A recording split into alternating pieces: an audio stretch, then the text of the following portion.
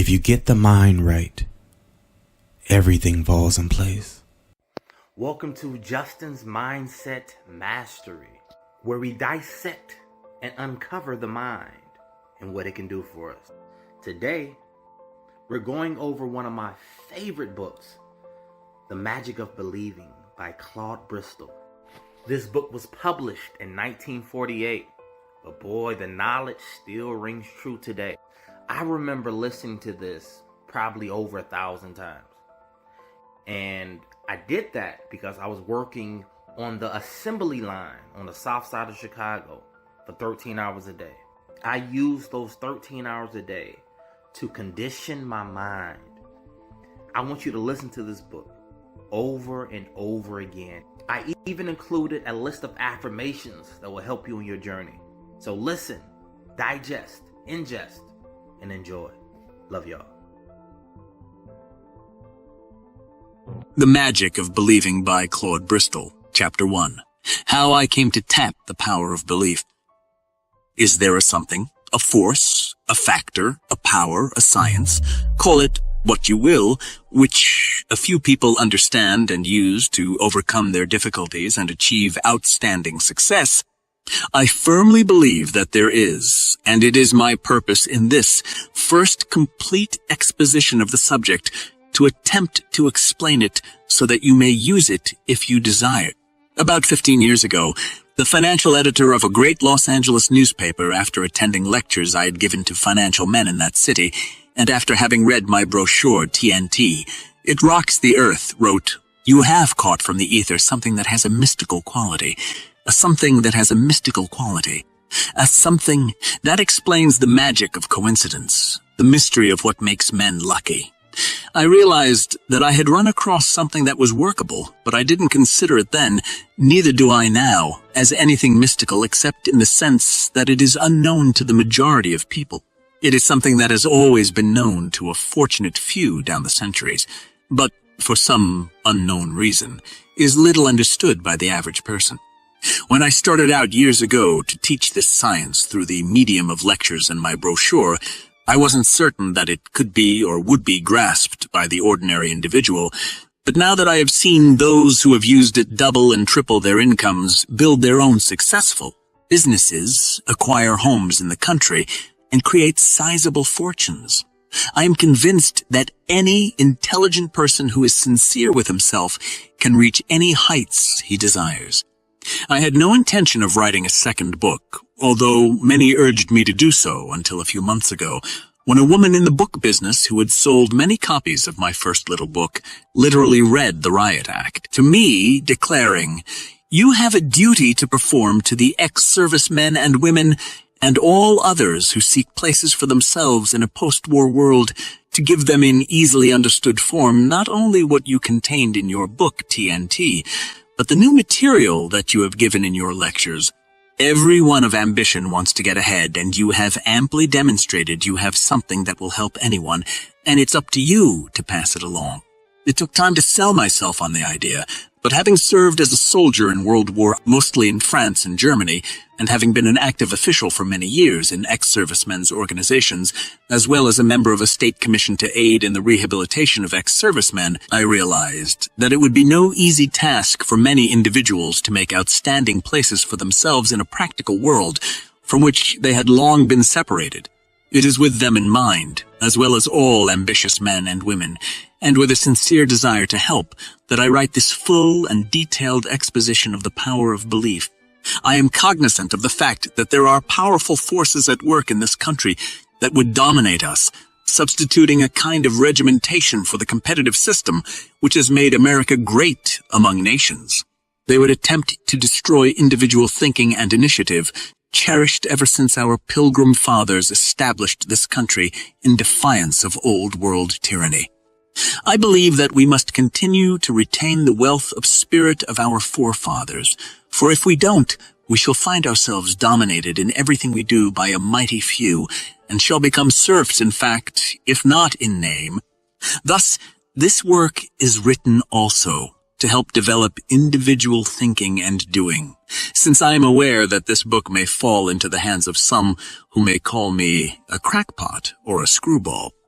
Let me say that I am past the half-century mark, and have had many years of hard practical business experience, as well as a goodly number of years as a newspaperman. I started as a police reporter, and police reporters are trained to get facts and accept nothing for granted. For a 2-year period, I was church editor of a large metropolitan newspaper, during which I came in close contact with clergymen and leaders of all sects and denominations, mind healers, divine healers, spiritualists, Christian scientists, New Thoughters, unity leaders, sun and idol worshippers, and yes, even a few infidels and pagans. Gypsy Smith, well-known English evangelist, was making an early tour of America at that time, and as I used to sit night after night on his platform, watching people stumble down the aisles, some sobbing, others shouting hysterically, I wondered. Again, I wondered as I accompanied the police in answering a riot call, when some holy rollers, in a moment of hysteria, knocked over a stove and set fire to their meeting hall. When I attended my first and only meeting of Shakers, I wondered as I did while attending various spiritualistic meetings. I wondered as I heard the testimonials at the Wednesday night meetings of Christian scientists. I wondered when I witnessed a group of white people being immersed in the icy waters of a mountain stream and coming up shouting hallelujah, even though their teeth were chattering. I wondered at the ceremonial dances of the Indians and their rain-calling programs. Billy Sunday also caused me to wonder, as in later years did Amy Semple McPherson. In France, during the First War, I marveled at the simple faith of the peasants and the powers of their village padre. The stories of the so-called miracles at Lourdes, as well as of somewhat similar miracles at other shrines, also held great interest. When I saw elderly men and women in a famous old Roman church climb literally on their knees, up a long flight of stairs to gaze upon a holy urn, a climb that is no simple task for an athletically trained young person, I wondered again. Business brought me into contact with the Mormons, and when I heard of the belief in the story of Joseph Smith and the revelations on the plates of gold, I was again given to wonderment. The Duco Boers of Western Canada, who would doff their clothes when provoked, likewise made me wonder. While in Hawaii, I heard much about the powers of the kahunas who, it was claimed, could, by praying, cause people to die or live. The great powers attributed to these kahunas profoundly impressed me. In my early days as a newspaperman, I saw a famous medium try to make the spirits respond before a crowded courtroom of antagonistic scoffers. The judge had promised the medium he would be freed if he could get the spirits to speak in the courtroom. They failed to materialize, and I wondered why, because the medium's followers had testified to remarkable prior seances. Many years later, I was commissioned to write a series of articles on what is known in police parlance as the fortune-telling racket. I visited everything from gypsy phrenologists to crystal ball gazers, from astrologers to spiritualistic mediums. I have heard what purported to be the voices of old Indian guides tell me the past, the present, and the future, and I heard from relatives I never knew existed. Several times, I have been in a hospital room in which people around me died, while others with seemingly no worse ailments were up and apparently fully recovered within a short time. I have known partially paralyzed people who claim they have cured their rheumatism or arthritis by wearing a copper band around their wrists, and have known others who claimed a cure by mental healing. From relatives and close friends, I have heard stories of how warts on hands have suddenly disappeared. I am familiar with the stories of those who permit rattlesnakes to bite them and still live, and with hundreds of other tales of mysterious healings and happenings. I have, moreover, made myself familiar with the lives of great men and women of history. I have met and interviewed many outstanding men and women in all lines of human endeavor, and I have often wondered just what it was that took them to the top, while others were lost in obscurity. I have seen coaches take apparently inferior baseball and football teams and infuse them with something that caused them to win. In the Depression days, I saw sales organizations, badly whipped, do an abrupt about face and bring in more business than ever before. Apparently, I was born with a huge bump of curiosity, for I've always had an insatiable yearning to seek explanations and answers. This yearning has taken me to many strange places, brought to light many peculiar cases, and has caused me to read every book I could get my hands on dealing with religions, cults, and both physical and mental sciences. I have read literally thousands of books on modern psychology, metaphysics, ancient magic, voodooism, yogism, theosophy, Christian Science, Unity, Truth, New Thought, Kuism, and many others dealing with what I call mind stuff, as well as the philosophies and teachings of the great masters of the past. Many were nonsensical, others strange, and many very profound. Gradually, I discovered that there is a golden thread that runs through all the teachings and makes them work for those who sincerely accept and apply them, and that thread can be named in a single word: belief. It is the same element or factor, belief, which causes people to be cured through mental healing, enables others to climb high the ladder of success, and gets phenomenal results for all who accept it. Why belief is a miracle worker is something that cannot be satisfactorily explained. But have no doubt about it, there's genuine magic in believing. The magic of believing became a phrase around which my thoughts steadily revolved. I am convinced that in the so-called secret fraternal organizations, there is a real royal secret, which very few members ever grasp, and the conclusion must be that no mind ever receives the truth until it is prepared to receive it. I am convinced also that some of these organizations, like many secret orders, which have a knowledge and an understanding of life, use parables and misinterpretations to mislead. In one order, candidates are provided with a very profound book to be studied in connection with the degree work, which itself would be well-nigh an open sesame to life if these candidates would understand and follow its tenets. But few read it, complaining that it is too deep for them. When TNT, It Rocks, the Earth was first published, I imagined that it would be easily understood as I had written it simply. But as the years went by, I found that some readers protested that it was too much in digest form, while others said they couldn't understand it. I had assumed that most people knew something about the power of thought. I was mistaken, and I realized that those who had an understanding of the subject were comparatively few. Later, in my many years of lecturing before clubs, business, and sales organizations, I discovered that while most people were vitally interested in the subject, it had to be fully explained.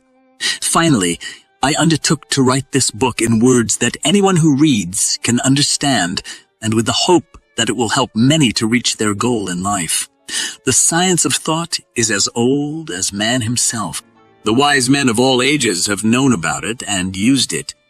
The only thing the writer has done is to put the subject in modern language and bring to the reader's attention what a few of the outstanding minds of today are doing to substantiate the great truths that have come down through the centuries. Fortunately for the world, people generally are coming to the realization that there is something to this mind stuff after all, and the writer believes that there are millions of people who would like to get a better understanding of it and prove that it does work. Therefore, I start with relating a few experiences of my own life, with the hope that by hearing them, you will gain a better understanding of the entire science. Early in 1918, I landed in France as a casual soldier, unattached to a regular company. As a result, it was several weeks before my service record, necessary for my pay, caught up with me. During that period, I was without money to buy gum, candy, cigarettes, and the like, as the few dollars I had before sailing had been spent at the transport's canteen to relieve the monotony of the ship's menu.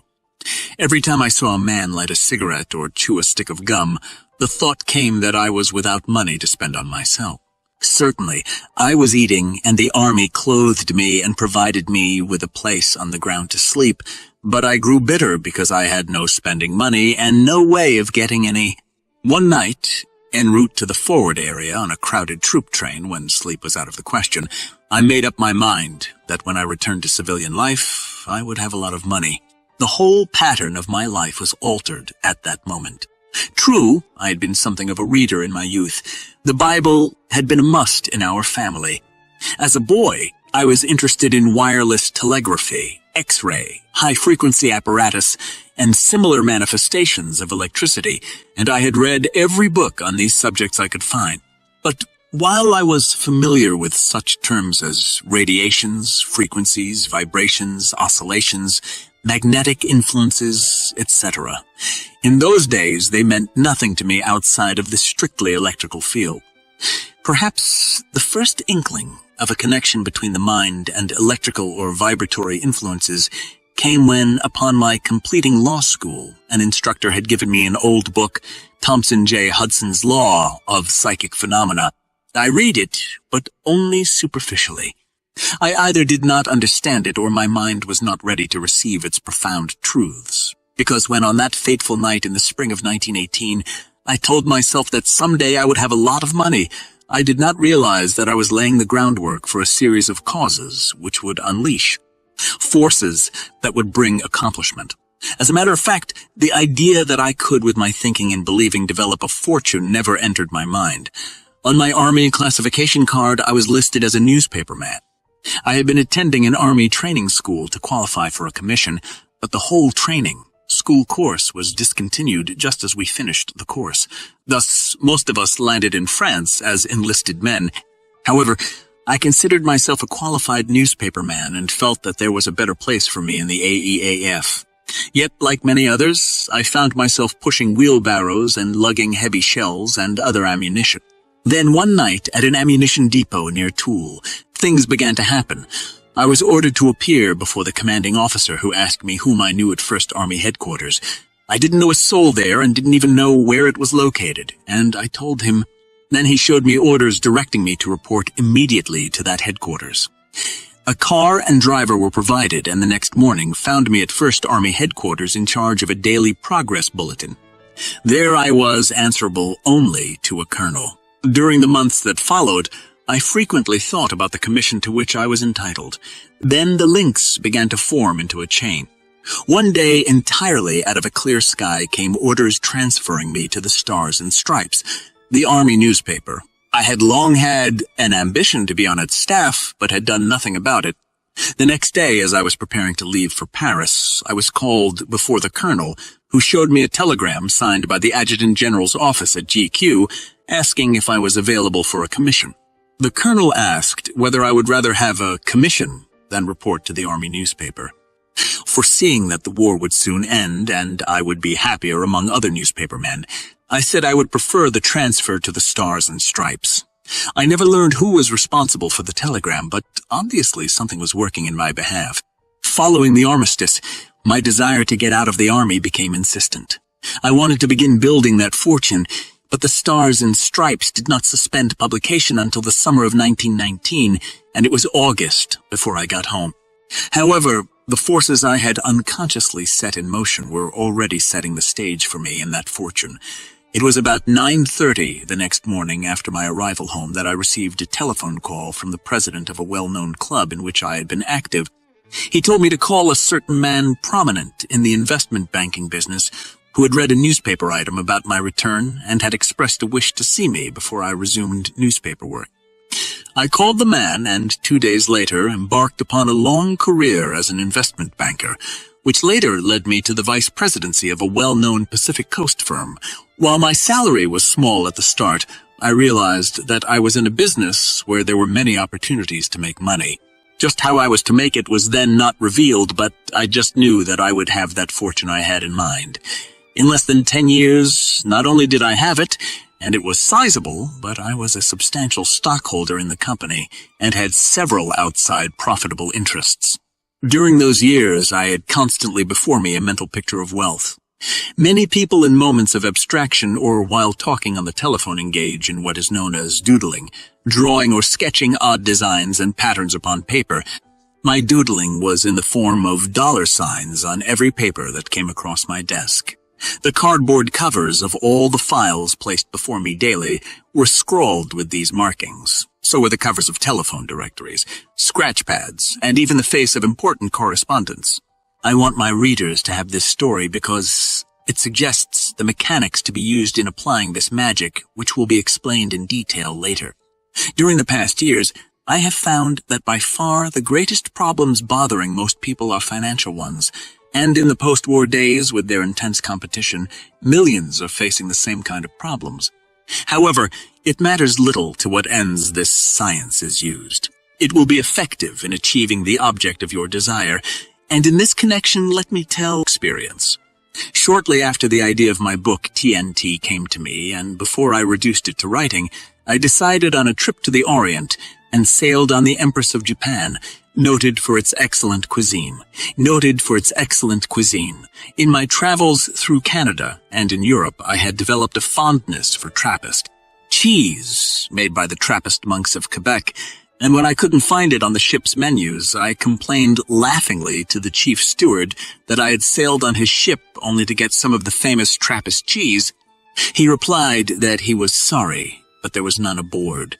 The more I thought about it, the more I hungered for some of that cheese.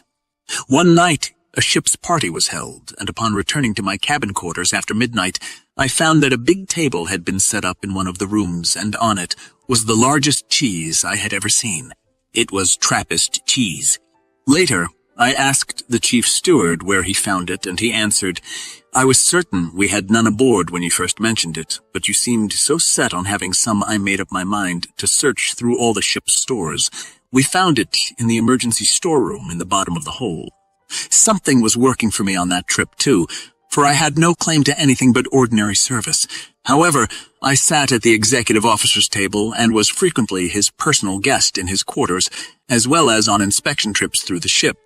Naturally, the treatment I received made a great impression on me, and in Honolulu, I often had the thought that it would be nice to receive comparable attention on my journey home on another ship. One afternoon, I got the sudden impulse to leave for the mainland.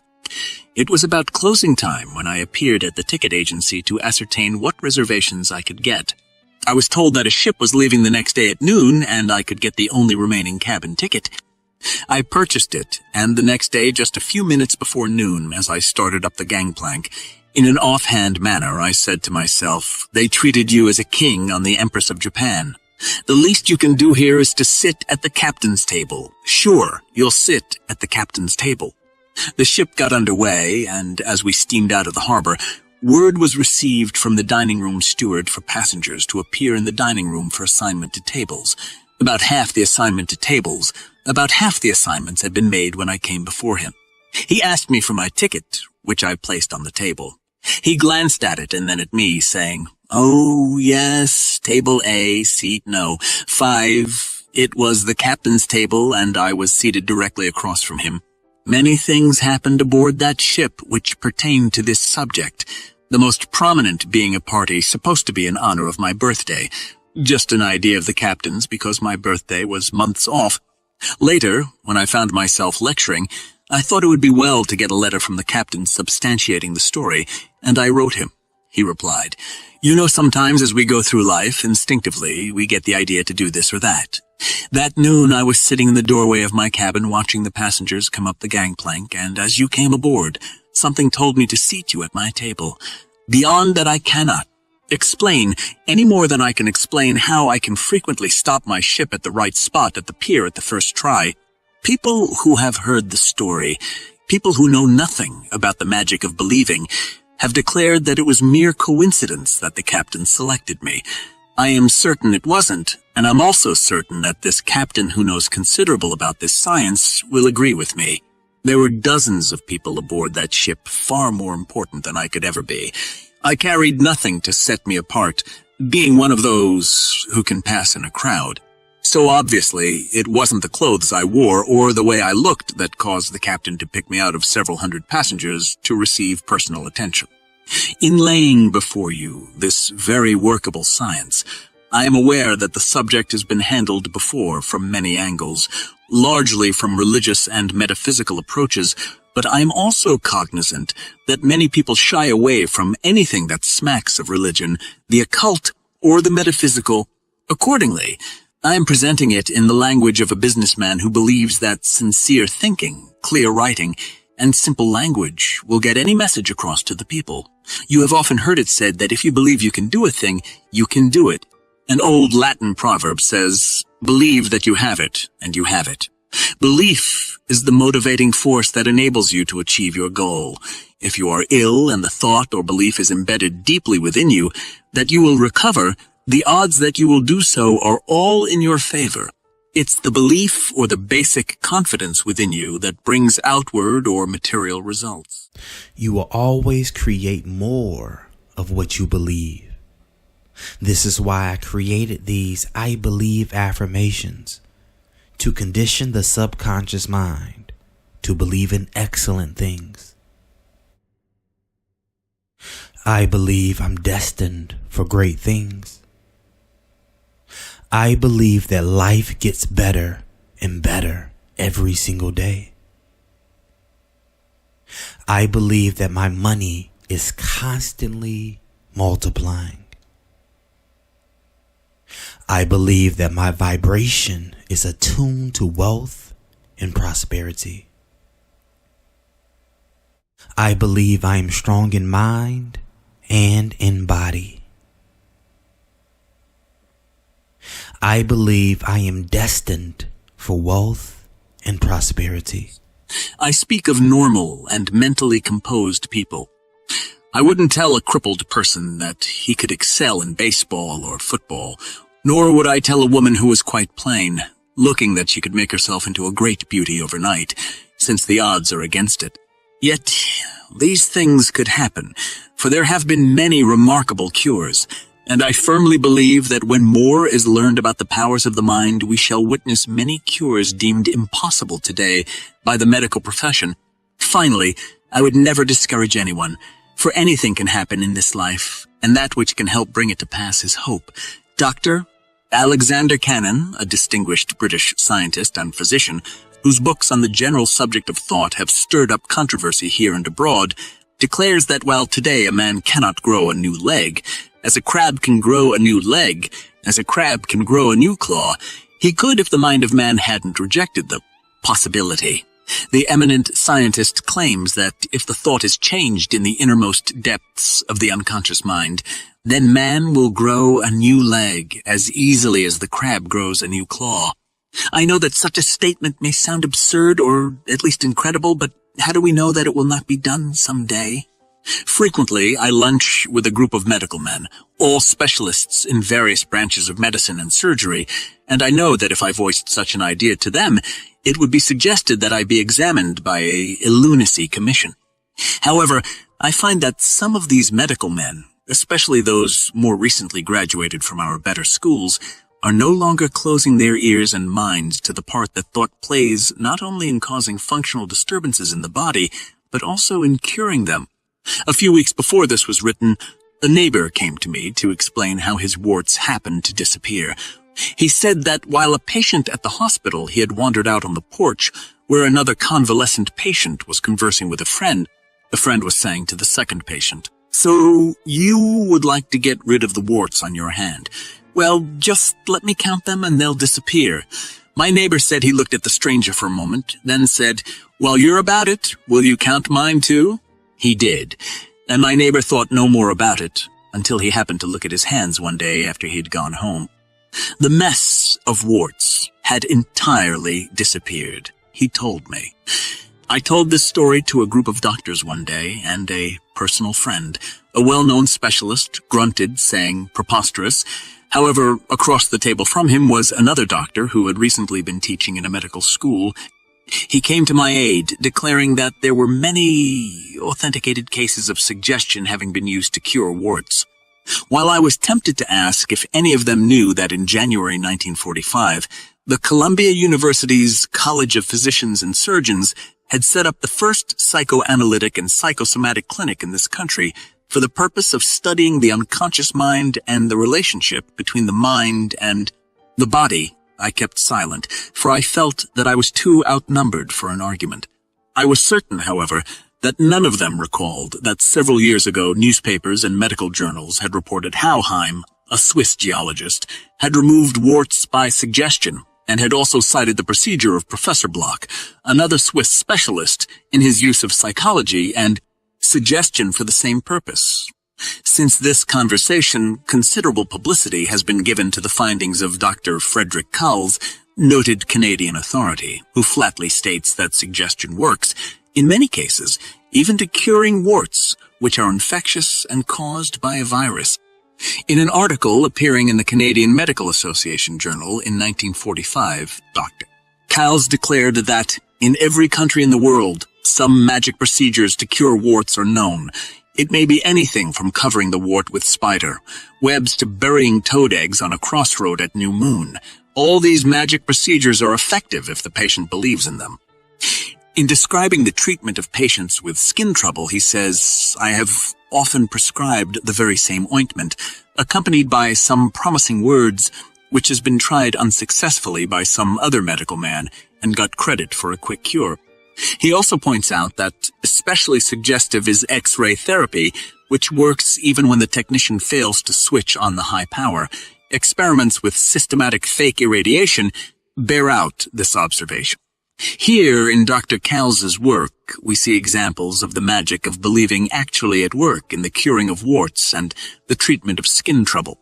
Another time, my medical friends and I were discussing telepathy, and I remarked that some of our greatest students and scholars believed in it, mentioning that the late Dr. Alexis Carrel, member emeritus of the Rockefeller Institute for Medical Research, was not only a thorough believer in the phenomenon, but declared that there was definite scientific proof that man could project his thought even at great distances into other minds. This was a few months before the death of the famous scientist.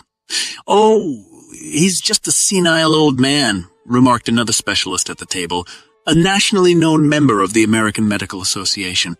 I looked at him with astonishment, for when Dr. Caro put forth his ideas in that remarkable book, Man the Unknown, published in 1935, he was regarded as one of the world's foremost medical scientists and investigators. It will be recalled that he was the holder of the Nobel Prize for his medical research. I have no quarrel with the medical fraternity. Quite the contrary, for generally its members are sincere, able, and open-minded men, and a number, whom I highly esteem, are among my closest friends.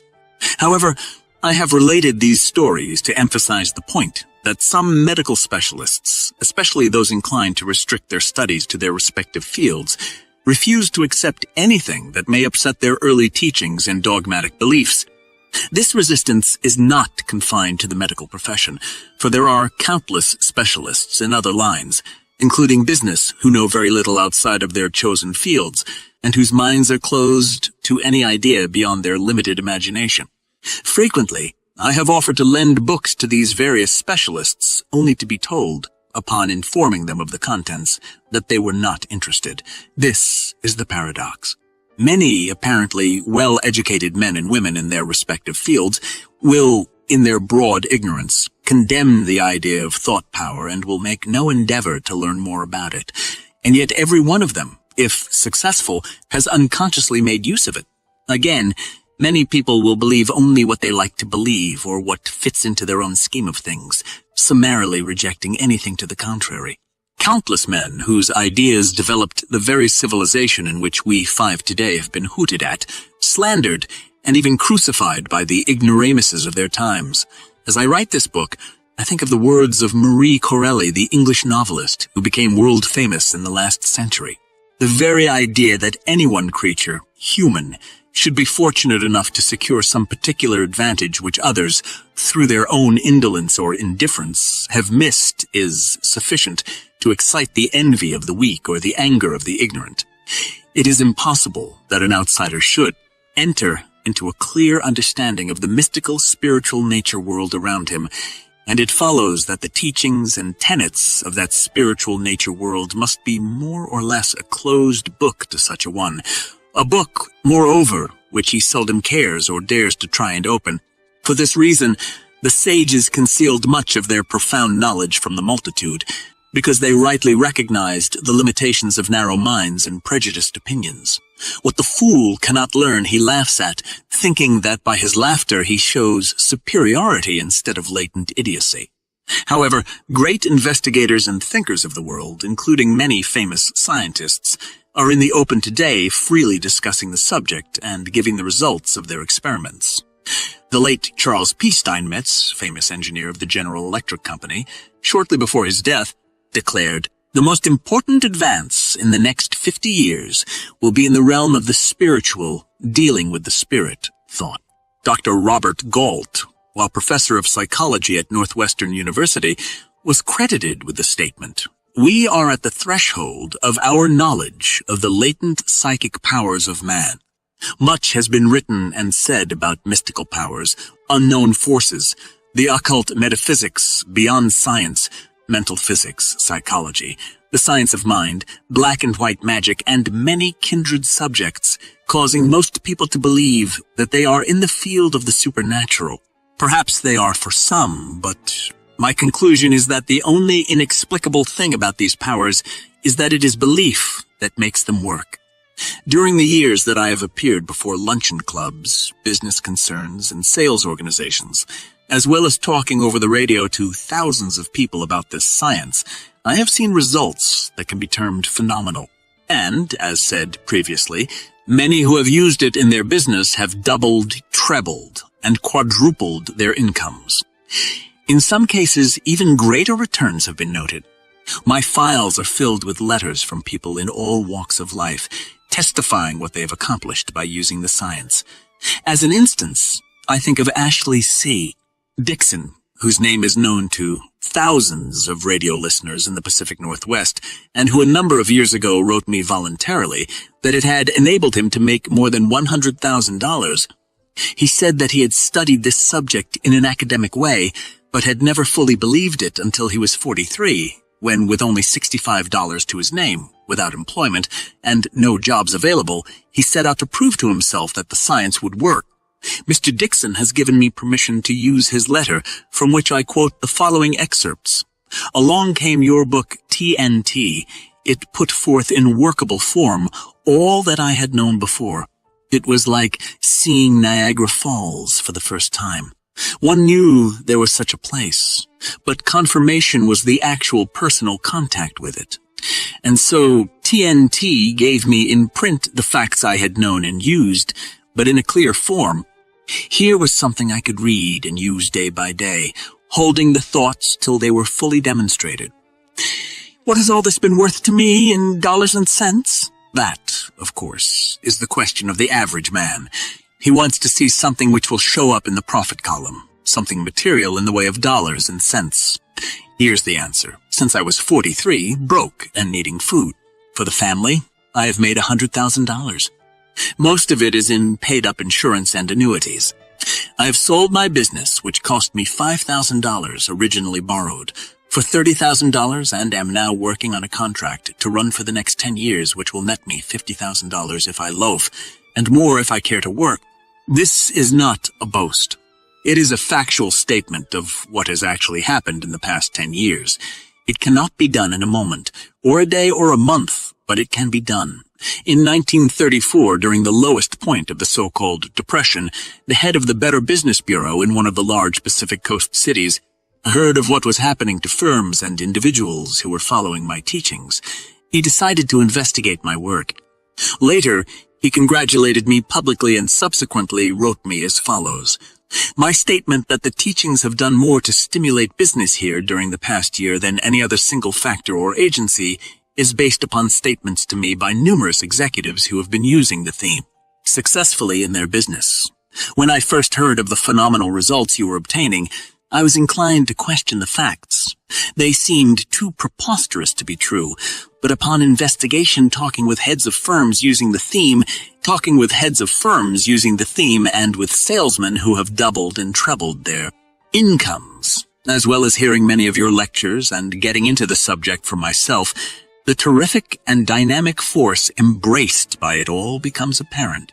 It isn't going to be understood by everyone in a minute, but the firms and individuals that will accept what you have to give and will follow through can expect some startling and extraordinary results.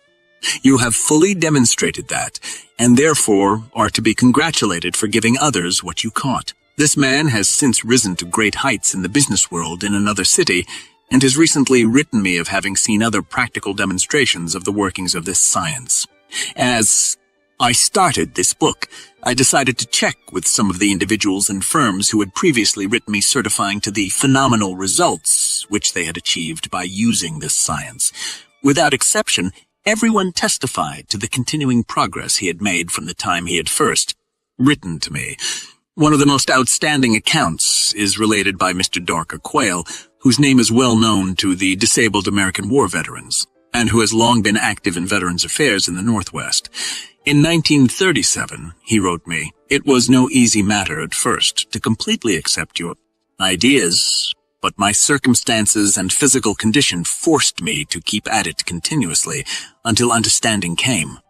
This, in itself, was a demonstration.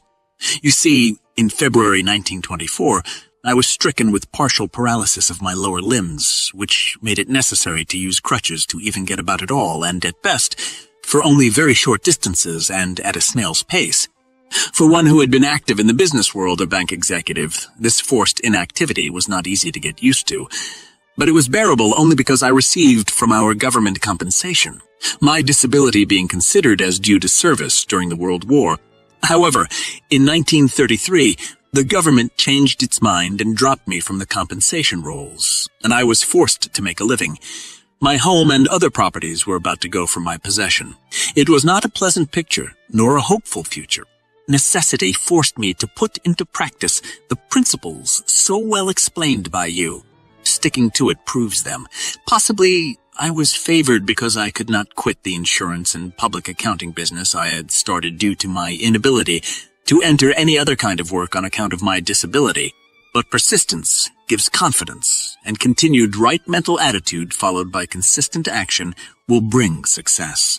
I have not reached the degree of success I desire, but that does not bother me at all, for now I am making a good living, have saved my properties, and know the formula that leads to the fullest success.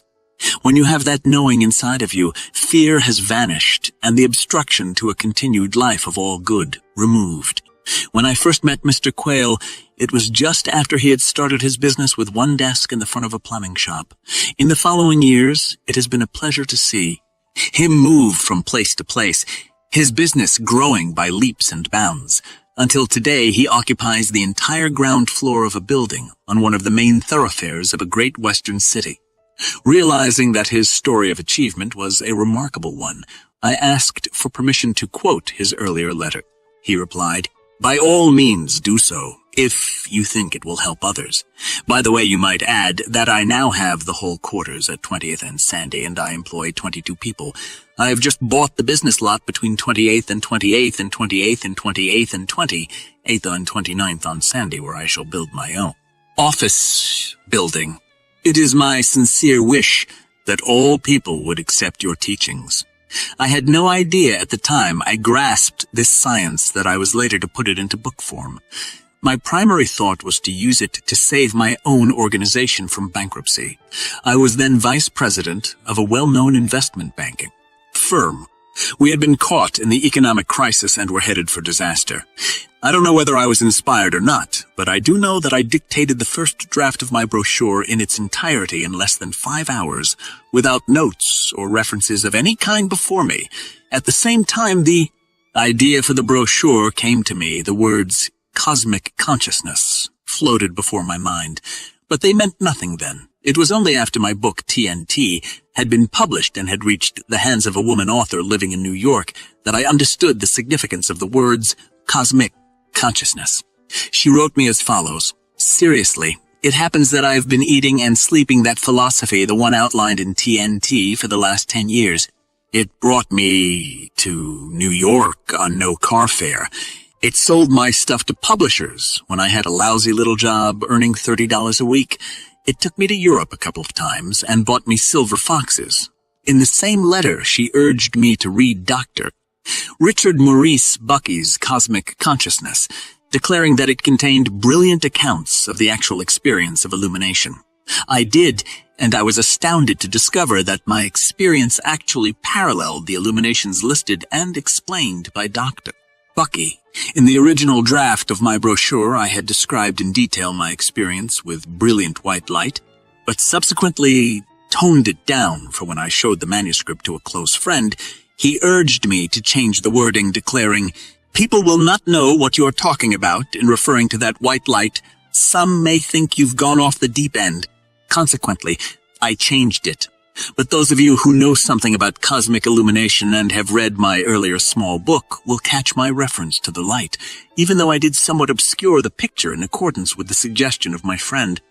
However, the memory of that signal experience will always remain, for in those few seconds I received more knowledge and understanding than I had ever received in my years of reading and studying. It was in the same period that it came to me in a flash that the reason my firm was going on the rocks was not because of the threatening outside happenings and events, but because of the mental attitude of its members and employees.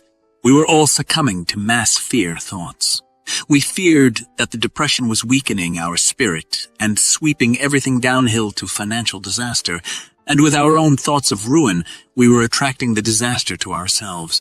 It occurred to me that all I needed to do to save the firm and to begin fighting the depression itself was to reverse the thinking of every person connected with our organization. I set about doing that very thing, and as Frank U. Camp, who wrote the introduction to my brochure, declared, it was followed by the most remarkable transformation of individuals and organization as well. I am aware that some of my statements may be ridiculed by classroom psychologists, but nevertheless, in America today, there are thousands of people daily demonstrating for themselves that the science works. As for you, the reader, the main point to consider is whether or not it will work for you, and the only way you can demonstrate it is to try it yourself. In using this science, which is given you with confident knowledge that no matter how you use it, you will get results, I wish to repeat a warning given in my brochure. Never use it for harmful or evil purposes. Since the beginning of man, there have been two great subtle forces in the world, good and evil. Both are terrifically powerful in their respective scopes and cycles. The basic principle operating both is mind power, massed mind power. Sometimes evil appears to have the upper hand, and at other times good is at the controls. It is mind power that has built empires, and now we have seen how it can be used to destroy them. History is recording the facts. If you read this book reflectively, you will understand how the science can be used with terribly destructive force, as well as for good and constructive results. It is like many natural forces, gay, water, and fire, which are among men's greatest benefactors. Yet both can be hideously catastrophic, depending upon whether they are used for constructive or destructive purposes. Therefore, take great care that you do not misuse the science of mind stuff. I cannot emphasize this too strongly, for if you employ it for harmful or evil purposes, it will boomerang and destroy you just as it has others down through the centuries. These are not idle words, but solemn words of warning.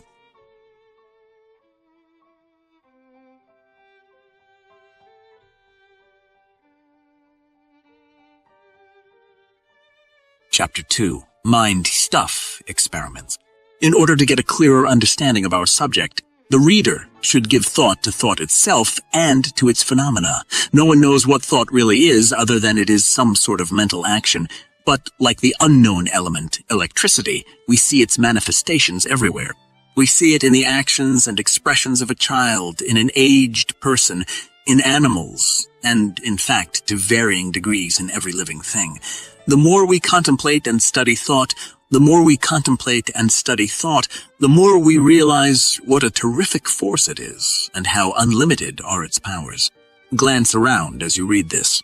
If you are in a furnished room, your eyes tell you that you are looking at a number of inanimate objects.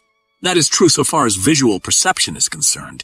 But in reality, you are actually looking at thoughts or ideas which have come into materialization through the creative work of some human being. It was a thought, first, that created the furniture, fashioned the window glass, gave form to the draperies and coverings, the automobile, the skyscraper, the great planes that sweep the stratosphere, the sewing machine, the tiny pin, 1,001 things. Yes, millions of objects. Where did they come from originally? Only one source. From that strange force, thought. As we analyze further, we realize that these achievements, and in fact all of our possessions, came as a result of creative thinking. Ralph Waldo Emerson declared that the ancestor of every action is thought. When we understand that, we begin to comprehend that our world is governed by thought and that everything without had its counterpart originally within the mind. It is just as Buddha said many centuries ago. All that we are is the result of what we have thought. Your very life is your thinking and the result of your thinking processes. Your flesh, bones, and muscles can be reduced to 70% water and a few chemicals of small value. But it is your mind and what you think that makes you what you are. The secret of success lies not without, but within the thoughts of man. Figuratively, thought makes giants out of pygmies and often turns giants into pygmies. History is filled with accounts of how thought has made weak men strong and strong men weak, and we see evidence of its working around us constantly. You do not eat, wear clothes, run for a bus, drive your automobile, go for a walk, or read a newspaper. You don't even raise your arm without a preceding thought. Impulse. While you may consider the motions you make as more or less automatic, perhaps caused by some physical reflexes behind every single step you take in life, regardless of its direction, is that formidable and powerful force. Thought, the very way you walk, the way you carry yourself, your talk, your manner of dress, all reflect your way of thinking. A slovenly carriage is an indication of slovenly thinking, whereas an alert, upright carriage is the outward sign of inward strength and confidence. What you exhibit outwardly, you are inwardly. You are the product of your own thought. What you believe yourself to be, you are. Thought is the original source of all wealth, all success, all material gain, all great discoveries and inventions, and of all achievement. Without it, there would be no great empires, no great fortunes, no great transcontinental rail lines, no modern conveniences. In fact, there would be no advance over life in the most primitive ages. Your thoughts, those that predominate, determine your character, your career, indeed your everyday life. Thus, it becomes easy to understand what is meant by the statement that a man's thoughts make or break him. And when we realize that there can be no action or reaction, either good or bad, without the generating force of thought initiating it, the biblical saying, "For whatsoever a man soweth, that shall he also reap," and Shakespeare's words, "There is nothing either good or bad, but thinking makes it so," become more intelligible. Sir Arthur Eddington, the famous English physicist, says that to an altogether unsuspected extent, the universe in which we live is a creation of our minds. While the late Sir James Jeans, who was equally famous in the same field, suggested that the universe was merely a creation that resulted from the thought of some great universal mind underlying and coordinating all of our minds. Nothing is clearer than that the world's greatest scientists and thinkers of our age are not only voicing the ideas of the wisest men of old, but that they are confirming the fundamental principle of this book. Almost since the beginning of the human race, the molding of men has been done by those who knew something of thought's great power.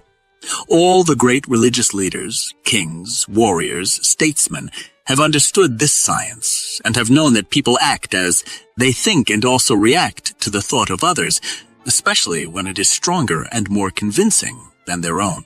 Accordingly, men of powerful dynamic thought have ever swayed the people by appealing to their minds, sometimes to lead them into freedom, and sometimes into slavery. There never was a period in history when we should study our own thoughts more, try to understand them, and learn how to use them to improve our position in life, by drawing upon the great source of power that lies within each of us. There was a time when I would have laughed at people who talked about the magnetic force of thought, how thought correlates with its object, how it can affect people and inanimate things, even at great distances.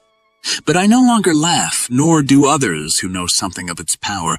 For anyone who has any intelligence sooner or later comes to the realization that thought can change the surface of the entire globe. The late George Russell, famous Irish editor and poet, was quoted as saying that we become what we contemplate. Undoubtedly, we become what we envisage, and he certainly demonstrated it in his own life by becoming a great writer, lecturer, painter, and poet. However, it must be borne in mind that many of our ideas, the thoughts we think, are not ours at all, or those of our own originating. We are molded also by the thoughts of others, by what we hear in our social life, what we read in newspapers, magazines, and books, what we hear in the movies, the theater, and on the radio, even by chance remarks from the conversation of bystanders, and these thoughts bombard us constantly. Some of them that accord with our own inmost thoughts and also open the way to greater visions in our life are helpful. But often, there are thoughts that are upsetting, that weaken our self-confidence, and turn us away from our high purposes. It is these outside thoughts that are the troublemakers, and later I shall point out how you can keep free of them. Few people give much thought to the law of cause and effect as applicable to the operation of the mind, or comprehend what is meant when they hear such thoughts as everything is within, nothing is without, or mind is the source of all power, and so on. I believe that no better explanation of this can be given than appeared in an article published in the Commercial and Financial Chronicle, DC 10, 1932. This publication has been known for more than 100 years as the Bible of Business and Finance, and with the permission of Herbert D. Siebert, editor and publisher, I quote it in part. It is entitled El Dorado, a country rich beyond all precedent in gold and jewels, lies at every man's door. Your bonanza lies under your feet. Your luck is ready at hand. All is within. Nothing is without. Though it often appears that men and peoples by dumb luck or avarice or force or overreaching strike upon bonanzas and sail away in fair weather on the sea of prosperity. Man individually and collectively is entitled to life in all abundance. It is a most evident fact. Religion and philosophy assert it. History and science prove it. That they might have life, and that they might have life, and that they might have it more abundantly, is the law. What do you seek? Pay the price and take it away. There is no limit to the supply, but the more precious the thing you seek, the higher the price. For everything we obtain, we must barter the gold of our own spirits. Where to find the gold of our own spirits? Where to find the gold of the all-powerful? One secures the gold of the spirit when he finds himself. When he finds himself, he finds freedom and all riches, achievement, and prosperity. High-sounding talk? No, the most palpable evidence of American history and biography, of all history. The concrete proof is apparent even in current events if we but open our eyes. Nothing substantial, lasting, powerful, or moving was ever accomplished, nor ever can be, except by men discoverers in themselves of the gold of the spirit, which commands dominion, power, and accomplishment. Men who know themselves know at once that all material things and ideas have a spiritual counterpart or basis. They see it in money, in credit. The law of supply and demand is not to an awakened man merely an economic principle, but the material manifestation of spiritual law. Such freedom-seeking men see the same principle operating in gravitation, in chemical affinities, in macrocom and in microcom. America has long been the greatest of El Dorados, the stage upon which the most numerous of self-found men worked their bonanzas and their miracles of thought to the enrichment of themselves and mankind at large.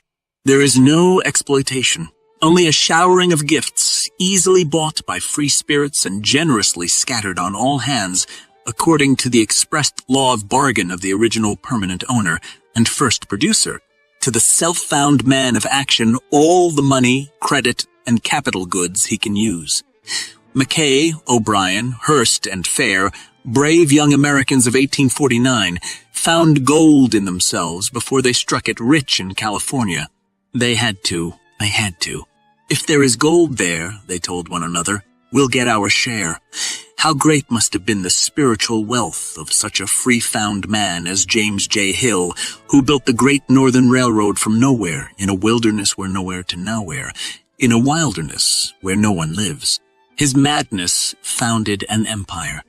By spiritual force, he turned forests and plains into 1,000 El Dorados, and by the same force commanded all the gold and credit needed for the markets of Amsterdam and London, and enabled millions of Americans to discover for themselves great bonanzas in the cold Northwest.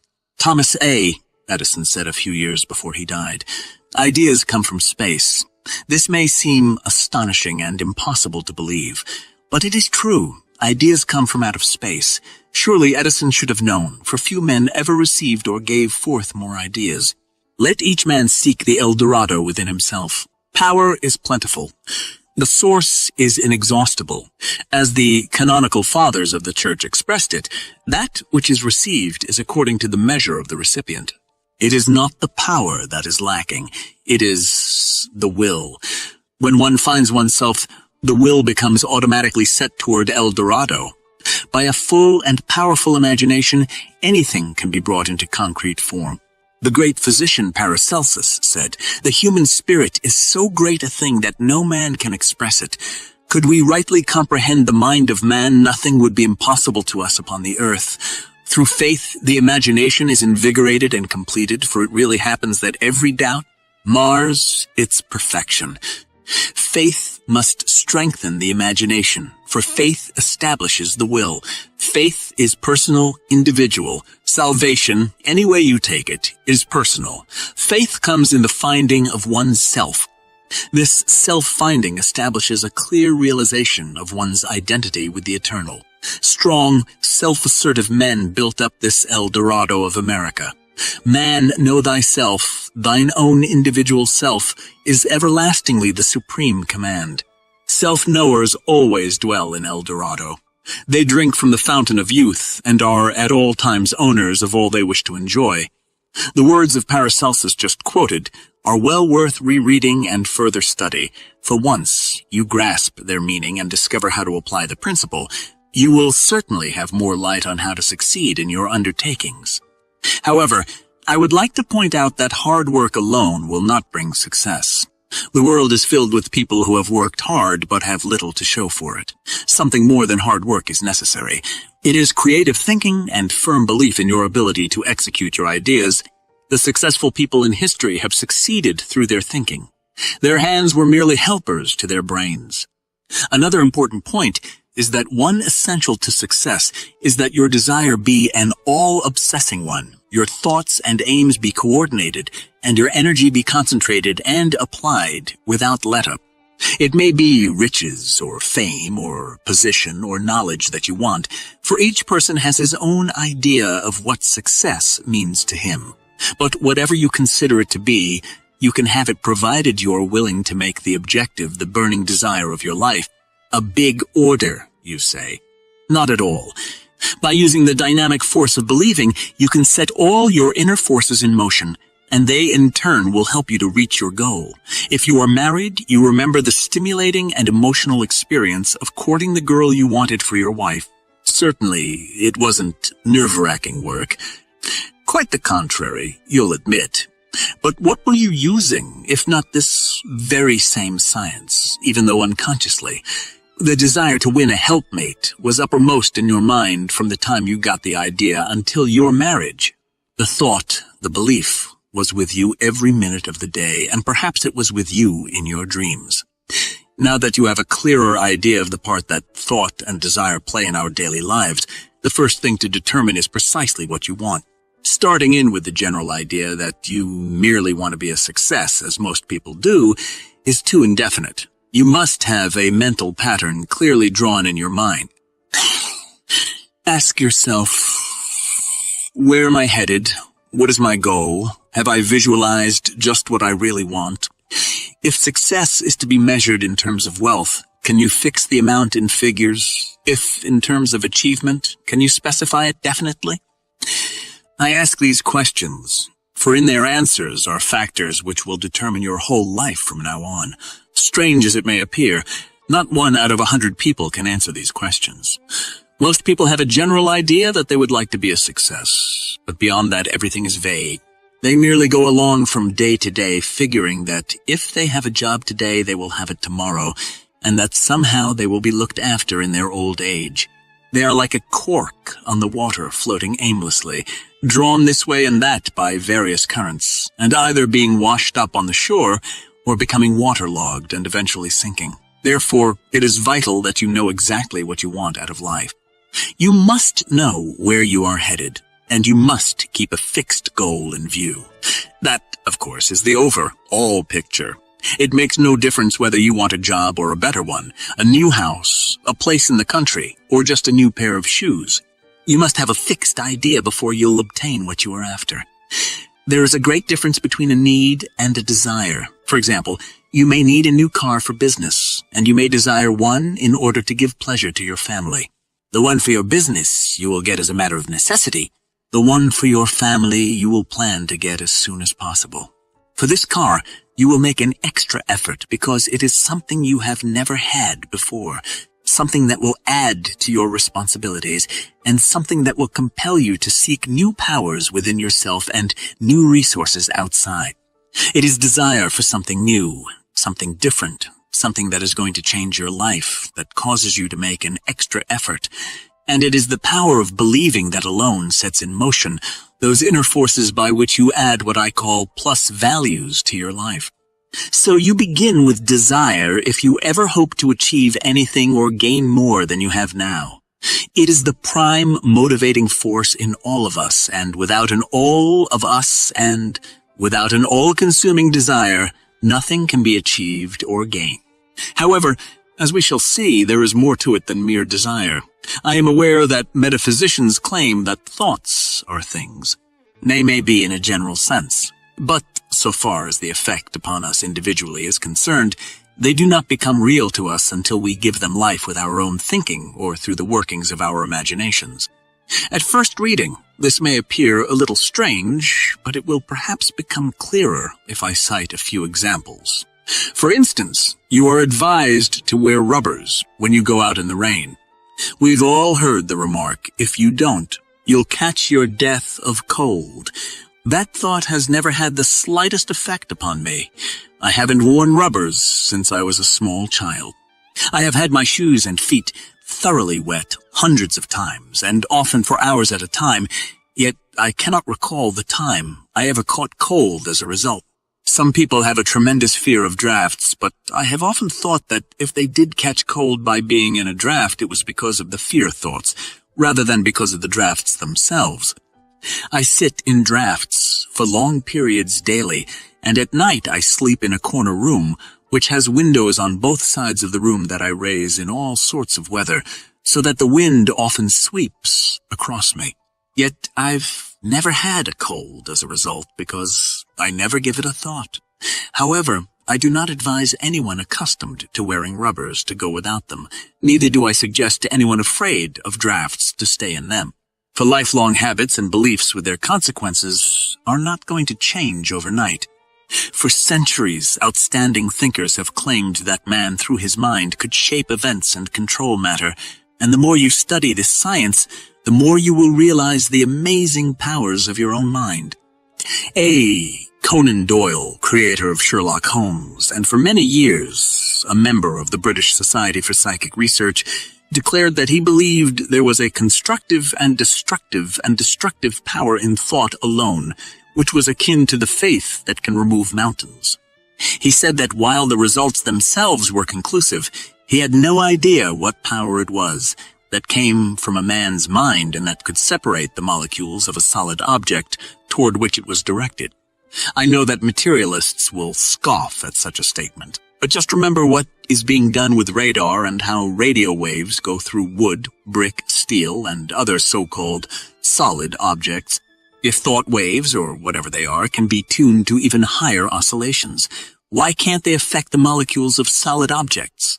There are many professional gamblers who contend that a strong mental influence has much to do with achieving so-called lucky results in games of chance, such as card playing, the calling of dice, the operation of a roulette wheel, etc. The writer knows one man who can step up to a cigar store punchboard and with a few punches grab off the best prizes. Once I asked him about it, and he said, "I never go near a punchboard unless I am in the mood for it, and that means that I must be in the frame of mind that I'm going to win. I've noticed that if there's the slightest doubt in my mind, I don't win. But I can't recall the time that I didn't get winning numbers when the winning idea was firmly fixed in my mind before I started to play." Hooey, you say? But wait! Do you know that departments of psychology in great universities have already undertaken experiments to determine whether the mind possesses the power to influence material objects, and that the experiments have already demonstrated the existence of such a power? While the experiments have not been too widely publicized, There have been stories appearing from time to time giving the general facts. Perhaps the most outstanding work has been done at Duke University, where Dr. J.B. Rhine and his associates have demonstrated that psychokinesis, the name given to designate the power of mind by which material objects are influenced, is much more than idle theory. Dice, yes, the old army type of dice used in crap games, were thrown by a mechanical device to eliminate all possibility of personal influence and trickery. Since 1934, when experiments of this type were started, there have been many tests in which millions of throws of the dice have been made.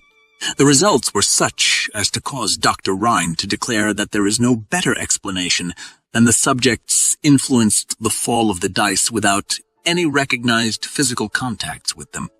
By mentally concentrating upon the appearance of certain numbers, while at the same time they stood at a distance to avoid all physical contact with the mechanical thrower and with the dice, the experimenters were frequently able to control the dice. In a number of the experiments, the scores made under psychokinesis refuted some of the traditional mathematical odds of millions to one against the reappearance of certain combinations of numbers in repeated succession. Meditate over this for a few minutes and then realize what it means to you. Those experiments give you some idea of what is meant by thought creates after its kind. Thought correlates with its object. Thought correlates with its object. Thought attracts that upon which it is directed. And similar statements that we have heard for years. Recall that it was Job who said, "For the thing which I greatly feared is come upon me." Our fear thoughts are just as creative or just as magnetic in attracting troubles to us as are the constructive and positive thoughts in attracting positive results.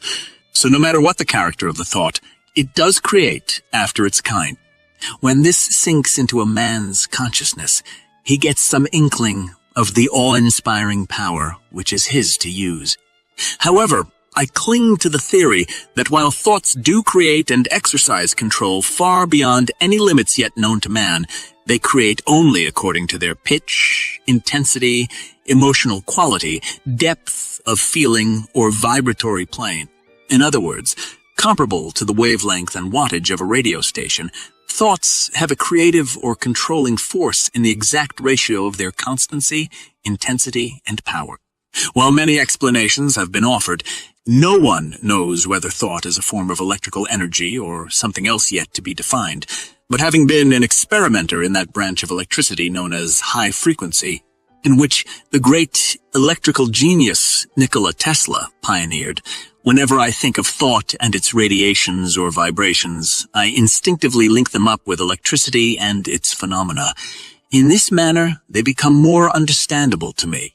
I find that I am far from being alone in holding this idea, for scientists have perfected apparatus that actually charts the oscillations of the vibration emanating from the human brain. The apparatus up to this time has been used primarily to indicate a person's mental health, but investigators declare that shadings of emotions, dreams, and remote disease are also considered and studied.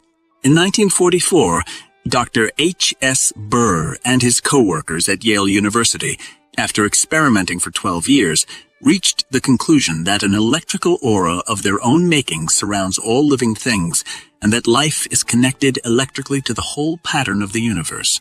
For years, mystics, occultists, and metaphysicians have claimed that each individual possesses such an aura, and there are countless cases in which these auras have been recorded as actually seen. However, in no instance, until the results at Yale were published, have I found an explanation in which these are linked with electrical phenomena. Hermes Trismegistus and the ancient Hermetic philosophers all taught the theory of vibration, while Pythagoras, the great geometrician and philosopher, who lived in the 6th century before Christ, held that everything that exists is a vibration. This is the very essence of our scientific electronic theory of today, that all matter consists of electrons, negative, and protons, positive. That is, of particles or charges of electricity which are constantly acting and reacting upon each other. For lack of a better term, I use the word vibration or oscillation, and when the frequency of the electrical particles is changed, the form of material object changes. The difference in matter and the so-called solids as we know them is the difference in the composition of the vibrations, the electrons and the protons, the electrons and the protons. Herein, we have a possible explanation of the forces used by the ancient alchemists who claimed to be able to transmute the lesser elements and metals into those of greater value, e.g., iron and lead into silver and gold. They claimed also to be able to heal all disease by the same forces. Rutherford, an English physicist well known for his research into radioactivity, has thrown some light on this theory of transmutation of the elements and the lesser metals in connection with the elements and the lesser metals in connection with the theory of electronics. When we realize that our nervous system is reached only through vibration, in other words, that our 5 known and defined senses record seeing, hearing, feeling, tasting, and smelling by means of the vibrations given off by the external things themselves, we get a better understanding of the nature of vibrations. For example, we hear a loud noise. It comes to us only via the sound vibration. We see a green leaf, but it is merely the color vibration as gathered by the eyes, and later transmitted to the brain. There are, however, many vibrations which are pitched at a much greater frequency than our 5 senses are attuned to, and of which we never have any conscious knowledge. By way of illustration, there is a dog whistle pitched so high that only a dog can hear it. We have all heard of the power of the laying on of hands, and most of us know how soothing hands stroking our temples can lessen the intensity of a headache. Can this be due to some form of electrical energy flowing from our finger ends? The Bible tells of numerous instances where healing was accomplished by the touch of Jesus' hand. Does the explanation he in this little-known field of electricity, the science of vibration? And does this electrical atmosphere, which Dr. Burr claims is of our own making and which surrounds all living things, enable us to cause certain impulses to pour forth literally from our fingers or from our minds, vibratory forces that can act upon others and upon so-called material objects?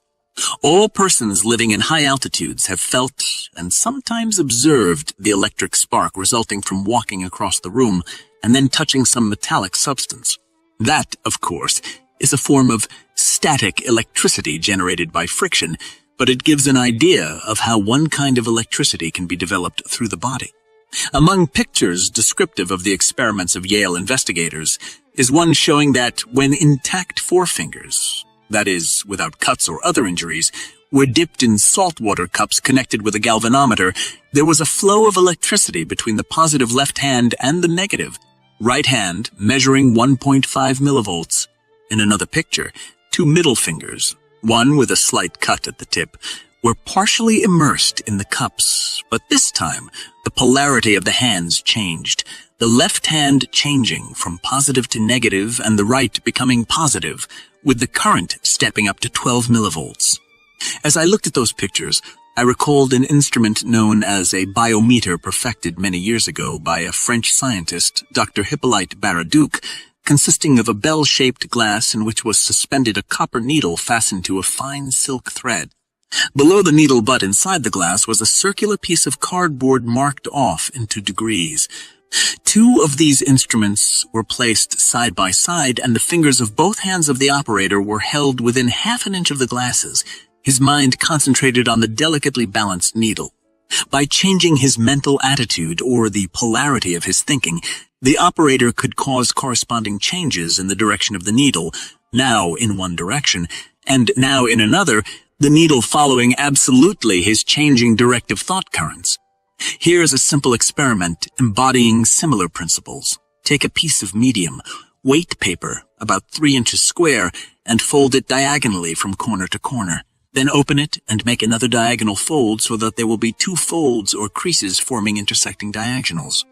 Again, open the paper, which will now present the appearance of a low, partially flattened out pyramid. Now take a long needle and force it through a cork so that the point extends an inch or so above the top side of the cork. Place the cork with its needle, point up, on top of an inverted water glass, so that there may be free movement of both hands and of the paper, which is to revolve on the needle point. Then take the piece of paper and balance it, where the creases intersect, on the point of the needle, placing it so that the 4 sides of the pyramid point downward. Place the glass with the cork needle and paper on a table or desk in a room free from drafts, keeping away from drafts, keeping away from heat registers or windows, thus avoiding possible heat waves or air currents. Then place the hands around the piece of paper in a semi-cupped position, keeping the hands or fingers a half-inch or so away from the paper, so that it may revolve freely. Now order it to revolve freely. Now order it to revolve upon the needle point. At first it will wobble, perhaps revolving slowly at first, and in one direction or the other. But if your hands remain steady and you concentrate upon a certain direction of movement, the paper will revolve until it turns rapidly upon the needle point. If you mentally order a change in direction, the one-way movement will cease, and the paper will start revolving in the opposite direction. Of course, it is essential that you do not breathe or exhale in the direction of the paper. Many explanations of what causes the paper to revolve have been offered, such as heat waves from the hands, a body reflex of some kind, and the like. If the paper revolved in only one direction, then one of these explanations could be accepted. But when a person with a little practice and confident and concentrated thinking can cause the paper to revolve first in one direction, and then in another by reversing the polarity of his thinking, it is clear that the principle is the same as that which governs the experiments with the bionter. In carrying out another similar experiment, a small disc of cardboard known as the dialette bearing the facsimile of the face of a clock with numbers from 1 to 12 is used. This is better known as the Rosicrucian dialette and is issued by Amorc Rosicrucian Brotherhood. A sharp needle is pushed through its center, and on top of it is balanced a sliver of thin cardboard fashioned in the shape of an arrow. The disc is placed on top of a glass filled with water in which the lower part of the needle is submerged. The operator places his hands around the top of the glass, the disc, and arrow, then orders the arrow to revolve, change its position, or stop at any desired position or number.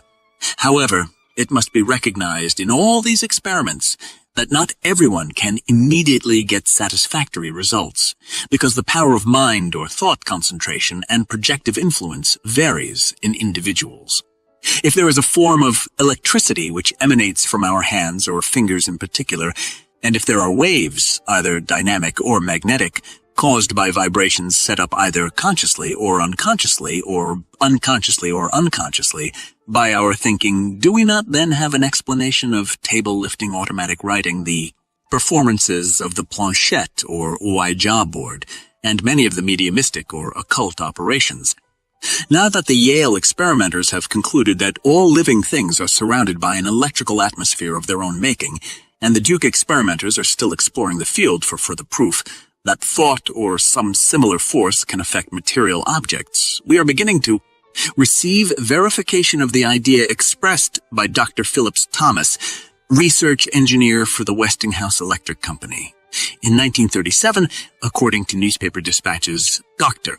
Thomas told the Utah session of the American Electrical Institute, "We feel certain that whatever we do, say, or think is accomplished by some type of radiation. We think such radiations are electricity. In the near future, we may be able to capture and interpret these radiations of personality and thought through electrical impulses. Prospects of an early solution are bright. Since some of my readers may not have a clear understanding of the radiation of thought, I offer a simple explanation. A pebble tossed into a pond immediately upon striking the surface of the water sets up a series of ripples or small waves, which spread out circle-like and ultimately reach the shoreline where they appear to stop. The larger the pebble, the higher the waves. Two stones of different sizes and weights tossed in simultaneously at different places but in close proximity will both set up a series of waves converging upon each other. Where the two sets meet, there appears to be a struggle as to which is to overcome or pass the other. As far as our physical vision is concerned, if the waves are of the same size, both seem to stop or merge at their meeting point.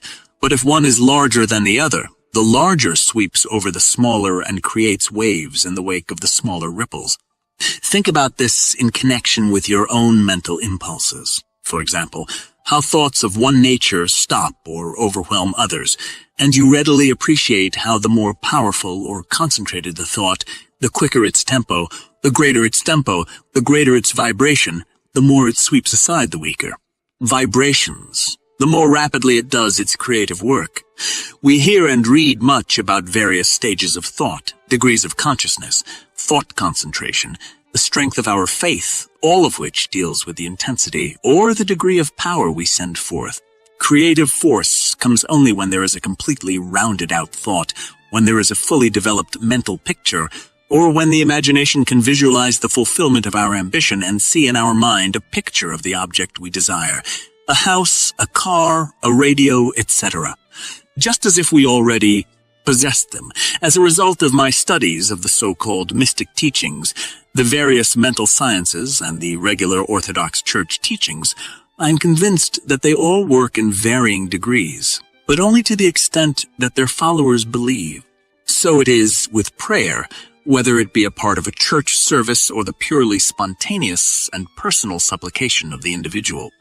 However, I am forced to the conclusion that many people go through the lip service act of saying their prayers without the slightest belief that those prayers will be answered. Consequently, they are not answered. I am frequently reminded of the story of the old lady who, professing a belief in prayer, undertook to go shopping. The day before she prayed that on her shopping day the sun would shine. But upon completion of her prayer, she glanced out of the window, saw some black clouds, and instantly declared, "But I know it's going to rain." In the late fall of 1944, the Saturday Review of Literature, which doesn't go in for hocus pocus, contained an article by Thomas Sugru. He declared that the mind cure movement had grown so rapidly that it was now encountered everywhere. He cited several cases in which both men and women had secured phenomenal results. One woman, who at 62 had been partially crippled and whose fingers were bent with arthritis, had taken up a system of yogi breathing and had entirely recovered from her physical ailments. Mr. Sugru declared that after her restoration to health, she was adjudged by those who saw her to be about 40. Another woman achieved excellent results under an occult system of metaphysics, and guesses as to her age were 15 years under her real age. He told also of a retired missionary who, for the past 12 years, had experimented with psychic phenomena and had obtained most startling results. We can come to only one conclusion, and that is that all the systems, creeds, and cults work as a result of the firm beliefs of the individual, and that brings us to the magic of believing. Sigmund Freud, the famous Austrian psychoanalyst whose works are today's standard for psychiatrists, brought the world's attention to the hypothesis that there was a powerful force within us, an unilluminated part of the mind, parate from the conscious mind, that is constantly at work molding out thoughts, feelings, and actions. Others have called this division of our mental existence the soul, and some metaphysical teachers claim that it is located in the solar plexus. Others call it the superego, the inner power, the superconsciousness, the unconsciousness, the subconscious, and various other names. It isn't an organ or so-called physical matter, such as we know the brain to be, and science hasn't located its tangible position in the human body. Nevertheless, it is there, and from the beginning of recorded time, man has known that it exists. The ancients often referred to it as the spirit. Paracelsus called it the will. Others have called it the mind, an adjunct of the brain. Some have referred to it as conscience, the creator of the still, small voice within. Still others have called it intelligence, and have asserted that it is a part of the supreme intelligence, to which we are all linked. Hence the name universal mind, that which embraces every living thing, all human as well as plant and animal life. No matter what we call it, the writer prefers the word subconscious. It is recognized as the essence of life, and the limits of its power are unknown.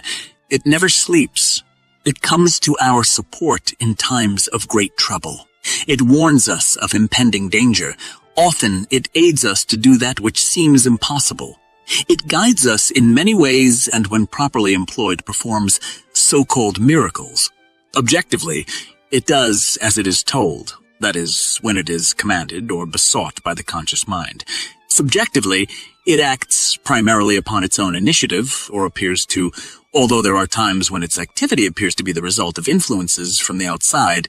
Sir Arthur Eddington is quoted as saying, I believe that the mind has the power to affect groups of atoms and even tamper with the odds of atomic behavior, and that even the course of the world is not predetermined by physical laws, but may be altered by the uncaused volition of human beings. When this idea is fully comprehended, it becomes breathtaking. It is more understandable in the light of the electronic or vibratory theory.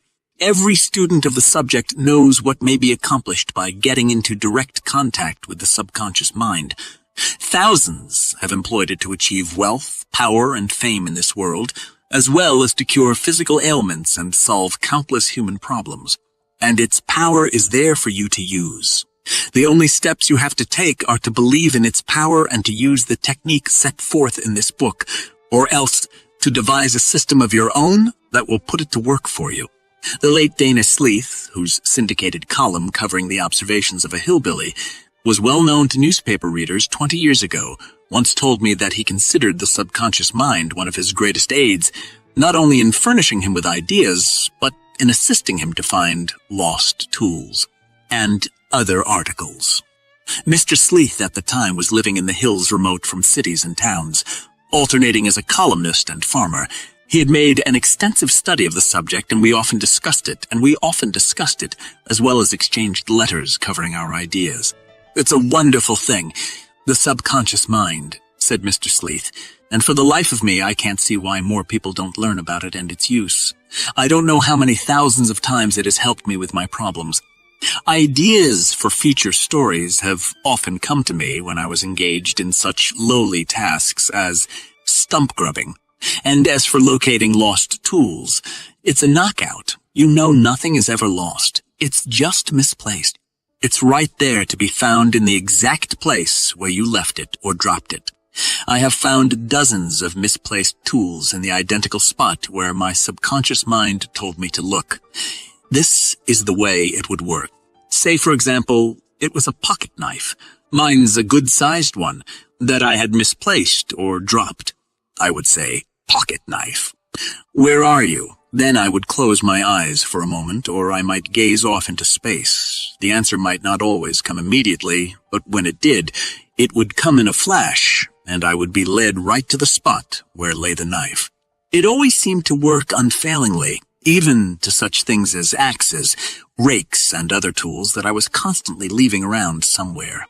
You know, we newspaper people are not very methodical. I used to have a great deal of difficulty in remembering names, but I have found that if I could visualize the man or woman whose name I had temporarily forgotten, and see an outline of his or her features, the color of the eyes, hair, manner of dress, etc., the subconscious would bring me the name without difficulty. I don't know where I learned this, but in trying to recall something, a certain story or certain fact that appeared at the moment to escape me, I would relax, elevate my head, put my right hand a couple of inches above my forehead. Sometimes I might close my eyes or gaze off into space, but this little trick always seemed to get results. Never forget, inventions, great musical compositions, poetry, fiction, and all other ideas for original accomplishment come from the subconscious. Give it the thought or the material, and keep it going with a deep-rooted desire for performance, and you will get results. There is an old saying that once we start weaving, the gods will furnish the skein, and how true that is. When you start to operate with the aid of this power, the bricks automatically fall into place as though a magical hand had touched them. Results will certainly follow in a most astounding manner. Ideas for accomplishment will pop here, and they will pop there. What may appear as coincidences are not coincidences at all, but simply the working out of the pattern which you started with your own weaving. I am certain that thousands of successful men and women reach great heights and accomplish marvelous results without knowing anything about the subconscious mind and with no knowledge that it was the power which made for accomplishments. Living here in the hills away from people and everyday influences, I have often felt that those who live close to nature were in a much better position to utilize the subconscious than others. I believe that day will come when science will prove that the great power of the subconscious is one of the most formidable forces in shaping and controlling our lives. A passing or momentary thought, flicker, dies almost to burning, although it may later reveal cumulative power. But the force that brings into play the great system of the subconscious is a sustained thought, or, as previously stated, a fixed mental picture. There are many methods for stepping up the tempo of the vibrations of conscious thought in order to bring into action the subconscious forces, although sometimes just a single utterance, a momentary glance accompanying a word or two traveling from one person to another, has brought them subconscious into immediate play. So have catastrophic danger, moments of great peril and times of great stress when, alone or in the company of others, a person is suddenly confronted with the necessity for immediate action. It comes to the aid of those in the habit of making quick decisions almost instantaneously, and it comes into operation when you have cleared your conscious mind of its multitude of conflicting thoughts. Going into the silence is another way of expressing it. Perhaps the most effective method of bringing the subconscious into practical action is through the process of making mental pictures, using the imagination, perfecting an image of the thing or situation as you would have it exist in physical form. This is usually referred to as visualization. However, most of these sustained and continuing manifestations come as a result of belief. It is through this belief with its strange power that miracles happen and that peculiar phenomena occur for which there appears to be no known explanation. I refer now to deep-seated belief, a firm and positive conviction that goes through every fiber of your being when you believe it heart and soul, as the saying goes. Call it a phase of emotion, a spiritual force, a type of electrical vibration. Anything you please, but that's the force that brings outstanding results, sets the law of attraction into operation, and enables sustained thought to correlate with its object. This belief changes the tempo of the mind or thought frequency, and, like a huge magnet, draws the subconscious forces into play, changing your whole aura and affecting everything about you, and often people and objects at great distances. It brings into your individual sphere of life results that are sometimes startling, often results you never dreamed possible. There are countless references to it in the Bible. It is the first condition for membership in many religious, fraternal, and political organizations. Everywhere, men are looking for people who have the kind of belief they will fight for, because it is the people who are charged with the vibrations of strong beliefs that sometimes do the miraculous. The things we so often say are unbelievable. That kind of belief has the magic touch. It is also the basic principle in both white and black magic.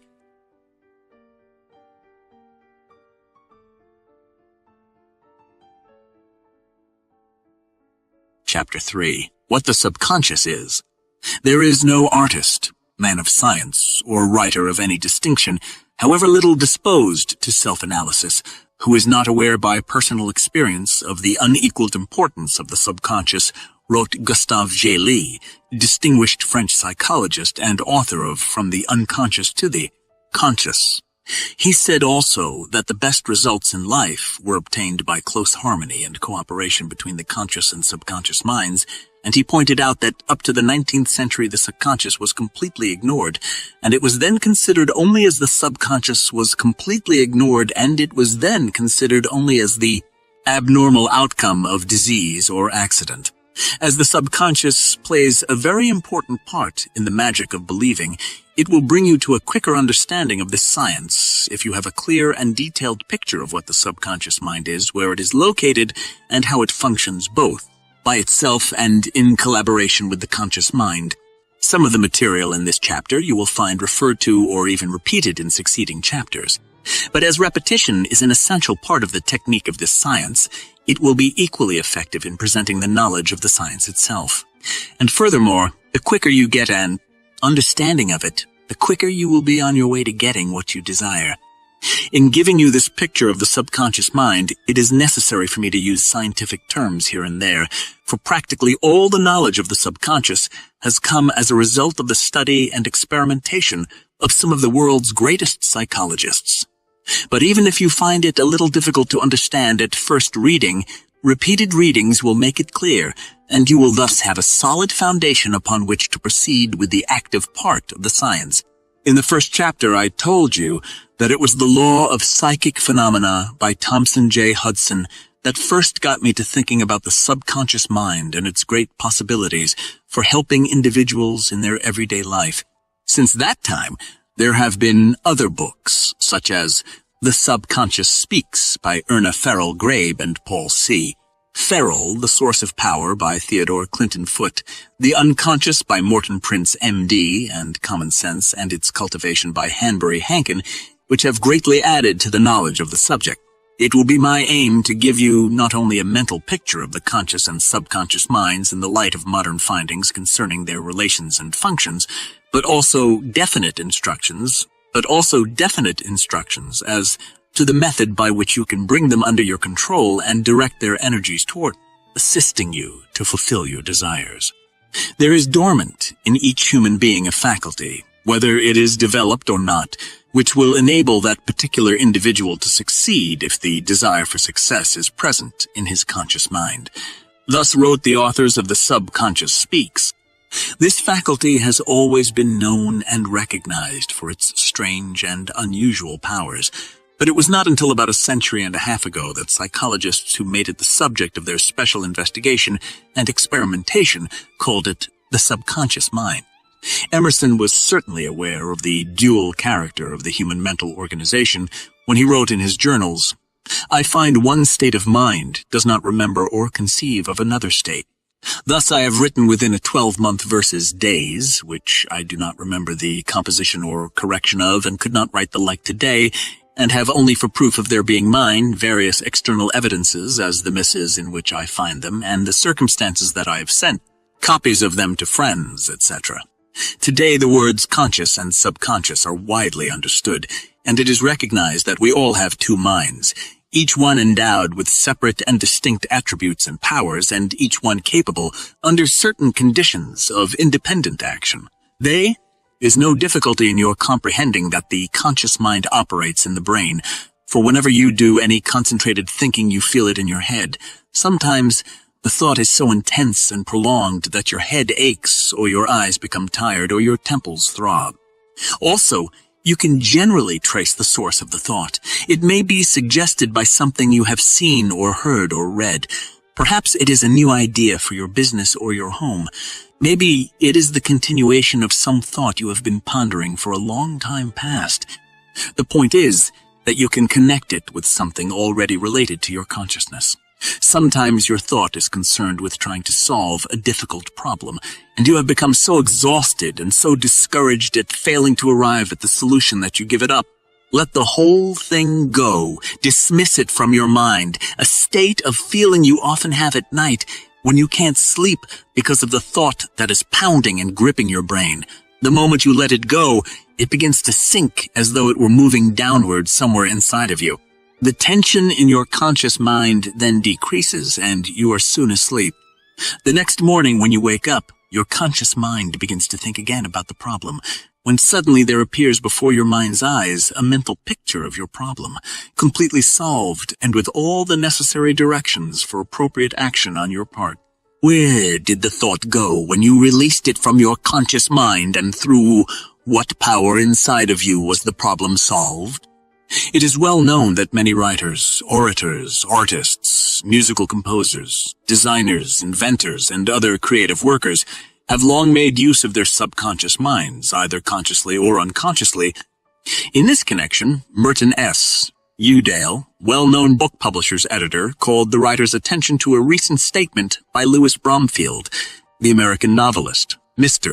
Bromfield was quoted as saying, "One of the most helpful discoveries I made long ago in common with some other writers is that there is a part of the mind, which the psychologists call the subconscious, that works while you are sleeping, or even while you are relaxing or engaged in some other task far removed from writing. I have found it possible to train this part of the mind to do a pretty organized job. Very often I have awakened in the morning to find a problem of technique or plot or character, which had long been troubling me, completely solved while I had been sleeping. The judgment of the subconscious mind, which represents inherited instincts and the accumulation of experience, is virtually infallible, and I would always trust its decisions over any judgment arrived at through a long and reasonable process of conscious thinking. No doubt, you already have a mental picture of your two minds. The conscious mind in your head, above the line of consciousness, and the subconscious mind in your body, below the line of consciousness, with a means of communication between them. Now, it is the conscious mind that is the source of thought. Also, it is the mind that gives us the sense of awareness in our normal waking life. The knowledge that we are ourselves here and now, the recognition and understanding of our environment, the power to rule over our mental faculties, to recall the events of our past life and to comprehend our past life, and to comprehend our emotions and their significance. More concretely, it enables us to have a rational understanding of the objects and persons about us, of our own successes or shortcomings, of the validity of an argument or the beauty of a work of art. The chief powers of the conscious mind are reason, logic, form, judgment, calculation, conscience, and the moral sense. By it, we take cognizance of the objective world, and its means of observation are our 5 physical senses. Our conscious mind is the outgrowth of our physical necessities and likewise our guide in the struggle with our material environment. Its highest function is that of reasoning, and by all methods, inductive and deductive, analytic and deductive, analytic and synthetic. For example, suppose you are undertaking to discover a new serum. You use your conscious mind and employ the inductive method of reasoning. That is, you first collect the facts and elements that are presented to your sense perceptions. Then you compare them one with another, noting similarities and dissimilarities and dissimilarities. Then you select those which are alike in qualities, in uses, or in function, after which you proceed to form a generalization or law that certain things which have such qualities will function in such a way. This is the scientific method of arriving at knowledge, and it forms the basis of modern education in schools and colleges. But in some form or other, we all use it to help solve our problems, whether personal, social, business, professional, or economic. Many times, the solution of our problem results from this use of our conscious mind. But now and then, when the solution is not forthcoming, we become exhausted with continued trying. We begin to lose confidence in ourselves, and we often resign ourselves to the idea that we have failed and that nothing can be done about it. Here is where the subconscious mind comes in, to help us to renew our belief in ourselves, to assist us to overcome our difficulty, and to put us on the road to achievement and success. Just as the conscious mind is the source of thought, so the subconscious is the source of power. Also, it is one of the greatest realities in human life. It is rooted in instinct and is aware of the most elemental desires of the individual, yet it is always pressing upward into conscious existence. It is a repository of spontaneous impressions of men and nature, and a memory vault in which are kept the records of facts and experiences that are sent down to it from time to time by the conscious mind for safekeeping and future use.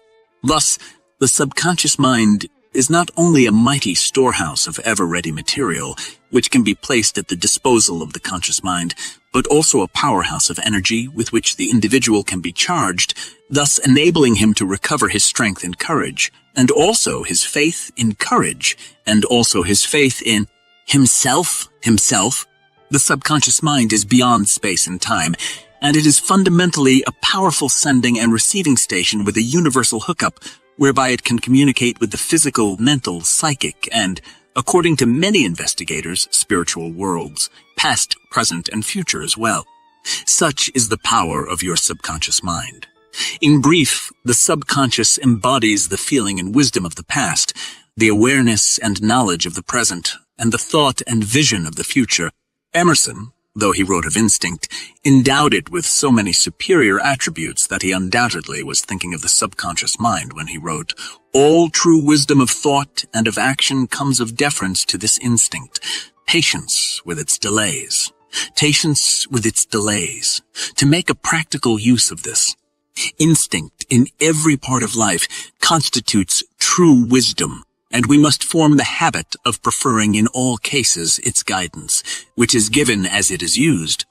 The powers of the subconscious are many, the chief of which are intuition, emotion, certitude, inspiration, suggestion, deduction, imagination, organization, and, of course, memory and dynamic energy. It takes cognizance of its environment by means independent of the physical senses. It perceives by intuition. It operates most successfully and performs its highest function when the objective senses are quiescent. But it can function during the waking hours as well as during sleep. It is a distinct entity. It possesses independent powers and functions, with a unique mental organization all its own, and it sustains an existence that is closely allied to the physical body and the life of the individual, and yet that also operates independently of the body. Now, the subconscious mind has three primary functions. First, with its intuitive understanding of the bodily needs, it maintains and preserves, unaided by the conscious mind, the well-being and indeed the very life of the body. Second, as pointed out in the previous chapter, in times of great emergency, it springs into immediate action, again independently of the conscious mind, and takes supreme command, acting with incredible certitude, rapidity, accuracy, and understanding in the saving of the life of the individual.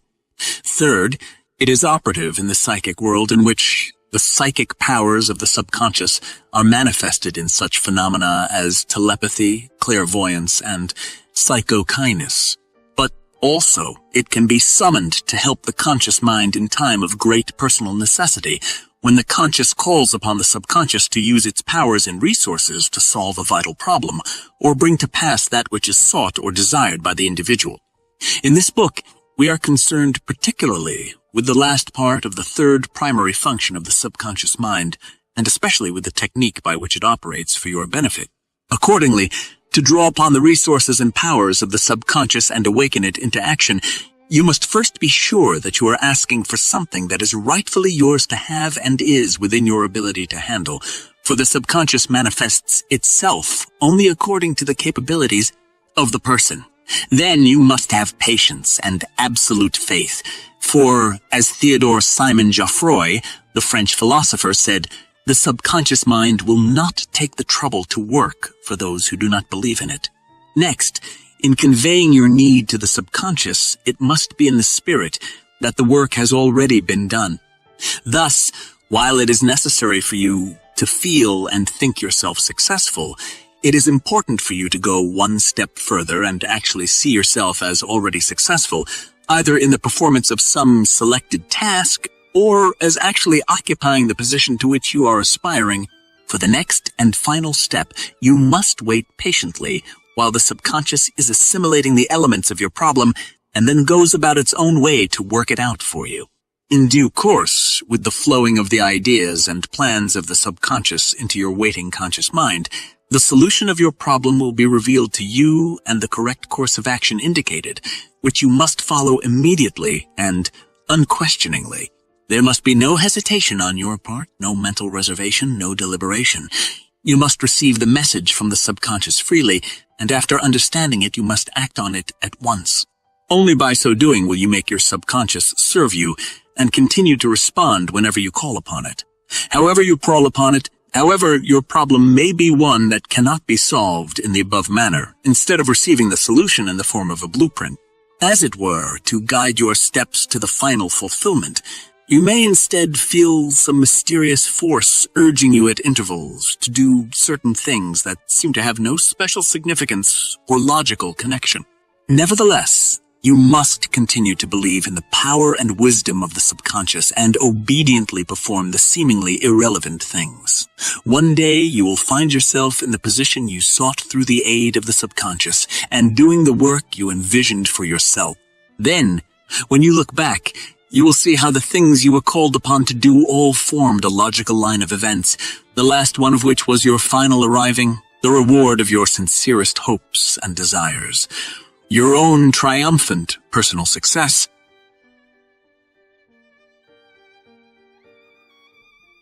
Chapter 4. Suggestion is power.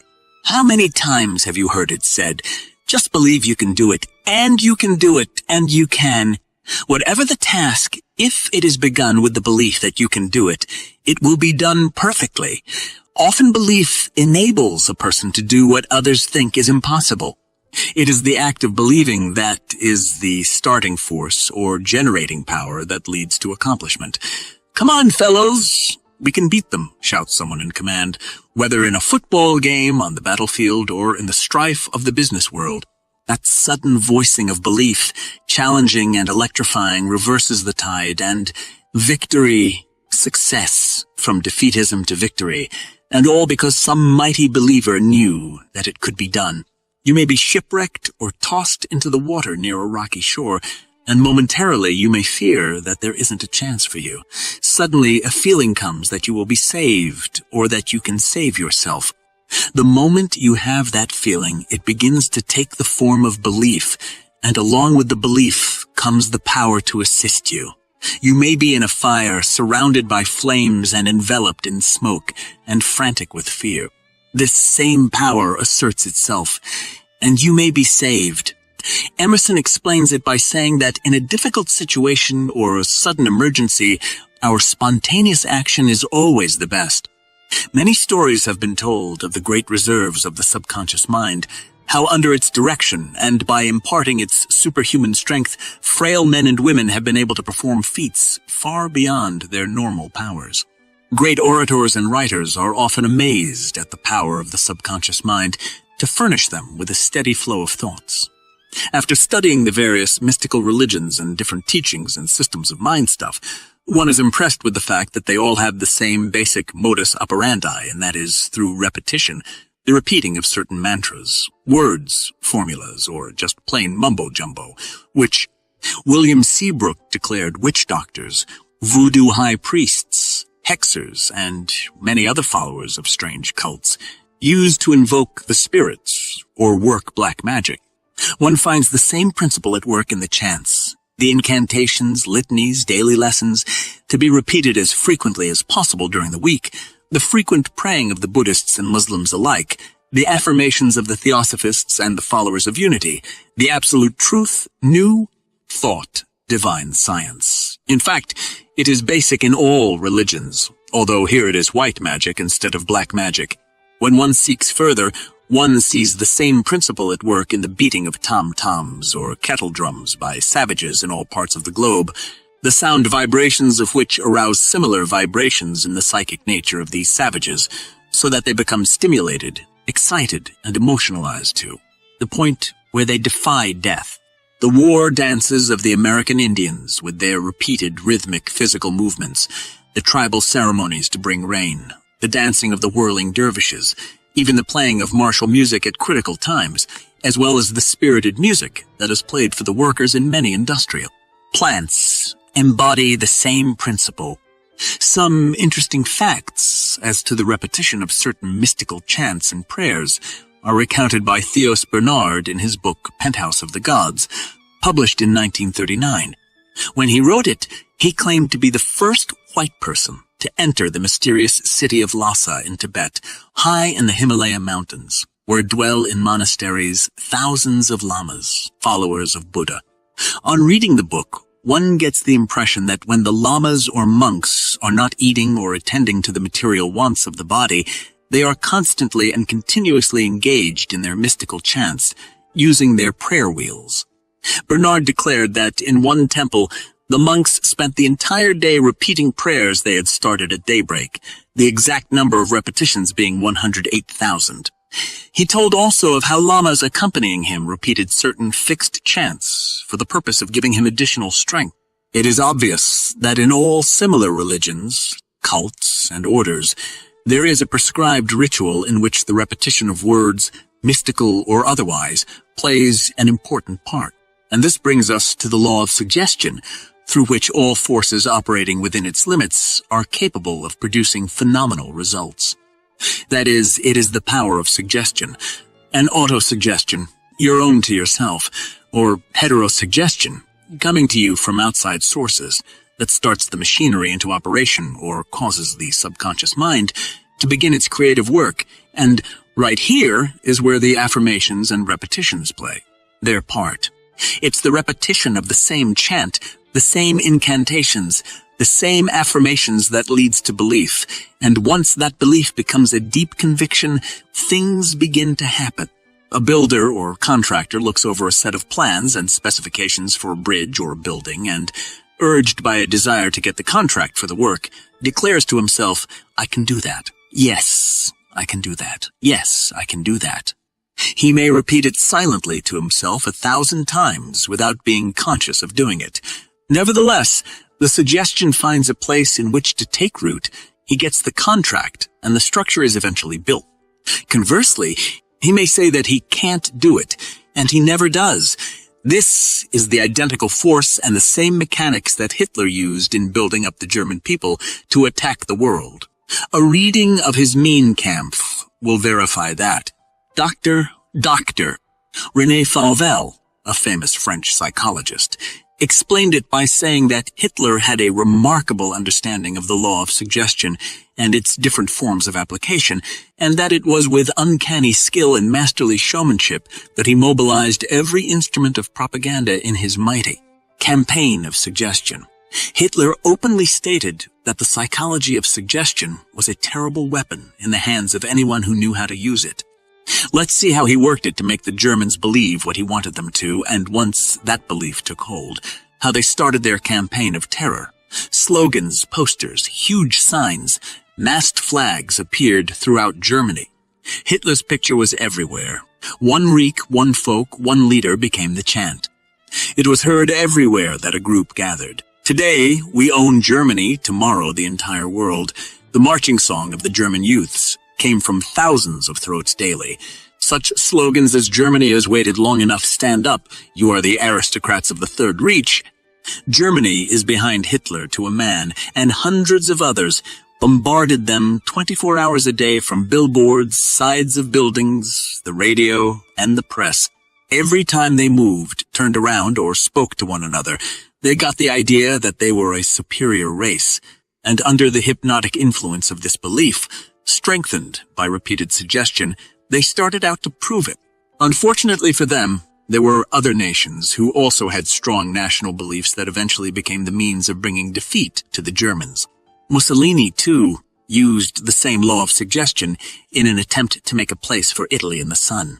Signs and slogans such as "Believe," "Obey," "Fight," "Italy must have its great place in the world," "We have some old scores and new scores to settle," covered the walls of thousands of buildings, and similar ideas were at the same time dinned into the people via the radio and every other means of direct communication by the spoken word.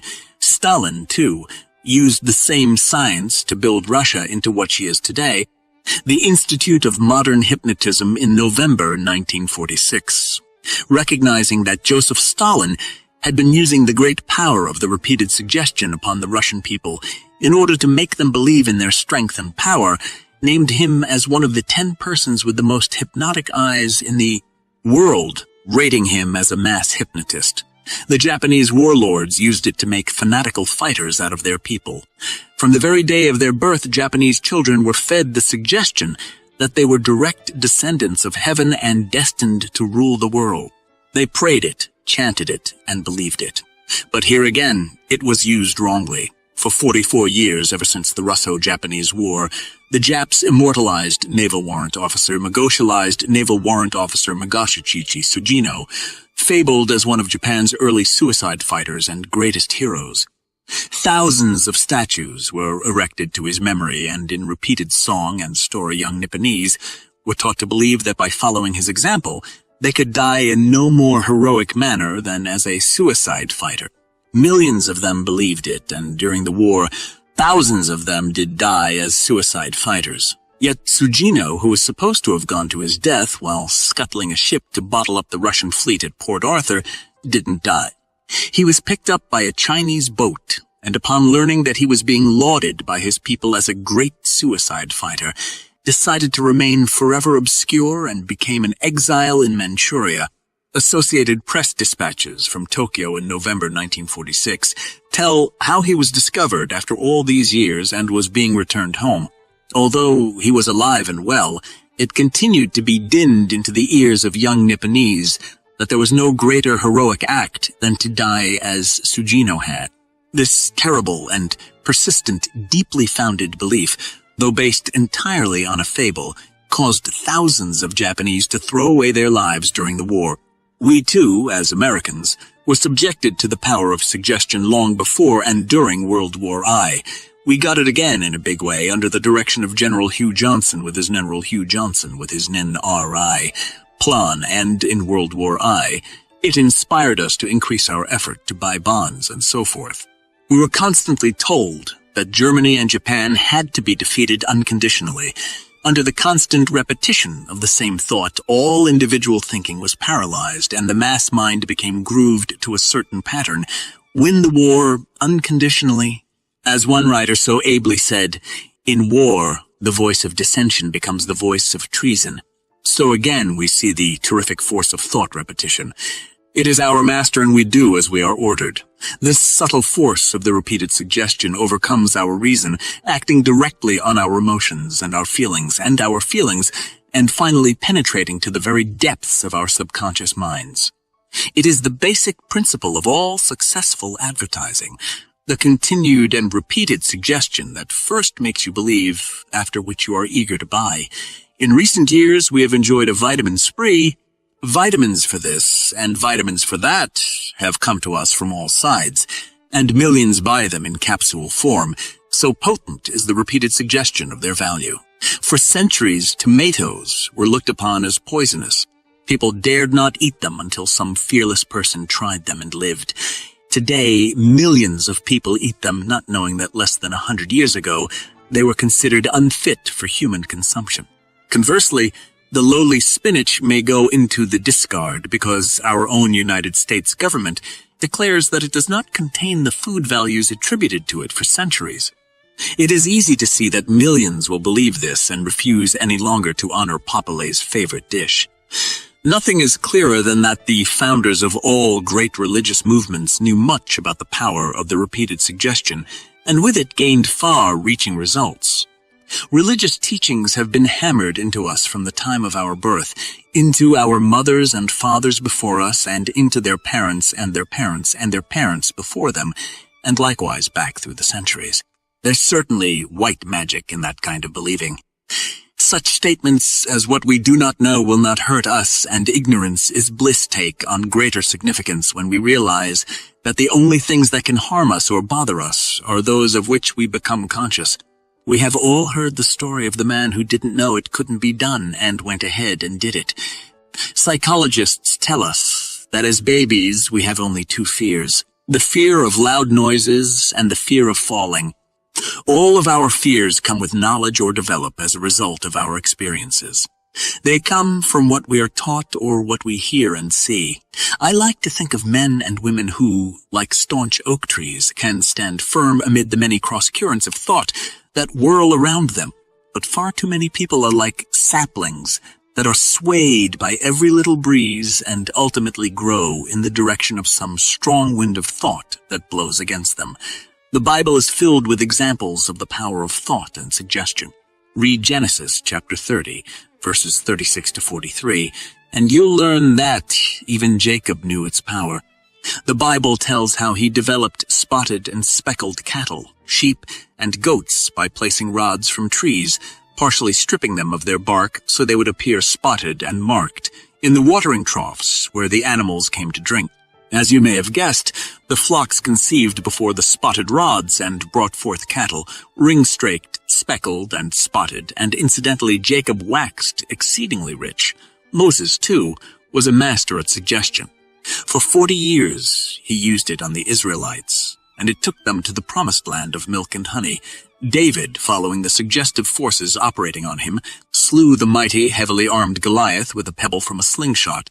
The frail little maid of Orleans, Joan of Arc, heard voices, and under their suggestive influences became imbued with the idea that she had a mission to save France. She was able to transmit her indomitable spirit to the hearts of her soldiers, and she defeated the superior forces of the British at Orleans. William James, father of modern psychology in America, declared that often our faith-er beliefs in advance of a doubtful undertaking is the only thing that can assure its successful conclusion. Man's faith, according to James, acts on the powers above him as a claim and creates its own verification. In other words, the thought becomes literally father to the fact. For further illumination of faith and its power, I suggest that you read the general epistle of James in the New Testament.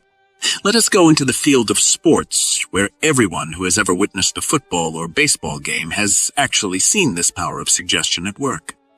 The late Newt Rockne, famous coach at Notre Dame, knew the value of suggestion and used it repeatedly, but he always suited his method of applying it to the temperament of the individual team.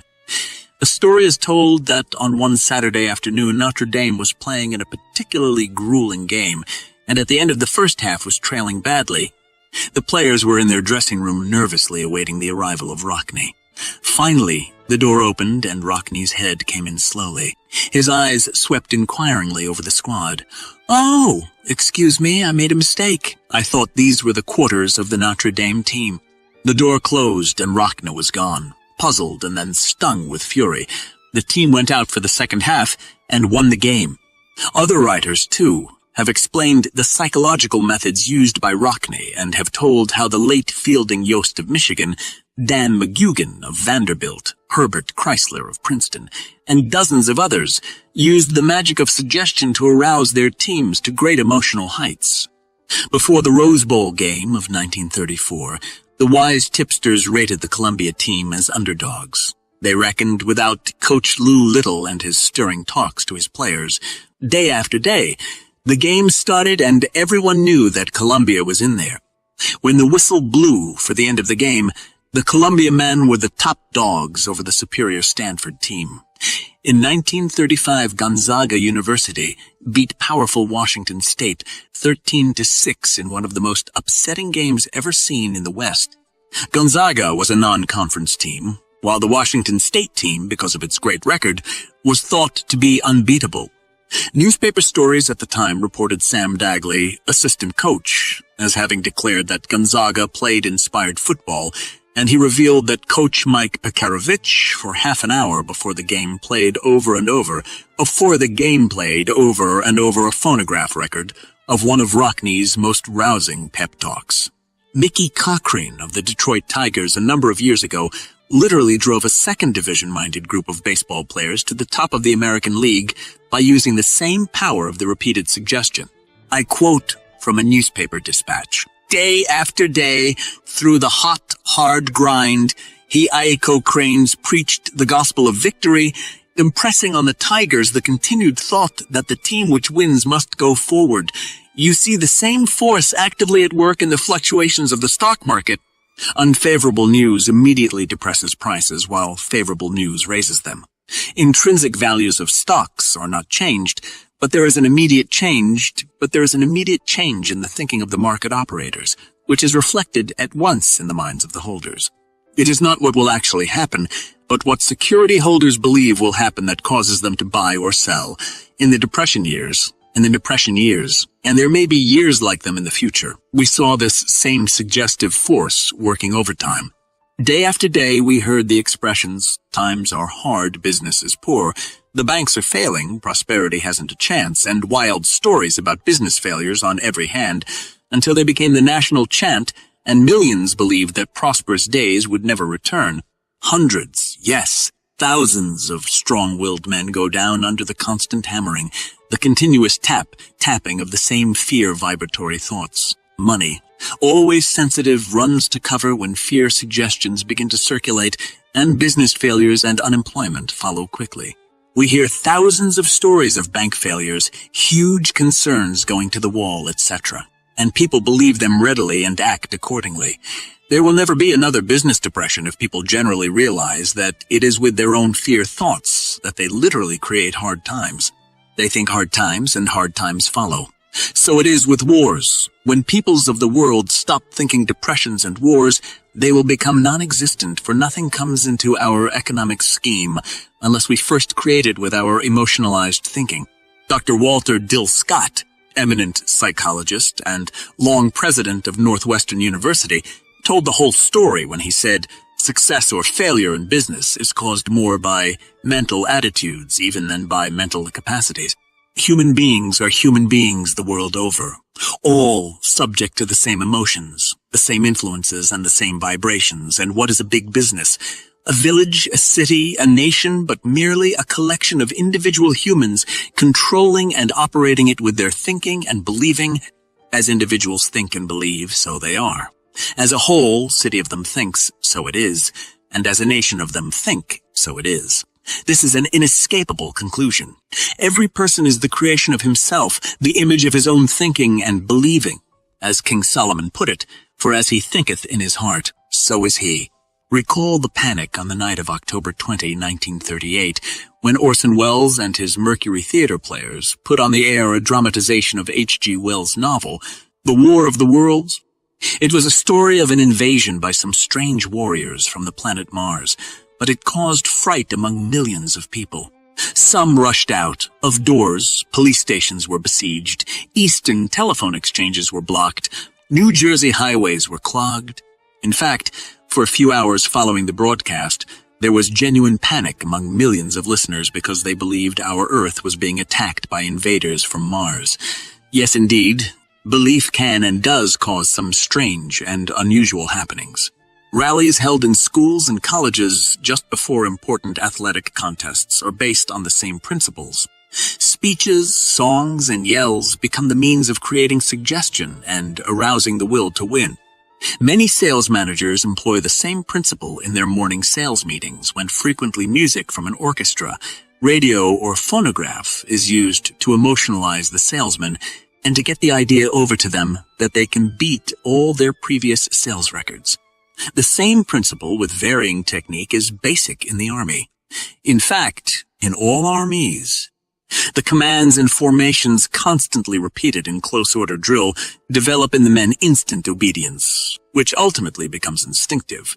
The commands and formations become so fixed in their minds and bodies that their movements are almost automatic, all of which in turn creates that self-confidence, which is absolutely necessary in active conflict. It is very important to remember that while the subconscious will get into action at once under the impetus of the commands or suggestions which it receives from the conscious mind, or which come from outside sources and are transmitted to it via the conscious mind, it gets results quicker if the conscious mind accompanies its message with a mental picture of the desired goal. It may be faint, sketchy, or even unfinished, but even if it is only an outline, it will be sufficient for the subconscious to act upon. And this brings us to rituals and ceremonies which are performed amid dramatic settings in churches and secret orders, all designed to appeal to the emotions and to create a mystical picture in the minds of the beholders. These rituals, no matter what the setting, are there to hold your attention and to link the hidden meanings of these symbols with the particular ideas that are to be implanted in your mind. Various fighting arrangements, different paraphernalia, often a special garb for those directing the operations, all to the accompaniment of soft, often religious music, help to create a mystical, or what some term a spooky, atmosphere in order to put you in the proper emotional and, incidentally, receptive state. The idea is as old as history. Not only the most civilized peoples, but also the most primitive savage tribes have their characteristic ceremonials. Similar methods for impressing the individual are employed at mediumistic seances and crystal gazing performances. Even the gypsy phrenologist considers it a part of her props. Without this atmosphere, which tends to make our conscious mind drowsy and even temporarily puts it to sleep, we would not be so easily convinced. For the desire to satisfy completely our longings for the mystical and miraculous is often not sufficient by itself to permit conviction. This is not said with any idea of being sacrilegious, but to present a picture of the historic method of appealing to the masses and to point out how awakening and stirring their emotional interest prepares the way to approach their reasoning mind. Appeal by trauma is the first step in arousing the emotions of the people, no matter for what purpose. Could the late Amy Semple McPherson, she with the long flowing white robe and picturesque auburn hair, have put over her great act of saving souls as well as achieving healings, without her superb understanding of the power of the dramatic? It's something to wonder about, because Billy Sunday in his best table, sliding act, was a novice compared to I May when it came to showmanship or a matter of plain impressiveness. She, with her many artifices and stage settings, put on a most solemn performance, and her followers, on the Pacific coast at least, declare that the results she got were real and lasting. This is no reflection on the memory of Mrs. Macpherson, for her followers were very sincere and believed in her work, her teachings, and the results. And that's all that matters. However, there are men and women with strong personal magnetism and great orators who can get the same emotional effect without props or stage setting to aid them. They are masters of tone effects, emotional appeal, gesticulations, bodily movements, eye magnetism, etc., by which your attention is held and you yourself are thrown wide open to their driving appeal. Let's consider charms, talismans, amulets, good luck pieces, four-leaf clovers, old horseshoes, a rabbit's foot, and countless other trinkets which thousands of people believe in. By themselves, they are inanimate, harmless objects without power, but when people breathe life into them by their thinking, they do have power, even though the power isn't in them per se. The power comes only with the believing, which alone makes them effective. Two outstanding illustrations of this are found in the stories of Alexander the Great and Napoleon. In Alexander's day, an oracle proclaimed that whoever unloosened the Gordian knot would become ruler of all Asia. Alexander, as you may remember, with one stroke of his sword cut the knot, and rose to tremendous heights and power. Napoleon was given a star sapphire when a child, with the prophecy that it would bring him luck and someday make him emperor of France. Could it have been anything but the supreme belief in the prophecy that carried these two great men to a place in the Hall of Fame? They became supermen because they had supernormal beliefs. A cracked or broken mirror isn't going to bring you bad luck unless you believe in it. And as long as the belief is fertilized, nurtured, and made a part of your inner self, it's going to bring you bad luck. Leave it or not, because the subconscious mind always brings to reality what it is led to believe. One of our presidential candidates of a few years back, a man of high attainment and regarded by many as a man of great intelligence, was pictured as standing before the door of his barn, above which was nailed an old good luck horseshoe. The story goes that it was upside down. He was defeated. However, I mention this chiefly to show that beliefs in charms and symbols are not confined to simple, naturally superstitious people, but are frequently held by even the most enlightened. It is claimed that there are people with certain mind powers which, when directed at plant life, such as grain, vegetables, flowers, and trees, can make them grow more abundantly. A number of years ago, we had an old Swiss gardener who insisted that we replace in our yard a number of small trees and shrubs. At first, I couldn't see the reason for digging up the old ones and replanting others, but the old man's insistence prevailed. I observed that in planting them just after he got the small trees in the soil and covered the roots, he engaged in some sort of audible mumbo-jumbo. He did the same with the shrubs. One day, my curiosity piqued. I asked him what he was mumbling about as he placed the trees and shrubs in the ground. He looked at me searchingly for a moment, then said, "You may not understand, but I'm talking to them, telling them they must live and bloom. It's something I learned when I was a boy from my teacher in the old country, Switzerland. Anything that grows should have encouragement, and I'm giving it to them. It is a long way from Switzerland to British Columbia, but in that Canadian province is a tribe of Indians, the members of which always talk to their halibut and salmon lines, hooks, and so forth, before actually starting to fish, claiming that if they didn't, the fish wouldn't bite. Many are the tales of South Sea Islanders who offer food to their tools and implements, talking to them as though they were alive, and beseeching them to get results. It isn't a great jump from those customs to the blessings offered at ship launchings or at sailing times of large fishing fleets in all civilized countries even today, where prayers are offered for successful voyages or ventures. Observers have often declared that there appears to be a kind of affinity between certain humans and plants, which the plants seem to feel. There are thousands of professional gardeners who will plant seeds only at certain times of the moon. Superstition, you say. Perhaps it is practical mysticism. The Yale investigators referred to previously have also concluded that electrical fields play a major part in plant life, and certainly that is scientific. When I think of those who plant only at certain times of the moon, I recall a thrifty neighbor of mine who, although a man of intelligence and mature years, had his hair cut at only certain times of the moon. I don't remember whether it was when the moon was waxing or waning that he would visit the barber, but whatever the phase of the moon, the time he selected he maintained caused his hair to grow less abundantly than if he had it cut at other times. I asked him once where he got such an idea, and he glared at me as though I were belittling his intelligence. I never did get an answer to my question. What has been said about plant and animal life may cause a lot of materialistic people to take violent issue, but it must be remembered that there are many forces at work in the world of which we know little or nothing. Consider how many new principles were developed in World War II. As this is written, the American Rocket Society has made application to the United States government for land on the moon. Perhaps the application was made in a spirit of facetiousness, but who knows when some Buck Rogers will pilot a rocket plane to the moon. I, for one, wouldn't say it couldn't be done someday, for I don't know, and neither do those who say it is impossible. Without question, human imagination, or visualization and concentration, are the chief factors in developing the magnetic forces of the subconscious mind. You have often heard the statement, hold the picture, and that, of course, means holding the mental picture or vision. Here again is where suggestion, repeated suggestion, plays its part. For example, you would like a new home and your imagination goes to work.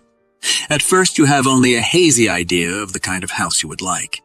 Then, as you discuss it with other members of your family, or ask questions of builders, or look at illustrations of new houses, the picture becomes clearer and clearer until you visualize the house in all its particulars. After that, the subconscious mind goes to work to provide you with that house. It may come into manifestation in any number of ways. You may build it with your own hands, or it may come to you through purchase or from the actions of outsiders. Its manner of coming is of no great consequence. The process is the same when you are after a better job or planning a vacation trip. You've got to see it in your mind's eye. See yourself as holding that job or actually taking the trip. Some of our fears become realities through our imaginations, just as jobs did. Fortunately, many of them do not if we hold the mental picture only temporarily, or at least not long enough to have it focused fully upon the screen of our subconscious. The biblical warning, where there is no vision, the people perish, is a fundamental truth, whether it be considered individually or collectively, for without the mental picture of accomplishment, little is done. You want a better job? You'll get it when you give your subconscious mind a mental picture of yourself holding that job.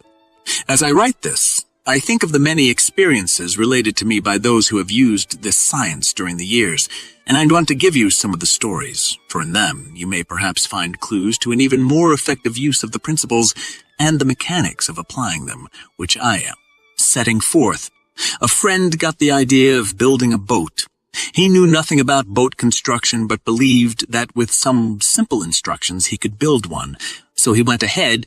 In the course of the construction, he found that he needed an electric drill, but he didn't want to spend $75 or $80 for the kind he wanted, especially when it would be used only a few months. First, he tried renting a drill, but inasmuch as it could be used only at night, and had to be returned early the next morning, he found such an arrangement very inconvenient. Then he told me, I got thinking one night that somewhere there was a drill for me and I would have it placed in my hands. The more I thought about it, the more I thought it possible. However, nothing happened for several days. Then one evening, a friend who owned a sizable garage, a man I hadn't seen for a couple of years, came to see me. He, too, was interested in boats and, hearing that I was building one, said he'd like to look it over. He saw me floundering around with the heavy half-inch drill I was using and asked me where I got it. I told him I had rented it, and he laughed, saying, "Come over to the shop tomorrow and I'll lend you a smaller one which you can handle much easier." Needless to say, I got it and kept it during all the period I was constructing the boat. A somewhat similar experience happened when I was cutting the ribs. I had a small jigsaw, but found that it wouldn't cut through 3/4-inch lumber. Then I found myself wishing for a bandsaw. Then I found myself wishing for a bandsaw. The thought led me to a place a few blocks away from my house where I knew there was a woodworking shop. I could use the bandsaw if I paid the owner 50 cents an hour for its use. However, I found that I was running to and from my home, first to fit the ribs and then to shape them, and losing too much time in the process. I frequently said to myself during those days that there was some easier way to get the use of a bandsaw, and there was. The following Sunday, another friend came to see how the boat was getting along, and when I told him that I had been slowed down without the use of a bandsaw, he too laughed, saying, "I bought one Thursday and I will not be using it for some little time. Got to get my shop fixed up, and in the meantime, you're welcome to use it." As a matter of fact, he delivered it to me that same day, and I kept it a number of months. I finished the boat. Another man told me the story of how he got the use of a 30-foot extension ladder with which to paint his house. I thought I would undertake the painting in my spare time, he told me, and began looking around to find where I could get the use of a ladder. I found places where I could rent one, but they fixed time requirements, which didn't fit into my plans. I don't know how many times I said to myself, "You're going to find a ladder," and I did. It was Memorial Day, and while in my backyard, I happened to notice that a neighbor across the street from me was using a long ladder to wash off the walls of his house. I called to him, asking where he got the ladder. He told me he had bought it when he purchased the house. That afternoon, it was in my backyard, and I had the loan of it for several weeks. Another man told me that shortly after the United States entered the war, he wanted a garbage can of a certain size, but because of priorities, he was unable to locate what he wanted. He said he visited second-hand stores, junk shops, bakeries, and garages in an endeavor to find the kind of container he wanted, but without success. He was about to give up hope when one morning he noticed workmen who were making repairs on a concrete building across from his home. They were using some waterproofing material from a can, exactly the kind of can he had pictured for his own use. He said he asked the man in charge of the work what would be done with the container when the work was finished, and he was told that it would be left on the ground to be hauled away. He then explained his wants, and a couple of days later, the container was in his garage. The workmen had not only emptied it, but had washed and scrubbed it before delivery. I had taken my car to a shop owner for repairs to the ignition system, after several had failed to locate the trouble. I told him how the car had been acting, and after listening, he said, "I believe I can fix it." I casually remarked, "Belief is a great thing, isn't it?" "You bet it is. Thought is the greatest force in the world, and the dumb ducks laugh when you talk about it," he answered rather caustically. I'm interested," I replied. "Tell me of some instances where you have demonstrated the power of thought. I could keep you here all day telling you of its power, at least in my own life. Tell me a few. When did you first become aware of it?" "Oh, I guess about 12 years ago when I fell and broke my back.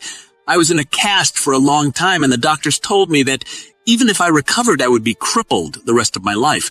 As I lay on my back in the hospital worrying about my future, I frequently thought of the words used by my mother to the effect that one just has to believe. One day it dawned on me that if I could hold on to the mental picture, I was going to be all right, and if I believed in it sufficiently, I could get well. To make a long story short, here I am crawling over and underneath cars, and far from being a cripple, as you can see for yourself. Very interesting.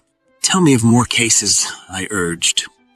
"Well, I've used it frequently to get more business. As a matter of fact, this present location is a result of it.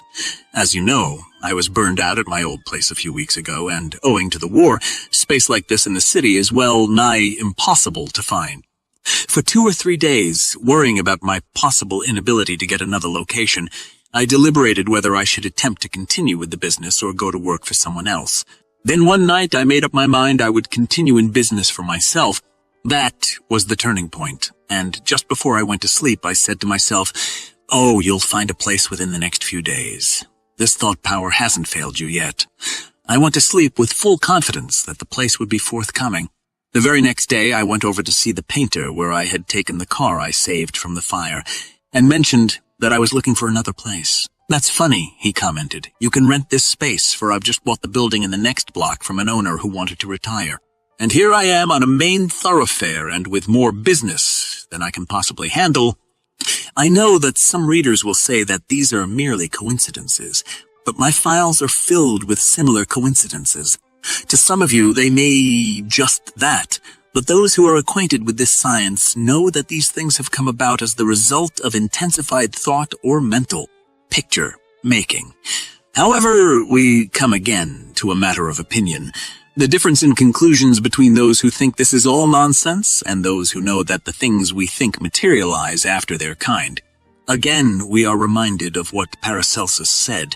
Men who are devoid of the power of spiritual perception are unable to recognize anything that cannot be seen externally. It is pretty well agreed that the subconscious mind works as a result of images thrown upon its screen, but if there is something wrong with your projection apparatus or the original slide, then the projected image is blurred, inverted, or a total blank. Doubts, fears, counterthoughts, all have a part in blurring the pictures you consciously desire to project. Those who have well-developed imaginations, such as great artists, writers, and inventors, possess the ability to visualize or to make mental pictures almost at will. However, with the mechanics, which will be enlarged upon later, and the explanations already given, anyone following them should have no difficulty in being able to see in his mind's eye the things, objects, or situations as he desires them to be in reality. One of the greatest fishermen I ever knew used this visualizing method. He could sit in a boat with one or two others and pull trout after trout out of the water, while his companions, using the same kind of bait or fly and with apparently the same mechanical technique, cast or dropped their flies or hooks in the same places repeatedly, but without results. I asked him about it one time, and he laughingly replied, "I put the old squeezer, jintum, his word for magic, on them. I figuratively or mentally get down there where they are, and tell them to hook the bait or fly. In other words, I see them snapping at the hook and believe that it will work. That's all I can give you in the way of an explanation." This story was told to another fisherman not blessed with the first fisherman's luck, and he scoffed at it. "Ridiculous," he declared. "Any good fisherman must know the stream, the holes, the habits of fish, the type of bait or flies to use, and he'll catch them if they are there." However, he couldn't explain how others skilled in fishing technique could fish in an identical spot and still not catch them. The writer is not a fisherman, but surely if this law of attraction works in other ways, there is no reason why it could not be used advantageously in fishing. Now, let's go into the field of golf. For many years, I was interested in the game and was a member of several clubs. I frequently played with a man who, in his younger days, had been one of the world's tennis champions. This man was one of the most amazing short-shot players on the Pacific coast. With his mashie or mashie niblick, he could place the ball on any desired spot on the green with a dead stop, as close to or as far from the pin as he desired, and he was usually down in one putt. His putting, too, was an art to marvel at.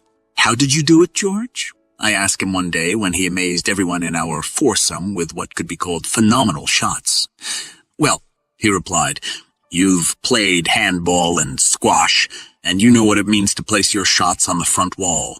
You intuitively place it high or low, or so it will rebound to a side wall, or result in a kill or an extremely low ball. I learned placement years ago in tennis. You have sort of a mental picture where you want the ball to go or land before you hit it with your racket or hand. I use the same principle with my short shots and putting. In other words, when I face the green and before I swing my club, I have an instant mental picture of where I want the ball to land. And when I put, I actually see the ball dropping into the hole. Of course, a proper stance, knowledge of handling the clubs and so forth are vital. But most golfers have that and still don't get results. It is true that I spend many hours in practice, so do others.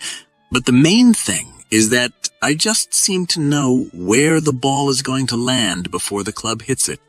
There's a confidence, or a belief existing that I can do it, and with a mashie or mashie niblick, I cause a backspin that will bring the ball to a dead stop when it lands. For you who may raise your eyebrows at this, let's examine the facts given in a newspaper story written by the famous sports writer Grantland Rice. It appeared in the middle 30s and had to do with the phenomenal amateur golf player John Montague. Rice declared that Montague could run rings around anyone and that the ball always landed where he wanted to place it, whether 300 yards down the fairway or a chip shot to. within 2 or 3 feet of the cup, and then, when he putted, it was like the crack of doom. Rice said that the ball went where Montague wanted it to go. Now, let's read Montague's own explanation, as given in the same newspaper story. He said, "Golf to me is played with the head, mind, or brain, or whatever you wish to call it. Of course, there are fundamentals of stance, grip, swing, but I must have a clear, clean mental picture of what I am doing before I play the shot. That mental picture takes charge of the muscular reaction. If there's no mental picture, what happens is a mere guess. This means almost endless concentration of thought if you are under pressure, and there is no thrill in any game unless you are under pressure. Gene Sarazen, who is one of the greatest golf professionals of all times, used similar methods in his matches, and if you read his little book Golf Tips, you will find that he has much to say about mental pictures, objectives, concentration, and confidence.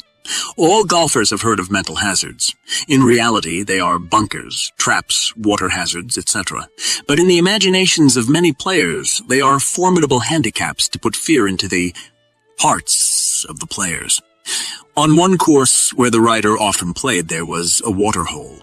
The distance from the tee to the hole was about 100 feet, spanning a small lake or pond approximately 50 feet wide, an easy shot with a mashie or a mashie niblick for the average player. One member of the club who had been a great baseball and football player in his younger days, for a long time could never get over this water hazard. Invariably with his irons, he would put ball after ball into the water, to the accompaniment of profanity on his part and laughter on ours. Finally, as the months went by, he took to using his spoon and hitting the ball far beyond the green. One day, I said to him, "I know the water fools you, but the next time just blot out of your mind the picture that there is water between the tee and the green and see instead, mentally, an easy short fairway before you." The first time he followed the suggestion, his ball fell a few inches from the pin, and from that time on, he later told me, as long as he followed the blotting out technique, he never had any trouble. But when he was unable to concentrate on his own mental picture, due to the joshing from other members of his foursome, he landed into difficulties. In observing many pool and billiard games, I am convinced that certain skilled players influence the direction and fall of the balls by mind control, although they may be completely in ignorance of the power they are using. If it can work on a golf ball, it certainly can work on a billiard ball. Roy Chapman Andrews tells the story of a San Antonio, Texas man who, with a .22 caliber rifle, fired more than 14,500 shots at small blocks of wood tossed into the air without a single miss. Mr. Andrews emphasized perfect timing and remarkable accuracy. Nothing was said of the mind pictures. But if you have ever done any prolonged trap or target shooting, you know the part visualizing plays. One finds the same sort of magic at work in all fields of sports. Great baseball batters, expert forward, passers in football, accurate drop kickers, all consciously or unconsciously picture connecting with the ball and placing it where they want it to go. Certainly practice, timing, and so forth all have their primary importance, but the mental side must never be overlooked. In this connection, I was impressed by several statements made by Dr. Marcus Bache in his recent book, They Have Found a Faith. Dr. Bach tells of bowling with Father Divine, and of observing from the way Father Divine selected a ball and from his stance and delivery, that he was no bowler, yet Father Divine made a strike on his first try, and, according to Dr. Bach, it was one of the prettiest strikes he ever saw. Dr. Bach says, Father's nonchalance was characteristic. He rubbed the soft palms of his hands together as if to say, well, what do you expect when the Lord rolls one? Ag again, doctor.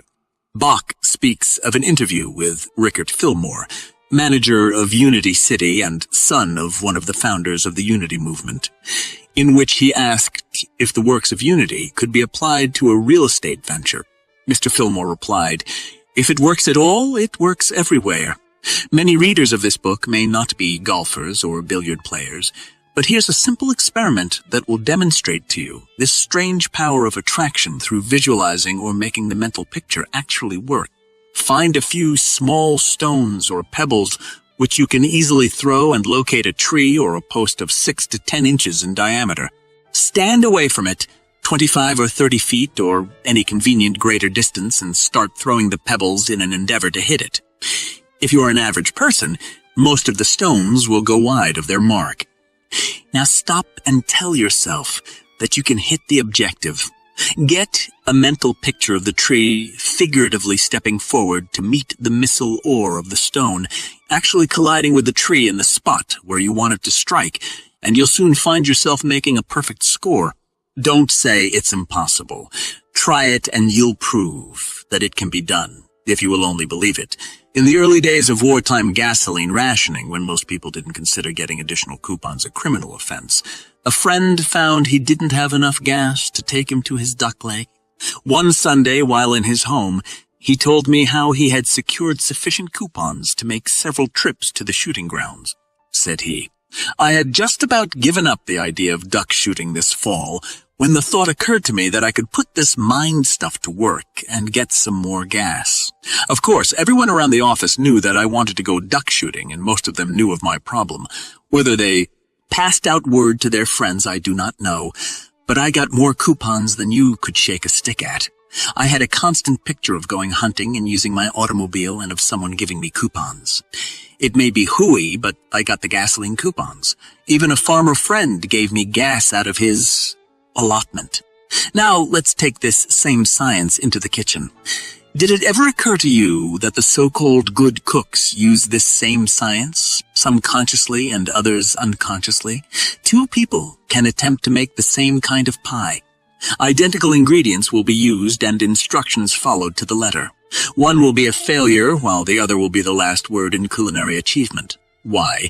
In the first case, the one cook approaches pie making with trepidation. She knows she has had pie failures in the past and wonders how this one is going to come out. She doesn't have a perfect mental picture of an appetite, satisfying golden brown crust with a wonderful zestful filling. She's upset and nervous, and without her knowing it, her uneasiness is communicated to her pie making. The second one knows that she knows that the pie is going to be tops. And it is that primary mental picture, her belief, makes it so. If you are a mediocre cook and you like to cook, that's a very necessary requisite too. Sell yourself on the idea that you can prepare superior dishes, and you can do it. For you have the forces inside of you, and they will come to your aid if you will only believe in them and call upon them. So put your heart and soul into the next pie you make, and even you will be surprised at the result when you see the realization of your mental picture of the perfect pie. The same law will work no matter where it is applied, and that goes for everything from fishing to money, making or success in business. Let's take an example out of the war. General Douglas MacArthur declared when he left the Philippines, "I shall return." With our Pacific Fleet in ruins at Pearl Harbor, practically no airplanes or transports at the time, and with the Japanese in control of most of the South Pacific, MacArthur had no physical evidence that he would ever return. However, he must have had a mental picture of his return, or he would have never made the statement. It was a statement of confidence or belief, and history relates his triumphant return. Thousands of similar cases happened during the war and are happening today.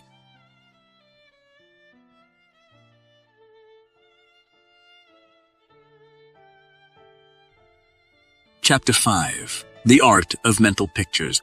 When I was in the investment banking business, one of the salesmen, a young chap, came into my office for advice. "I wish you would tell me how I can overcome my fear of I. I know I can sell him if I can get in to see him and talk with him on his own level. As it stands, he's got the life scared out of me and every other salesman." The man the salesman referred to is a millionaire with a very imposing office organization. He is a portly type with a heavy shock of hair and beetle-browed. Because of his growling manner, he easily scares timid folks. However, I knew he liked people who talked up to him. The salesman had been picturing this man as he saw him, and momentarily I was puzzled, but the answer soon came, and I said, "You know he's not going to hurt you physically. Suppose you saw him at the beach in a bathing suit. You wouldn't be afraid of him there, would you, even though he did appear to be a pretty hairy fellow?" "Certainly not," replied the salesman. Then the idea of a hairy body came to me, and I asked the salesman, "Bob, did you ever see one of those clownish dancing bears tied to a grind organ wearing a fez or a dunce cap? You know they can growl, but most of them are toothless and can't bite." "Sure," responded the salesman. "Well, you have an imagination. Just picture our friend as one of those harmless old bears, fez, collar and all, and the mental hazard is gone, isn't it?" The salesman, laughing heartily, went out. A few days later, he sold the man $20,000 worth of securities, and this executive may still be wondering how the young salesman ever got in to see him, to say nothing of selling him. At last accounts, the young fellow was still selling this wealthy man. A couple of weeks later, the same salesman was back in my office, telling me how he had used similar methods in making another sale, this time to a gruff old man who wore white whiskers, had a patriarchal and stern appearance, and used a vitriolic tongue that was feared by most salesmen. That old goat had me buffaloed for a long time. I knew he had money, but every time I passed his store and saw him scowling, he was always scowling. I couldn't get up courage to go in and tackle him. A few days ago I got thinking of the picture, making plan you told me to use on Kai, and the idea popped into my head of a picture of Santa Claus.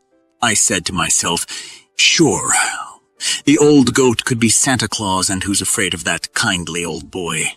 Well, it worked there too. The old man was swell to me, sort of flattered that a young fellow like me dared approach him. I got a $5,000 order out of him, and he told me to come back next week as he wanted to go over his whole security list with me. That means more business. There are many men holding executive positions who assume an importance that causes some people to hold them in awe. With their elaborate office surroundings and their numerous secretaries and clerks, they put on a show that proves impressive to some people. Just bear in mind that these executives are mere human beings with the same fears, the same frailties, the same faults that are common to millions. At home, they are often docile little souls. When you do this and picture them as they really are, rather than as they appear or pretend to be, the mental hazard immediately disappears. The genuinely great man is usually easy to approach and seldom barricades himself from callers. If you are a salesman, this should give you a clue to how to eliminate the mental hazards that crop up when you call upon someone who puts on a show of being superior. A lawyer told me of an experience that nicely illustrates my point.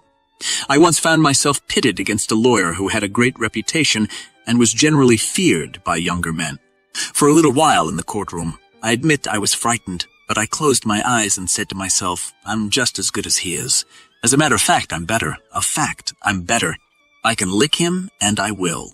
I repeated words and phrases like that for several seconds, and when I opened my eyes, I could have licked too, like him. I now go through the same little ritual whenever I get a tough case or the jury doesn't look favorable. Maybe it's luck, maybe it's all illusory, but it always works.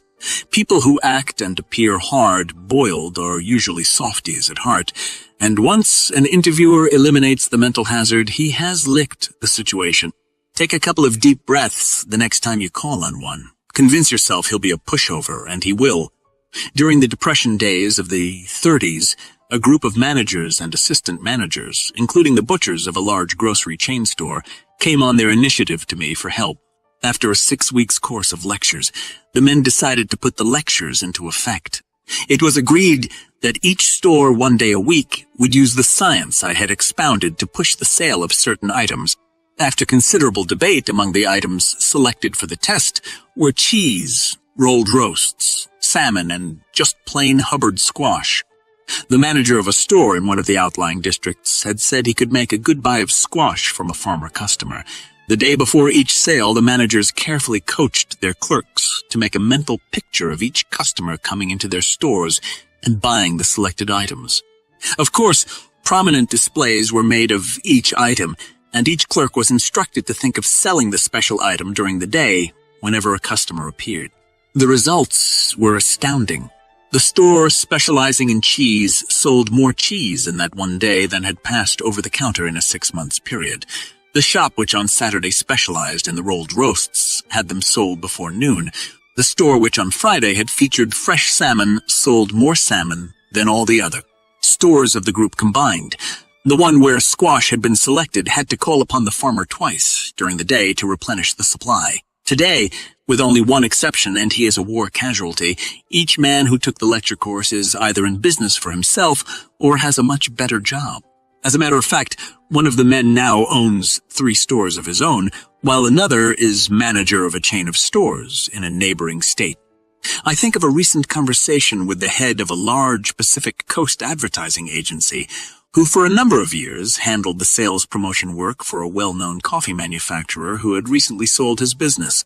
If there was ever a man who used this stuff to tremendous advantage, declared the advertising executive, it was Old Man, and he came to this section as a kid and learned the coffee roasting and blending business.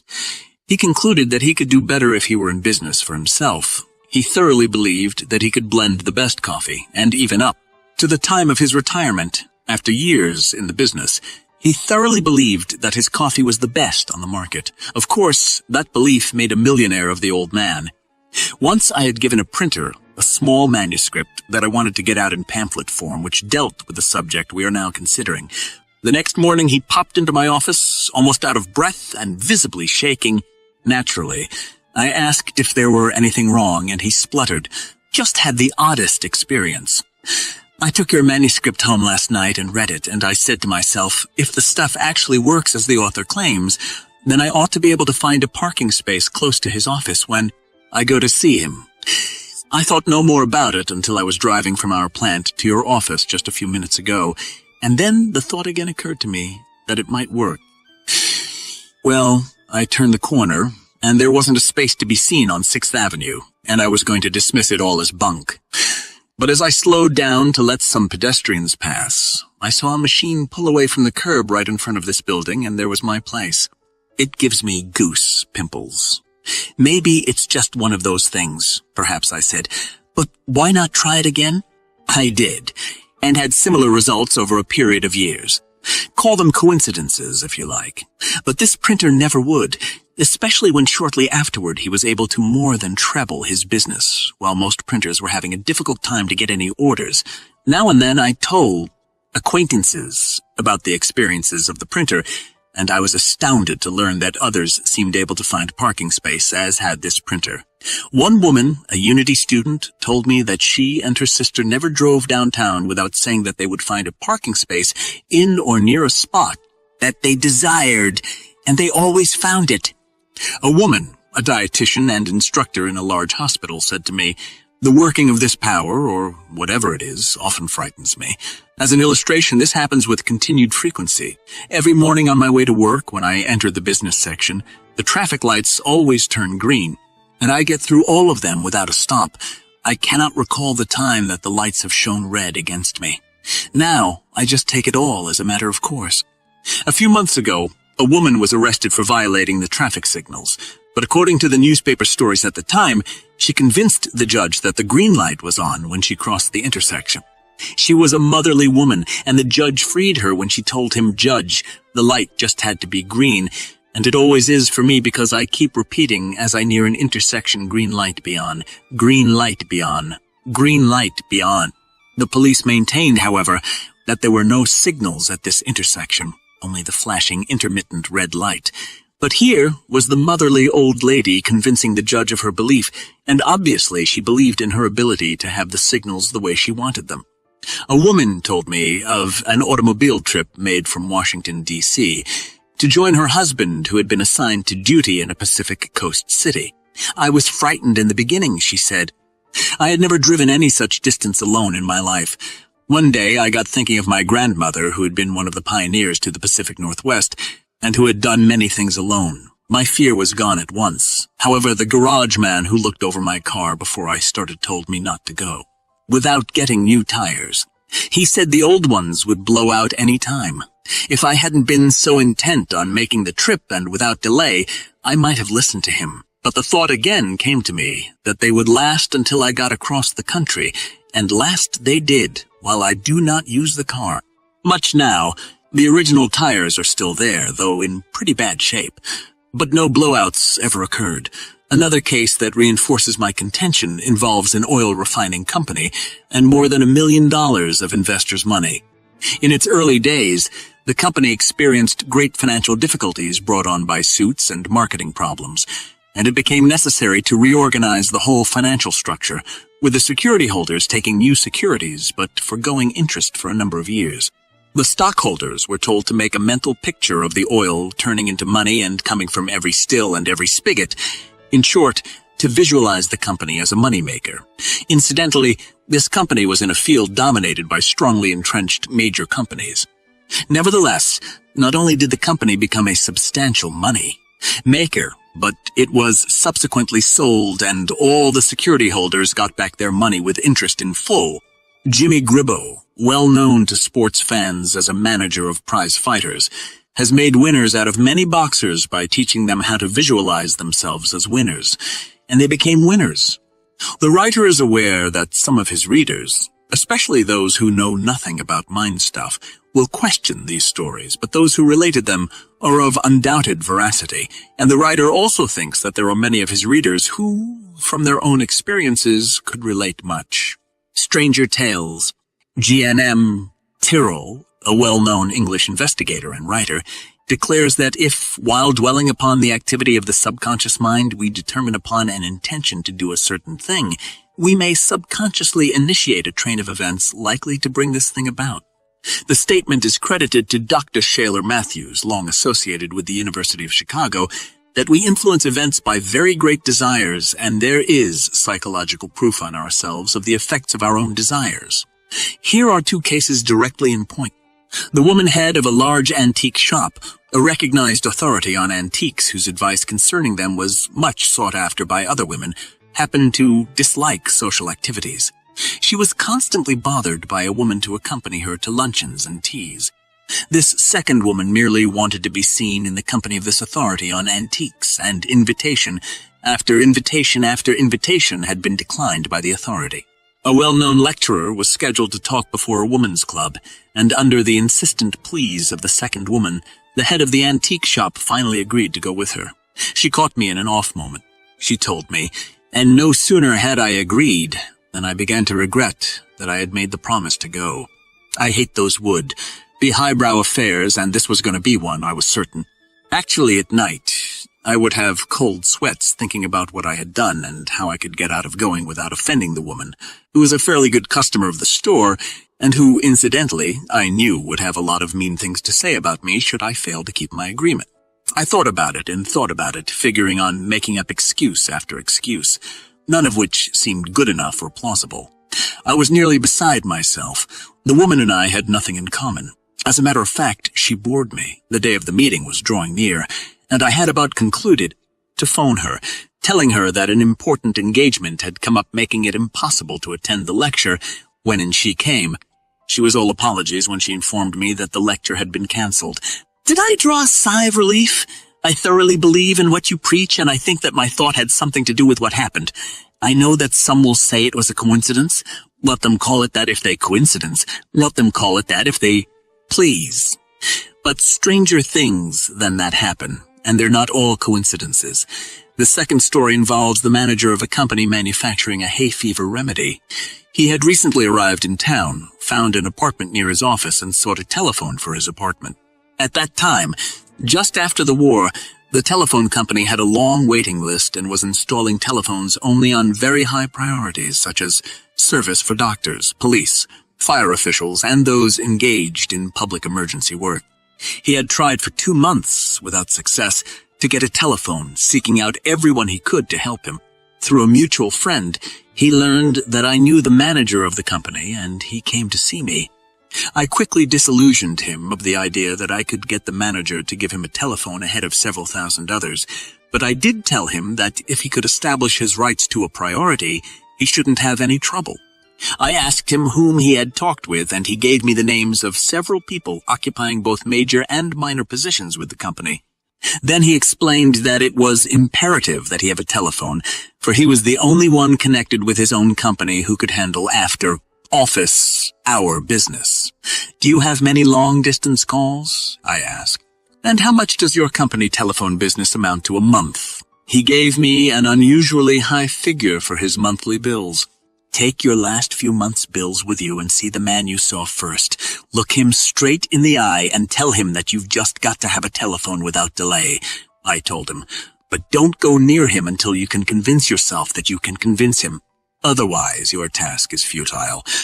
You've just got to make up your mind that you're going to have a telephone installed in your apartment, and you must believe it." "I'll try it," he said, then quickly catching himself said, "No, I'll do it. I'll get that telephone." He came to see me several days later. It certainly worked. I must tell you about this, for it's very funny how a positive thought brings about such a series of happenings.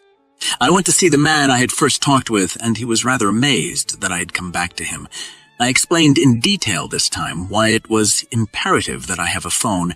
I showed him the bills, as you suggested, and it was only a matter of minutes before I had him convinced. He was just about to call the manager to plead my cause when, lo and behold, the manager called him on some other matter. Then this man told the manager of my troubles, and the manager of my troubles, and the manager agreed I was entitled to a priority. He suggested that I see a Mr. I had never heard of this man before, and prior to that time had known nothing of the priority system. I saw this man told him my story and considerable about our business, referring to the product which we manufactured. I nearly collapsed when he told me that he was bothered by hay fever and had tried various remedies without results. It was a natural from then on. It all gives me a sort of spooky feeling. How did it happen that the manager called the man I was talking with at that particular time? And how did it happen that the man with the final say, "So," was a hay fever victim, and one I could help? From now on, send me the scoffers. Of course, we all know that our thoughts determine our carriage, our facial expression, our conversation, for what we are outwardly comes as the result of what we think habitually.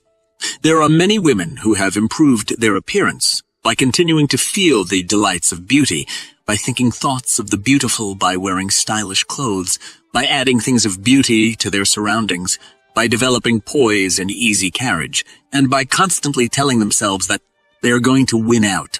You have seen in movie plays how a badly dressed, ordinary-looking girl can be transformed into a most attractive woman by beautiful clothes and the latest style of hair. You can do the same thing. And you will speed up the process if you will continue to hold the mental picture of your new self and never relax for a second. Most people dread going to a dentist. It isn't so much what happens as what the patients think will happen that brings on the jitters. Again, we have thought creating conditions which we would go a long way to avoid. The American Weekly, in its issue of July 7, 1940, told of a Pittsburgh dentist specializing in handling children who fixed up a children's playroom adjoining his operating room and had it fitted up with toys, sandboxes, blocks, etc. The idea was to get the children interested in playing and thus get their thoughts off the work on their teeth. Once in the chair, the children were encouraged to talk about anything but their teeth. The dentist even attached a button switch to his electric drill line, which the children themselves could turn on and off, the dentist assuring them before he started to work that they might turn off the current at the slightest indication of pain. His practice was enormous.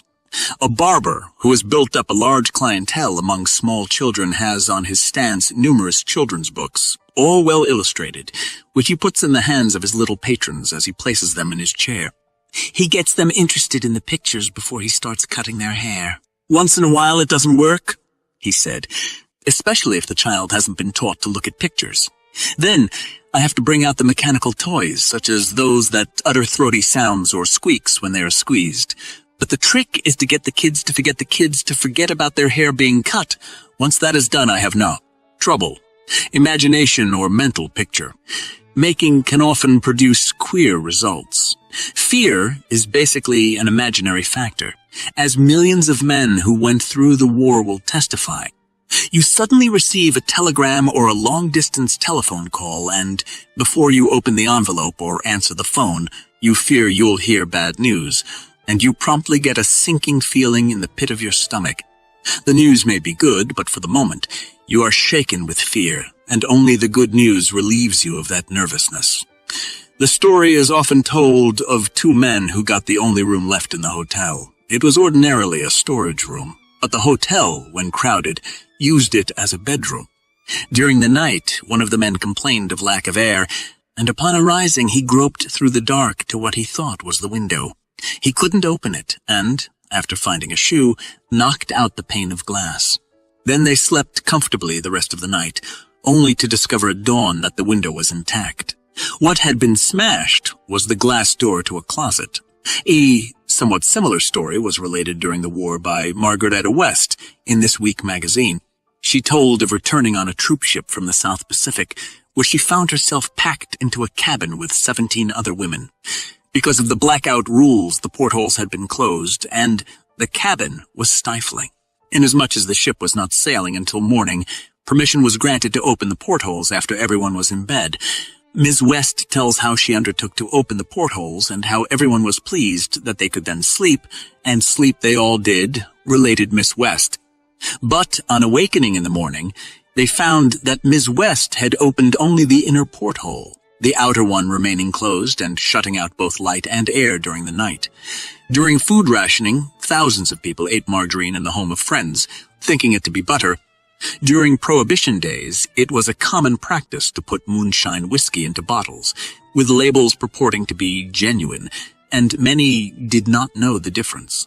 Sometimes the lowly carp has been served as red snapper, without anyone's being the wiser. Science has proved in countless ways the effects of the workings of the imagination. Postage stamps have been placed on the skin of patients who believed that they were small mustard plasters, blisters developed under the stamps. By ringing a bell when food was offered to dogs, scientists soon had the animals associating the ringing of the bell with the thought of food, and it was only a short time before it was discovered that the mere ringing of the bell was sufficient to cause their stomachs to secrete digestive juices. Sit at a restaurant counter and notice an enticing dish placed before your neighbor. At once you are hungry and your mouth begins to water. The peeling of onions often causes tears to flow from the person doing the peeling. Yet the mere sight of an onion being peeled by another person several feet away and with no odor permeating the air will bring tears to the eyes of others in the room. Some people cannot eat warmed-up leftovers, declaring that they make them sick. Undoubtedly, some leftover food that was eaten years before, perhaps it was partly spoiled, did upset their stomachs and the mental picture never left them. Others claim that they have to take soda after every meal to help digest their food. Medical authorities say that this is often merely the working of their imaginations.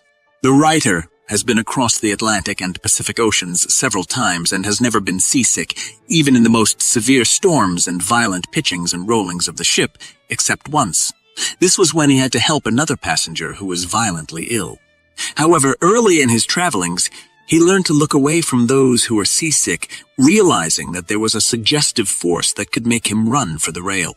A sudden shock under the pressure of your imagination will cause your skin to turn cold and may even be followed by alternate sweats and chills. Emotional shocks resulting from something your physician has told you have a terrifying effect when your imagination goes to work. Try whistling sometime when a friend is near you, sucking a lemon. The mere sight of it will stop you, and all because the thought of the sour lemon puckers up your mouth and makes whistling impossible. Often in lecturing, in order to prove the power of the imagination, I would hold up 2 small bottles, both containing different colored fluids. I would tell my audience that one contained lilac perfume and the other attar of roses, explaining that my experiment was for the purpose of determining the difference in the perceptive powers of my listeners. I would then turn my back on the audience so that they could not see which bottle I was partially emptying into the air. At the same time, I called upon them to identify the odor. Some would say lilac, others attar of roses. Of course, there was always great chagrin when both groups discovered that their imaginations had led them astray and that both bottles contained nothing but colored water, and neither had an odor. Mark Twain, in his little essay concerning tobacco, says that a man thinks he can tell what he regards as a good cigar from what he regards as a bad one. But he can't. He goes by the brand, yet imagines he goes by the flavor. Twain, who had the reputation of smoking the worst cigars, tells how he borrowed from a wealthy friend a double handful of 40-cent cigars which bore red and gold labels signifying their quality. Twain removed the labels and put the now unbranded cigars into his own box.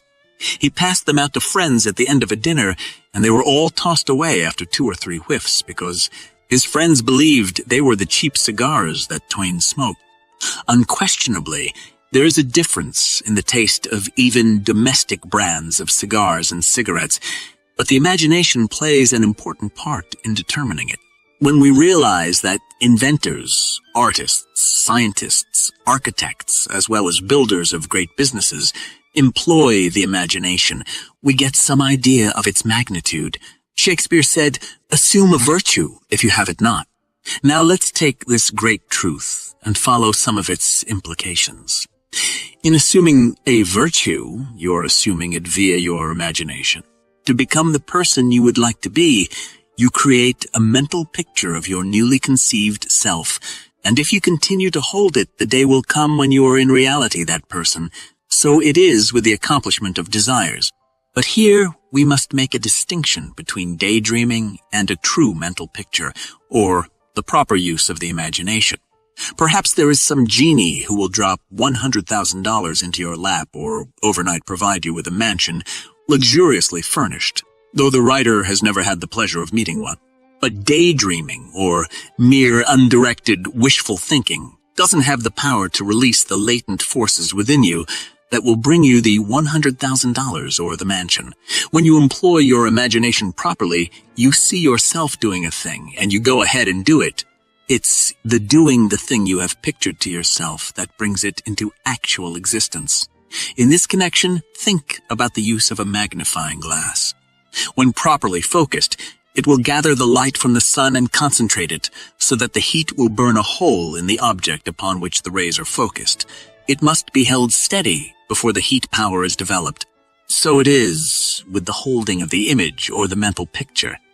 Dr. Émile Coué, the little French doctor who threw so much light on the power of suggestion, declared that imagination was a much stronger force than willpower. When the two are in conflict, he said, the imagination always wins. In explanation, let's say you are an inveterate smoker of good cigars and decide to break yourself of the habit. You grit your teeth, shove out your chin, and solemnly declare that you are going to use your willpower to break yourself of the habit.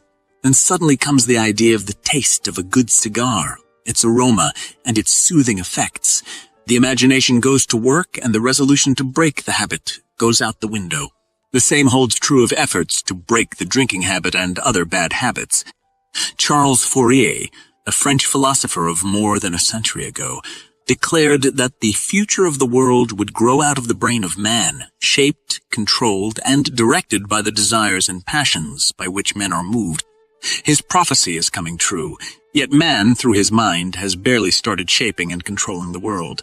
All of this brings us to the topic of desire and what you actually want in life. There are comparatively few people with great desires.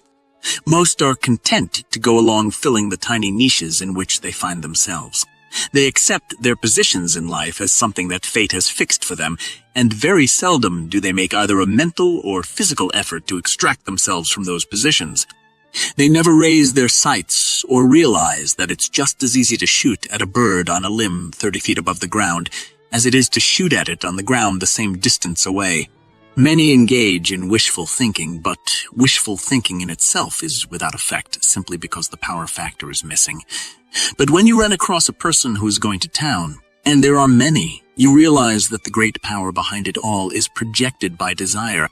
The way seems easy for those people, and to a great degree it is because they are putting to use the powers of their subconscious minds, which in turn magnetize, coordinate, and then transmit to their conscious minds the electrifying vision of the object of their desire. So let's be reminded that whatever we fix our thoughts upon or steadily focus our imaginations upon, that is what we attract. This is no mere play of words. It is a fact which anyone can prove to his own satisfaction. Whether the results come through magnetic or electrical energy is something still undetermined. While man hasn't been able to define it, manifestations of thought, attraction can be seen on every hand. It is like the electrical field itself. We do not know what electricity is, although in a material sense we know how man can generate it through various kinds of energy, producing apparatus through various kinds of energy, producing apparatus. We see electricity manifest every time we turn on a light or snap a switch. However, it is very difficult for the average person to concentrate for any length of time, to say nothing of holding on to a mental picture for any great period. You can prove this to yourself in countless ways. You will find that thoughts, ideas, fantasies will ebb and flow through your mind with astonishing rapidity. You are constantly being swayed by what you read, see, and hear, and as a result, the coordinating part of this creative force turns to gathering together all these scattered elements in a confused mass, instead of devoting itself to making a clear and dynamic picture of your desire. That brings us to a system of mechanics by which anyone can focus thoughts so that they will penetrate to the deepest depths of the subconscious mind. The writer's been in the private offices of a great many industrial leaders, businessmen, great bankers, and others, and long before this science of belief was understood by him, he was impressed with the pictures, photographs, slogans, bits of statuary, and so forth, which were to be found in the inner sanctums of great firms. In the office of the head of a great utility concern are hung the photographs of the early leaders in the industry. In another office are pictures of the great financiers of history. In some, there are busts of Napoleon. In others, little shrines, good-sized statues of Buddha. And I saw offices where there hung on the walls such slogans as "We do the impossible." Any place, any time, if it can be done, we can do it. Do it now. Be a self-starter. Don't wait to be cranked. It is reported that F.W. Woolworth, who became known as the Napoleon of business, had his private office and quarters that were a replica of Napoleon's study. Undoubtedly, many of you have seen or heard of such displays, but has it ever occurred to you what their purpose was? There can be only one answer, and that is that they serve as a constant reminder, getting the picture over to the occupant of the room that he too can succeed as did those before him. He has a motto or a slogan to meet his gaze every time he looks around the room. He sees and feels the eyes of Napoleon upon him when he sits at his desk, or he feels a touch of the spiritual as he gazes at the little shrine. In other words, they are a form of mechanics that the executive uses to excite his imagination, a picture to inspire him, or a series of suggesting forces that reach his subconscious mind. In many a doctor's office, and in some of those who would scoff at the great power of suggestion, hang the photographs of great men of medicine or famous teachers in medical schools. I have often wondered if the doctors realized the underlying power of these portraits. When we realize that the subconscious mind is sensitized to the point that it works accurately to externalize the suggestion which is most greatly impressed upon it, we then get a better understanding of the necessity for concentration and for constant repetition of the one's suggestions. In common with other great men, Thomas A. Edison obviously knew the value of the repeated suggestion and made use of it. When his desk, sealed at his death, was opened February 8, 1947, as a part of the ceremonies celebrating the 100th anniversary of the great inventor's birth, conspicuous among the articles found in it was a piece of paper which bore the legend, "When down in the mouth remembered Jonah, he came out all right." Edison must have thought well of that expression and perhaps reflected much upon it. Otherwise, he would not have kept it on his desk before him. Often I have thought of this matter of desire and suggestion in connection with the planting of vegetable or flower seeds. Once the soil is prepared and the tiny seeds are placed in it, it is but a short time when they put forth roots and sprouts begin to appear. The moment they start upward through the soil in search of light, sunshine, and moisture, obstacles mean nothing to them. They will push aside small stones or bits of wood, and if they can't do that, they'll extend themselves and grow around them. They are determined to emerge from the ground. They blossom and give forth fruit, vegetables, or flowers, and they succeed unless some greater force destroys them. While we are not aware of the details of nature's secrets, we observe the seed buried for a long time in the dark, gradually expanding and exerting itself until it becomes a thing of beauty or usefulness. Cultivate it, attend it, give it sunshine and water, and it grows into full life. Remember, it always produces after its kind, be it single or hybrid.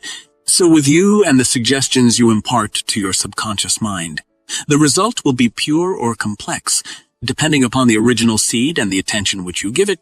In other words, plant the right kind of seed, thought of a pure strain, and habitually feed it with strong affirmative thought, always directed toward the same end, and it will grow into a mighty force, finding ways and means of overcoming all obstacles. It will reach forth with its roots to find more food on which to grow and expand its foliage to gather more sunshine. It was desire that brought progress to the world. Without it, we all would still be living in a primitive age. Everything we have in our modern world is the result of desire. Indeed, desire is the motivating force of life itself. You see it all around you, in the animal kingdom, in all forms of plant life, and in all forms of plant life, and in all acts and operations of human beings. Hunger promotes a desire for food, poverty a desire for riches, cold causes us to desire warmth, inconveniences a desire for better things. It's the generating power of all human action, and without it, no one can get very far. The keener, the more urgent the desire, the sooner its consummation. It marks the difference between the uneducated ditch digger and the person of accomplishment, between the clerk and the executive, between the clerk and the executive, between the failure and the success. So you must start with desire, keeping in mind that with the magic of believing you can obtain what you picture in your mind's eye. The mechanics are for the purpose of helping you to focus sharply your desire, picture on the screen of your subconscious mind, as well as enable you to shut off and keep out all distracting thoughts, negative ideas, or any fear or doubt projections that might otherwise penetrate to your subconscious. So let's get down to the mechanics. Secure 3 or 4 cards. Ordinary business-size cards will do. In your office, your home, your room, or any other place where you can have privacy, sit down and ask yourself what you desire above everything else. When the answer comes and you are certain that it is your uppermost desire, then at the top of one card, write a word picture of it. 1 or 2 words may be sufficient. A job, a better job, more money, a home of your own. Then on each card, duplicate the word picture on the original. Carry one in your billfold or handbag, place another alongside your bed or fasten it to your bedstead, place another on your shaving mirror or dressing table, and still another on your desk. The whole idea, as you may have guessed, is to enable you to see mentally the picture at all hours of the day, just before going to sleep at night, and upon waking in the mornings are highly important moments of the 24 hours in which to concentrate upon your thoughts with added force. But don't stop with merely those 2 periods, for the more often you can visualize the desire by this method, or by one of your own devising, the speedier the materialization. At the start, you may have no idea of how the results are to come. Yet you need not concern yourself. Just leave it to the subconscious mind, which has its own ways of making contacts and of opening doors and avenues that you may never have even thought of. You will receive assistance from the most unexpected sources. You will find that ideas useful in the accomplishment of your program will come at most unexpected times. You may be suddenly struck with the idea of seeing a person you have not heard from for a long time, or calling upon a man you have never seen before. You may get the idea of writing a letter or making a telephone call. Whatever the idea is, follow it. Keep a pad and pencil on a stand near the head of your bed, and when these ideas come during the night, note them on a pad so they will not be forgotten by morning. Many successful people get ideas during the night that are immediately transcribed to a pad so they will not be lost. For many years, before I thoroughly understood this science, I was associated with an executive who, after reaching his desk in the morning, would begin pulling notes out of his pocket. In a few minutes, things would begin to hum. These notes might contain comments on various advertising media, an outline of a sales campaign, new purchases, or a rearrangement of the sales organization, but all of them contributed to the success of his operations. If you bear in mind what I told you about successful executives and their custom of keeping in their offices pictures, mottos, slogans, busts, and statues, you will appreciate that in using the cards you are utilizing the same forces, only in much more concentrated form. As I write this, my memory goes back to the time when I put this science to work in order to pull off the rocks, the firm of which I was then vice president. All the employees sat around in a half circle, and as I began my remarks, I asked each man to provide himself with paper and pencil. Most of them thought that I wanted them to take notes, but there was considerable surprise when I told them to write down what they most wanted in life. I explained that if they would do this, I would point out the way to obtain it. 2 or 3 of the younger men laughed, but the older men, realizing that I was deadly earnest, did as I suggested. To the younger men I said simply, if you want to hold on to your jobs, you'll do as I ask, for if this stuff doesn't work, we'll all be out on the street. They complied. I told them to show no one what they had written. After the meeting, one of the younger men came to me to apologize for having laughed. That's all right, Bob, I told him, but it sounded so silly at first, he explained. Imagine me getting a new automobile by simply writing it down.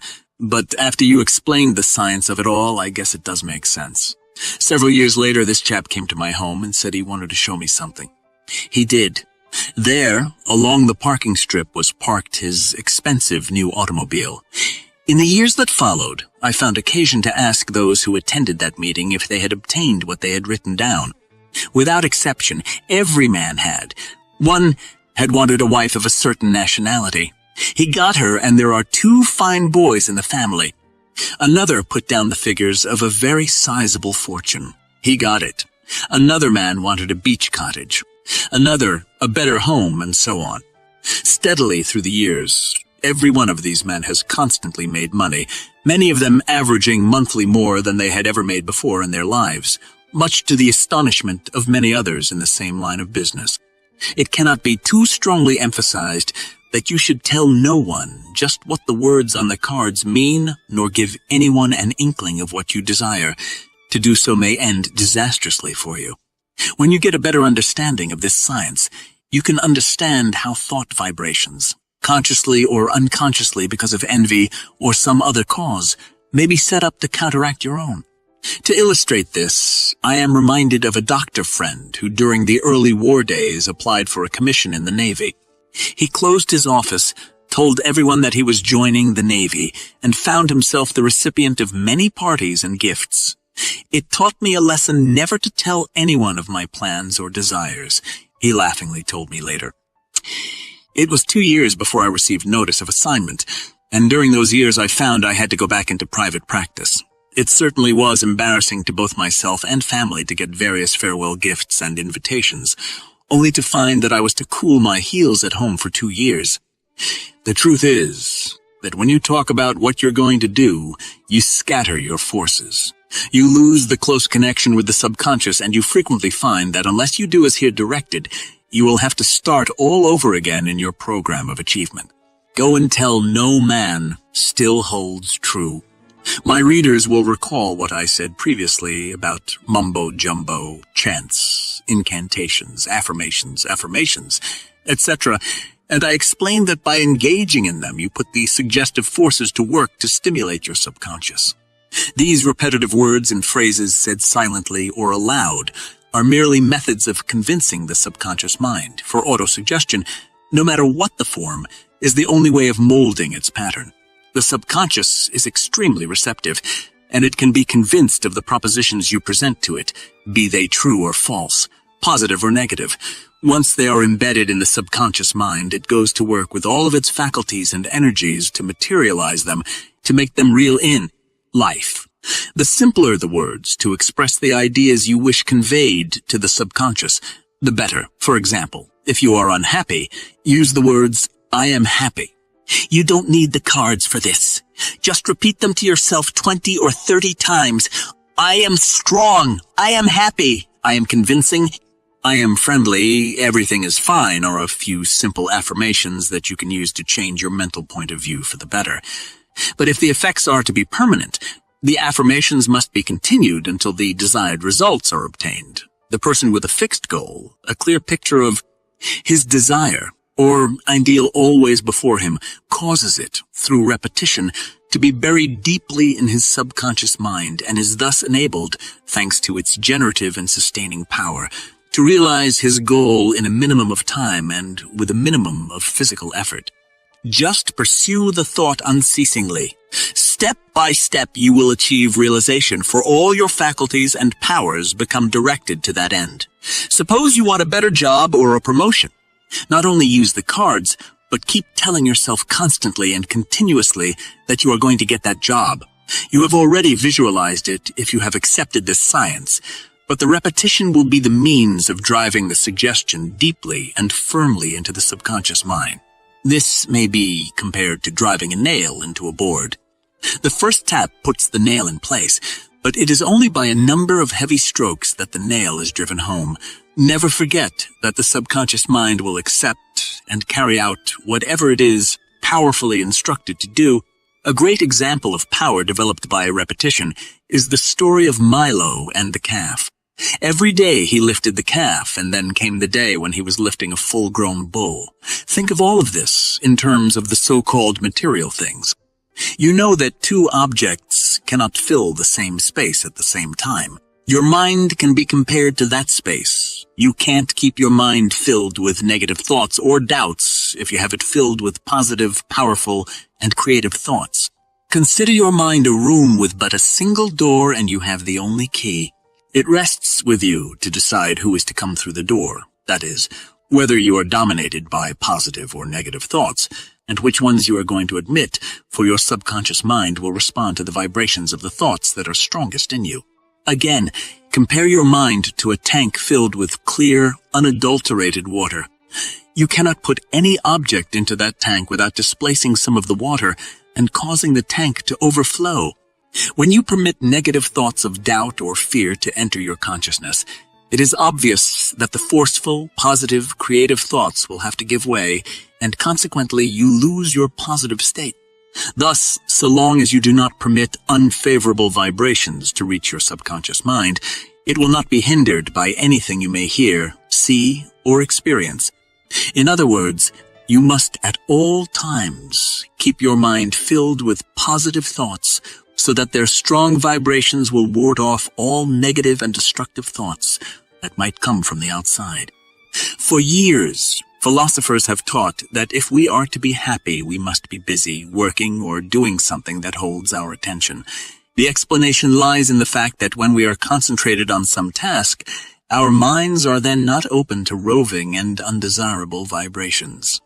That is why many doctors advise business and professional men to take up hobbies in order that their minds may be diverted from worry and troubled thoughts. Others advise trips, new scenes, new personal associations away from the familiar places where it is difficult to get away from disturbing thought vibrations and associations. As I write, I think of an elderly couple who lost their only son in the Normandy invasion. For months after news of the boy's death was received, the couple kept his room intact just as it was when he left. On Sundays, they would spend hours rearranging the furniture and fondly handling his belongings. Was it any wonder, with minds so constantly occupied with the memories of their son, that they became embittered old people? I know what it means to lose loved ones, but I have also learned that it is necessary to close the door on yesterday and keep it closed. We live today, not yesterday. Now that you have an understanding of how circumstances, environments, and material objectives come into your life through your thinking, it's up to you to make your cherished dreams come true. Suppose you want a new home. After you've got the first glimpse of the picture, start your affirmations going. Use any expressions you wish, or something like this.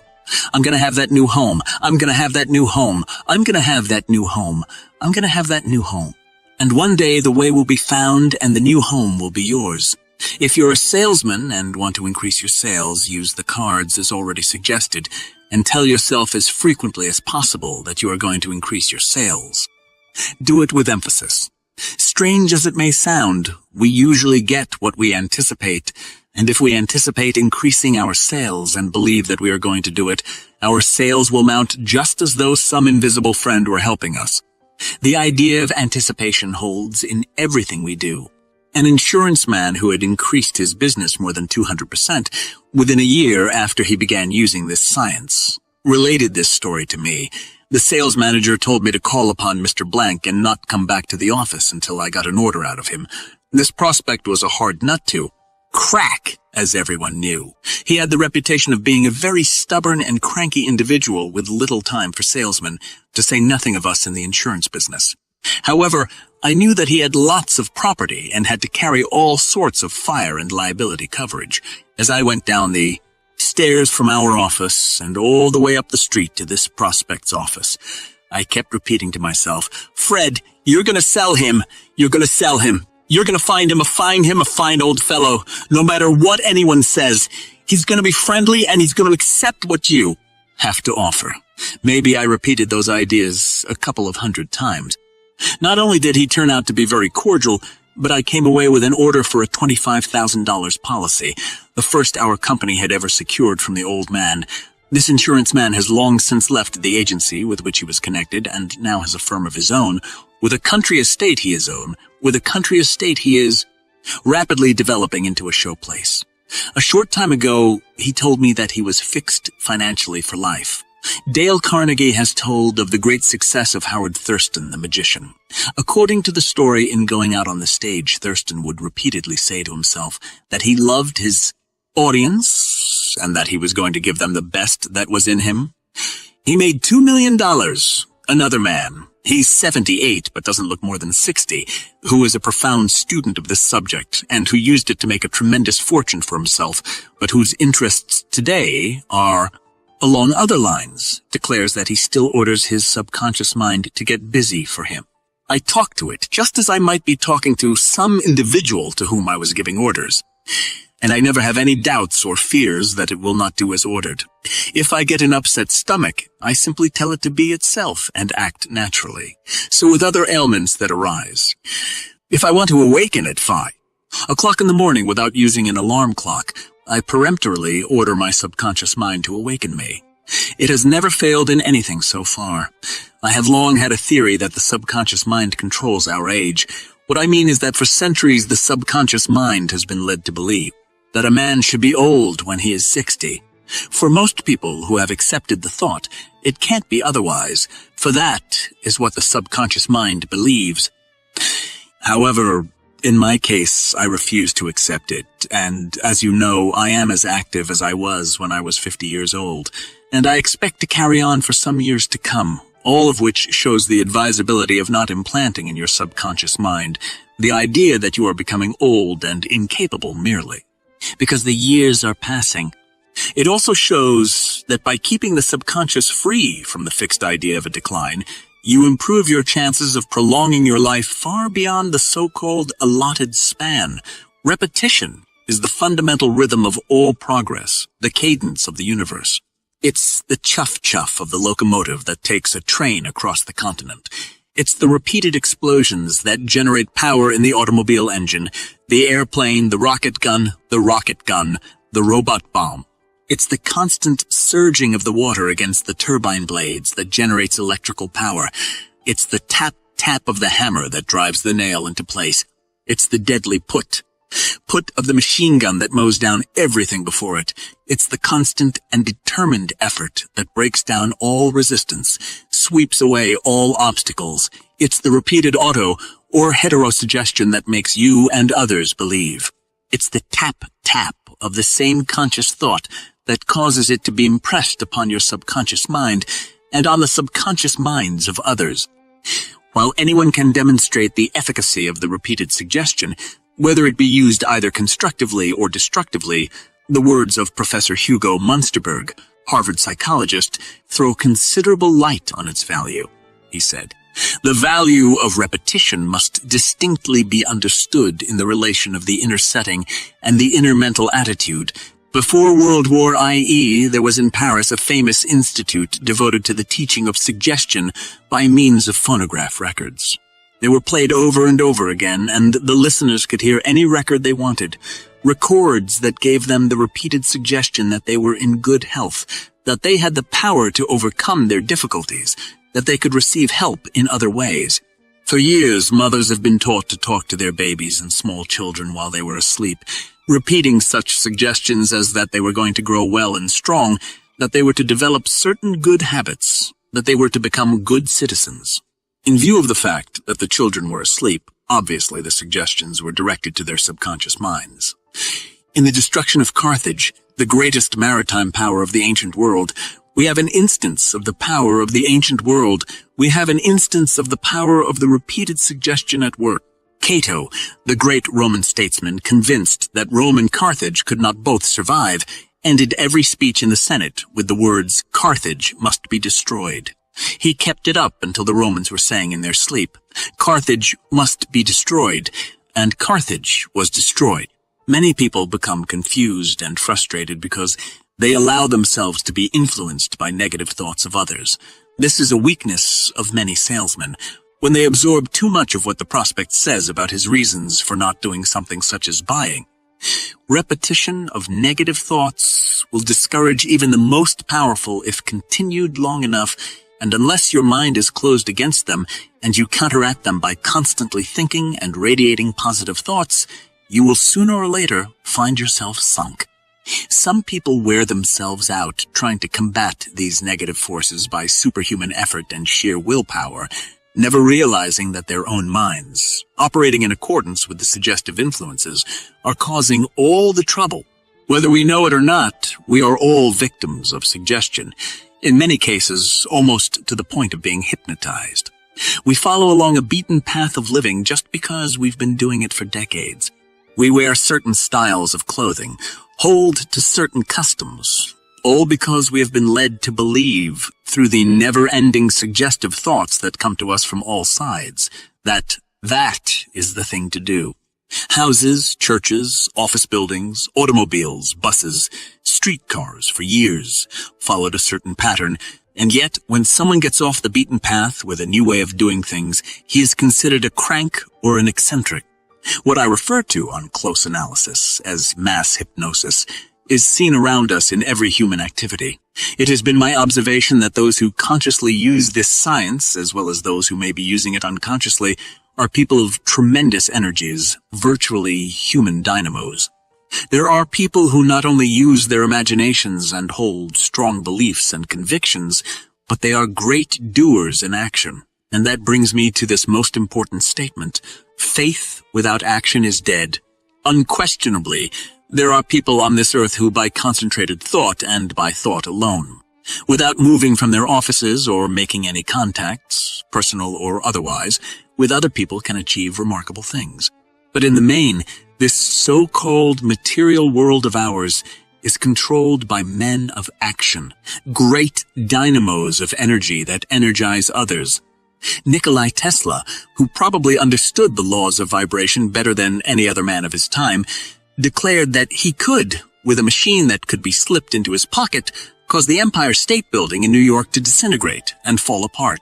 As a matter of fact, the operation of a somewhat similar bit of apparatus did cause buildings to shake, windows to break, furniture to move in lower New York when Tesla was first experimenting with it during the 1890s. That machine came out of Mr. Tesla's mind. His thoughts created it. Here is an example of a man who coupled his faith with action. There are metaphysicians and teachers of the occult who claim that a person can sit in his own office and visualize orders pouring onto his desk, and the orders will quickly materialize.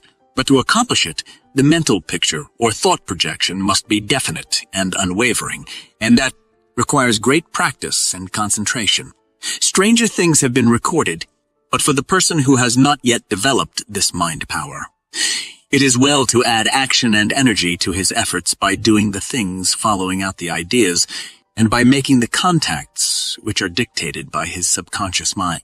Many years ago, I read that Franklin D. Roosevelt constantly made use of his subconscious mind, and I am certain that he knew much about the use of the repeated suggestion. He never looked backward, but always forward. Yesterday was a closed book. On April 17, 1945, Kirk L. Simpson, an Associated Press staff writer and an intimate of the late president, told of a party given Roosevelt after he had been stricken with infantile paralysis.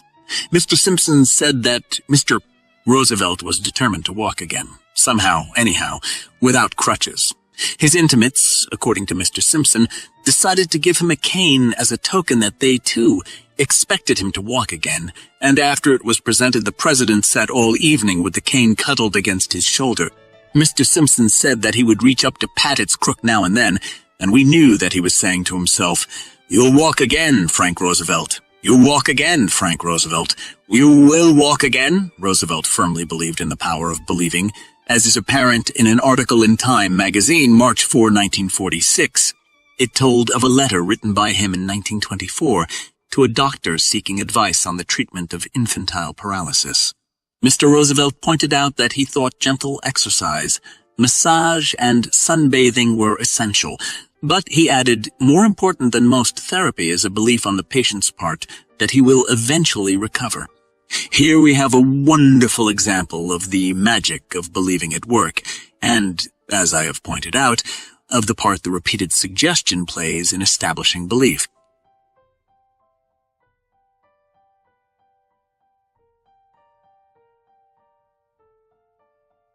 Chapter 6. The Mirror Technique for Releasing the Subconscious. The toughest problem that confronts most people is the lack of money, and while I have read and heard of people finding bundles of $1,000 bills by using this mind stuff, I think that money comes as a result of combining mind stuff and energized action. Money certainly can be attracted by your thought, and once it appears on the horizon, your thought will lead you to ways and means of acquiring it. While I was in the investment banking business, I knew many people of large means, and I found that every one of them had a money consciousness. They thought wealth and their coming to possess it was quite similar to my own experience related earlier in this book. It is always the same technique, no matter what your desires. Get the picture of what you want and keep telling yourself that you're going to get it. But don't think it is going to come to you if you merely indulge in a period of watchful waiting. Go to work always keeping your goal in mind and start saving. Every dollar you save out of your weekly paycheck is a step nearer to the fortune that is going to be yours. Consider it as such and save as many dollars as you can. The more you save, the faster you will build that fortune. Then put your savings out at interest. Invest them where they will work advantageously for you, not by gambling or playing the market, but in securities of proven worth, in real estate or in a business of your own. As your investment grows under your money consciousness, you'll be agreeably surprised to find that the more you have, the more you accumulate. Furthermore, you'll find it exciting and stimulating. Opportunities for profitable investments will come to you from many unexpected and unknown sources. But don't make the mistake that many do and follow will, the wisps. Get sound advice before you invest a cent. I recall one woman and her daughter who in 25 years accumulated more than $500,000, which today is largely represented by apartment houses and store buildings. The woman's husband died shortly after World War I, and she was left with a fairly large-sized house. She was at her wit's end, how to support herself and her daughter who had just finished high school. She had had no previous experience in holding a job or carrying on a business, but she could cook and keep house. One morning the idea came to her to take in roomers and boarders. That was the start, and success came rapidly. Within 2 years, she sold the house and the business, realizing a handsome profit, and then bought a much larger house directly across the street from a well-known men's club, believing that with her high-grade cooking, she could get much of the club's overflow business. She did, and prospered. Even though she employed plenty of help, no task was too lowly for her in a rush period. A retired elderly businessman who had taken up his home at her place one day suggested that she open a tea room. He said he would provide the necessary funds to fix up a place. The top floor of an office building in the business section was found and the tea room opened. With herself as hostess and her daughter as cashier during the rush hours, and at other times helping in the kitchen and directing her employees, she soon made the tea room a favorite eating place for businessmen. That led to the purchase of a beach hotel through a mortgage company, and also to the profitable sale of the tea room. All of this time she was investing in securities, and it wasn't long before she had accumulated a nest egg of $25,000, which went as the first payment on a run-down apartment house. Remodeling under her direction made the building remarkably attractive. and it became very popular under her management. With the great results achieved, her reputation came to the attention of an insurance company that owned other apartment houses in those days, and she was offered the management of a number of them on a salary and a percentage basis.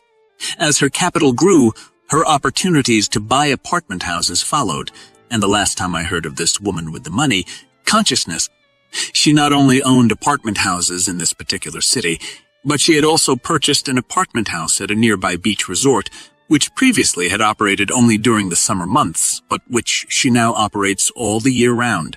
It has long been my observation that a person with a workable idea seldom has any difficulty in getting money to finance himself. However, he must be thoroughly sold on the idea himself before he can convince others to lend him money. If you contemplate having your own business, think about this and use the science of belief, for you'll find someone with money who will help you. Great fortunes are not built in a day, but come as a result of dollars adding themselves to those you already have or to those you earn and save. But if you want a fortune, you must put your mind and energies to work. It will come. Just use the magic of believing. Here's another case where by using this science success followed in rapid order, in fewer than 10 years. A corner druggist had gone into bankruptcy. The fixtures were owned by the owner of the building and most of the stock by a wholesale druggist. A young pharmacist heard about the location, but had no funds with which to proceed. Finally, the wholesaler and the landlord got together, and the young fellow sold himself to both of them. The landlord, anxious to keep the place occupied, agreed to finance the young fellow for several months, and with necessary guarantees to the wholesaler, the place was reopened. His wife helped behind the counter and at the fountain, and the business began to grow. For a long time, the young druggist had been interested in a preparation which he thought would help people, but he had never had the funds to finance himself. One day, he decided to talk with the owner of the building, a man of considerable wealth. So thoroughly did he believe in his plan that he had no trouble in convincing the owner, who organized a company for the young fellow and put up $5,000 to start. For months, the preparation was bottled in the basement of the rented home of the druggist during evenings after the store was closed. People began to buy it in increasing quantities, and the business began to expand. It spread all over the country, and within a few years, not only was the landlord paid off, but he told me that his profit was better than $50,000, and that the young fellow's income was now more than $100,000 a year. He and his company now own the building where he started. Another remarkable story came to my attention a few years back in the midst of the so-called Depression. The story is from the man's own lips. He had been in clerical positions most of his life, but one day found himself on the EWP payroll. His wife, in an endeavor to get help for some of her troubles, had taken up religion. The religious organization was one that insists upon tithing, that is, upon the payment by each member of 10% of his income.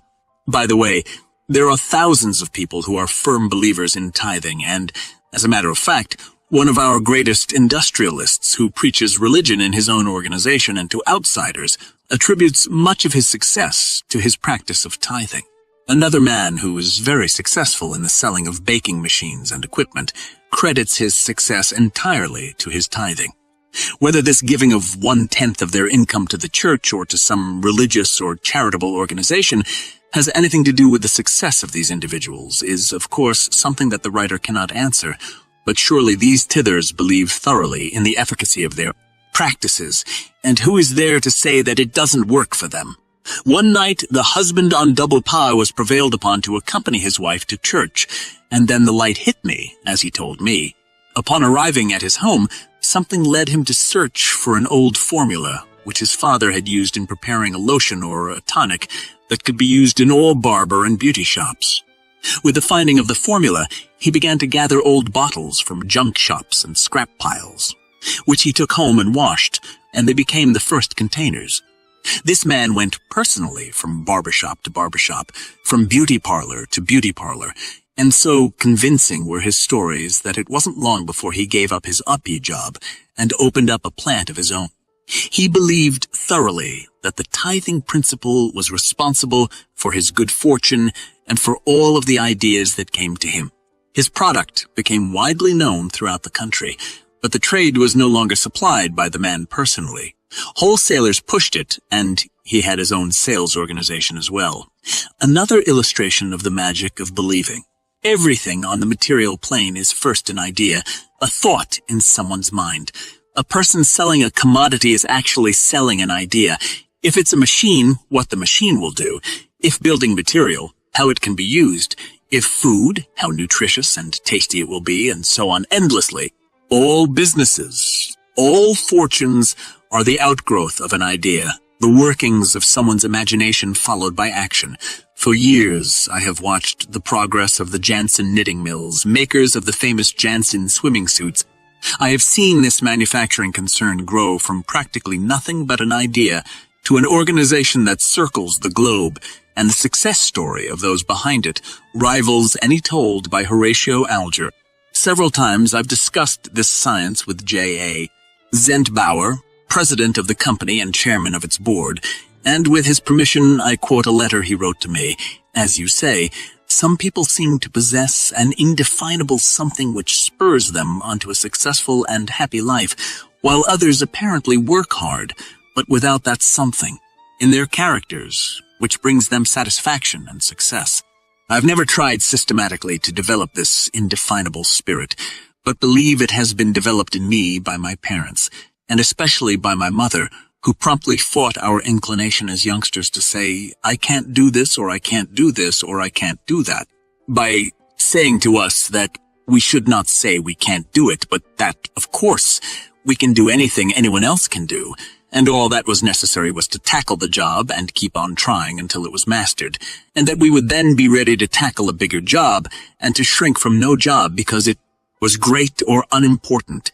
Then she was constantly resisting our inclination as youngsters to complain or growl about anything. When we were in a complaining disposition, she would say, don't grumble, but think what a privilege it is to live in such a wonderful world, and instead of complaining, brace right up and keep smiling and enjoy the blessings at hand. There were 4 youngsters in our family, 3 boys and 1 girl. We've always been exceptionally happy, and I attribute it to the training of our parents. Mother, with her constant training, and father corroborating her often by saying, always look on the bright side, never on the dark side of things. If one has not been fortunate enough to have the advantages of such influences, I can see where it would take a great amount of self-discipline and training to bring one up to the point of view which you clearly point out is necessary to get the most out of life, regardless of one's present circumstances. I'm sure the application of your science would be valuable to him. In a post-war world, the competition is unusually keen, and naturally, the person best prepared for a certain position is in a far better situation to get it than one who is not. I say this because I do not wish to give the idea to any of my readers that a man who has had neither the education nor the experience can step out of the army, or out of a job in an industrial plant, and immediately take over the reins of a large industrial plant, and immediately take over the reins of a large industrial corporation, simply by using the science of belief. There may be exceptional cases of men doing this, but they are few and far between. First things come first, always.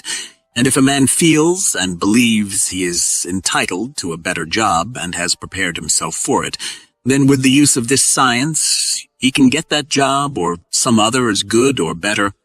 A well-known executive once said to me, the difficulty I see with most people seeking employment is that they are so wrapped up in themselves that they make no effort to impress their prospective employer with what they can do to help him, overlooking the fact that the other fellow is only interested in you to the extent that you can help him. To some of my readers, this may appear a cold-blooded attitude, but in the world of competition, self-interest is a reality that all prospective employees must face. There is an old saying that if you do not follow your own thoughts, then you will follow the thoughts of the fellow who followed his, and it means exactly what it says. And it means exactly what it says. Marks the difference between a leader and a follower.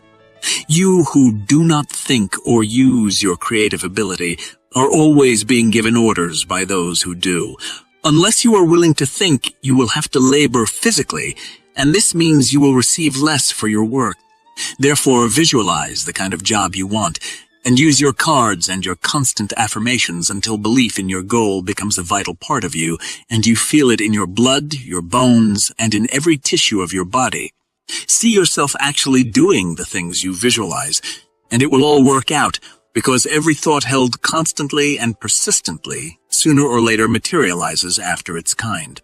All of you, sometime in your life, have taken vacation trips. Did you ever stop to analyze the mental processes involved?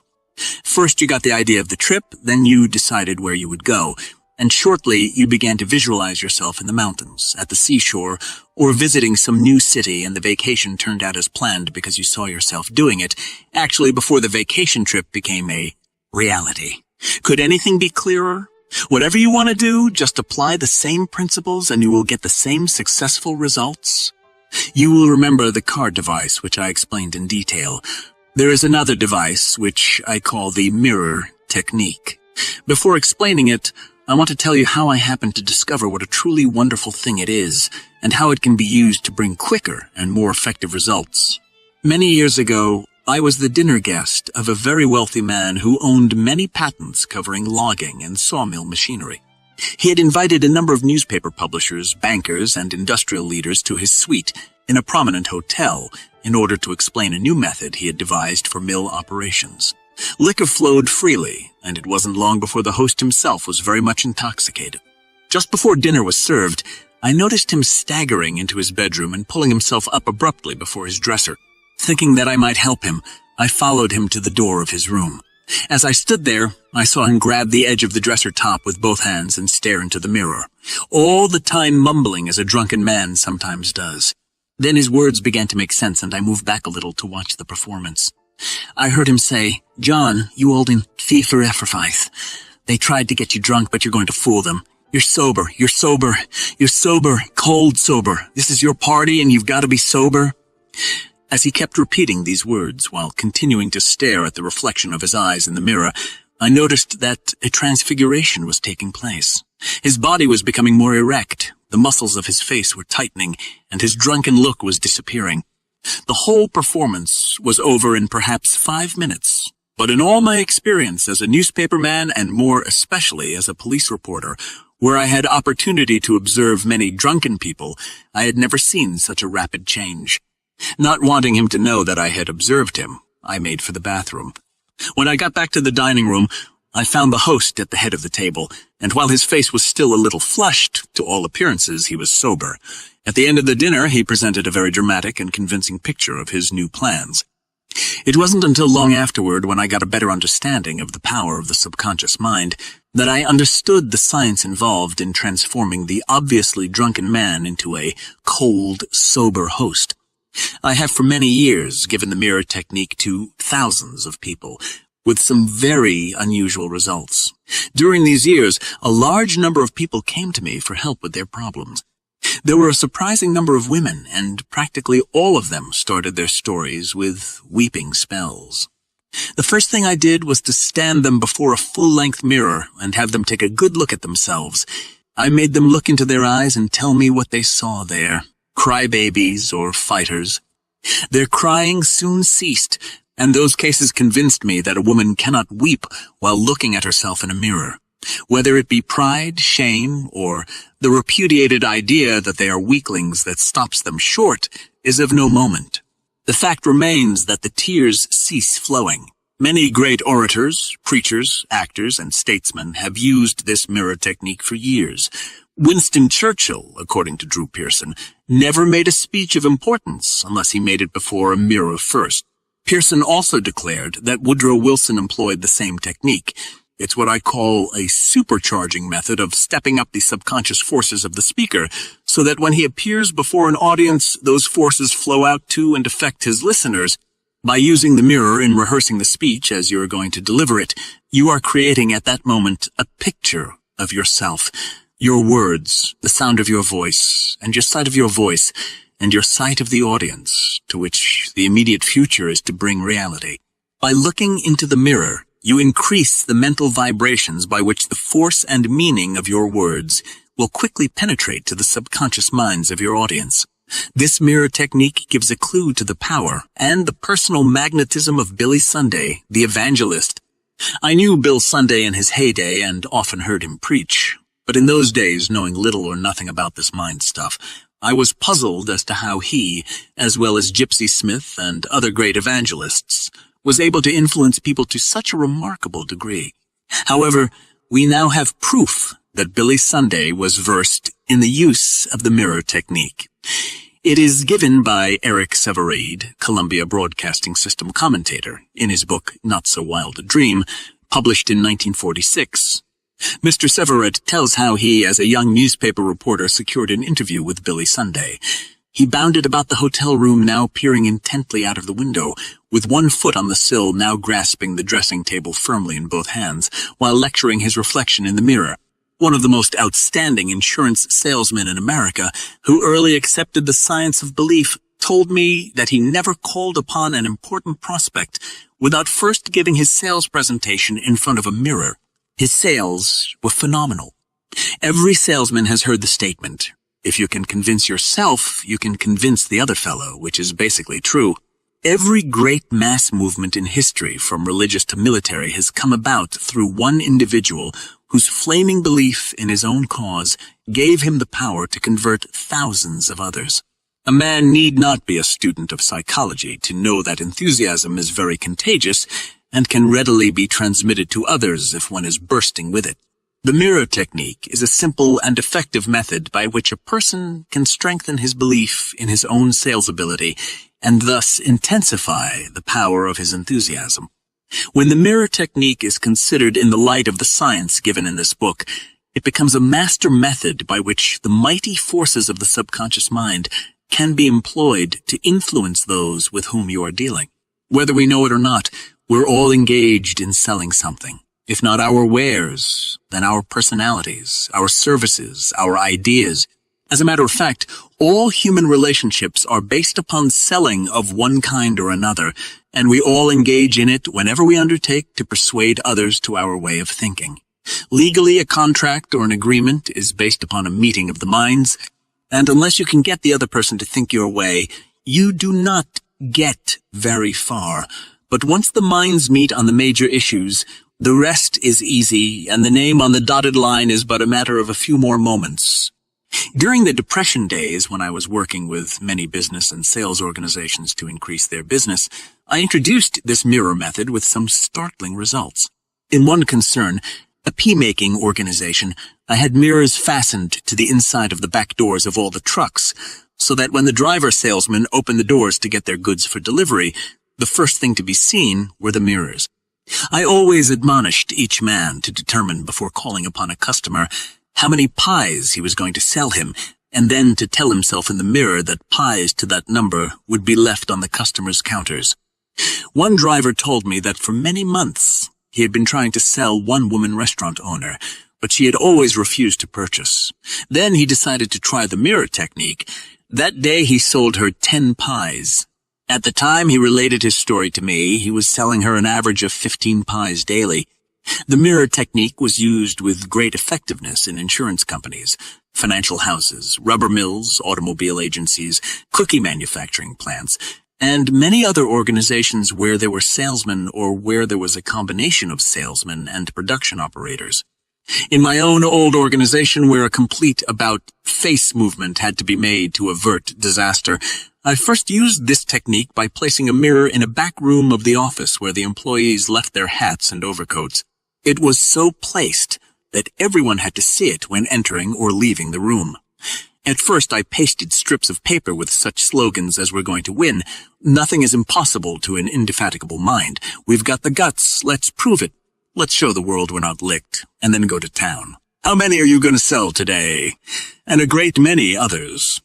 We then took to using soap to write the slogans directly on the face of the mirror. Every morning a new slogan appeared with the sole purpose of convincing our employees that they could get business even though other firms in the same line were having a struggle to keep their doors open.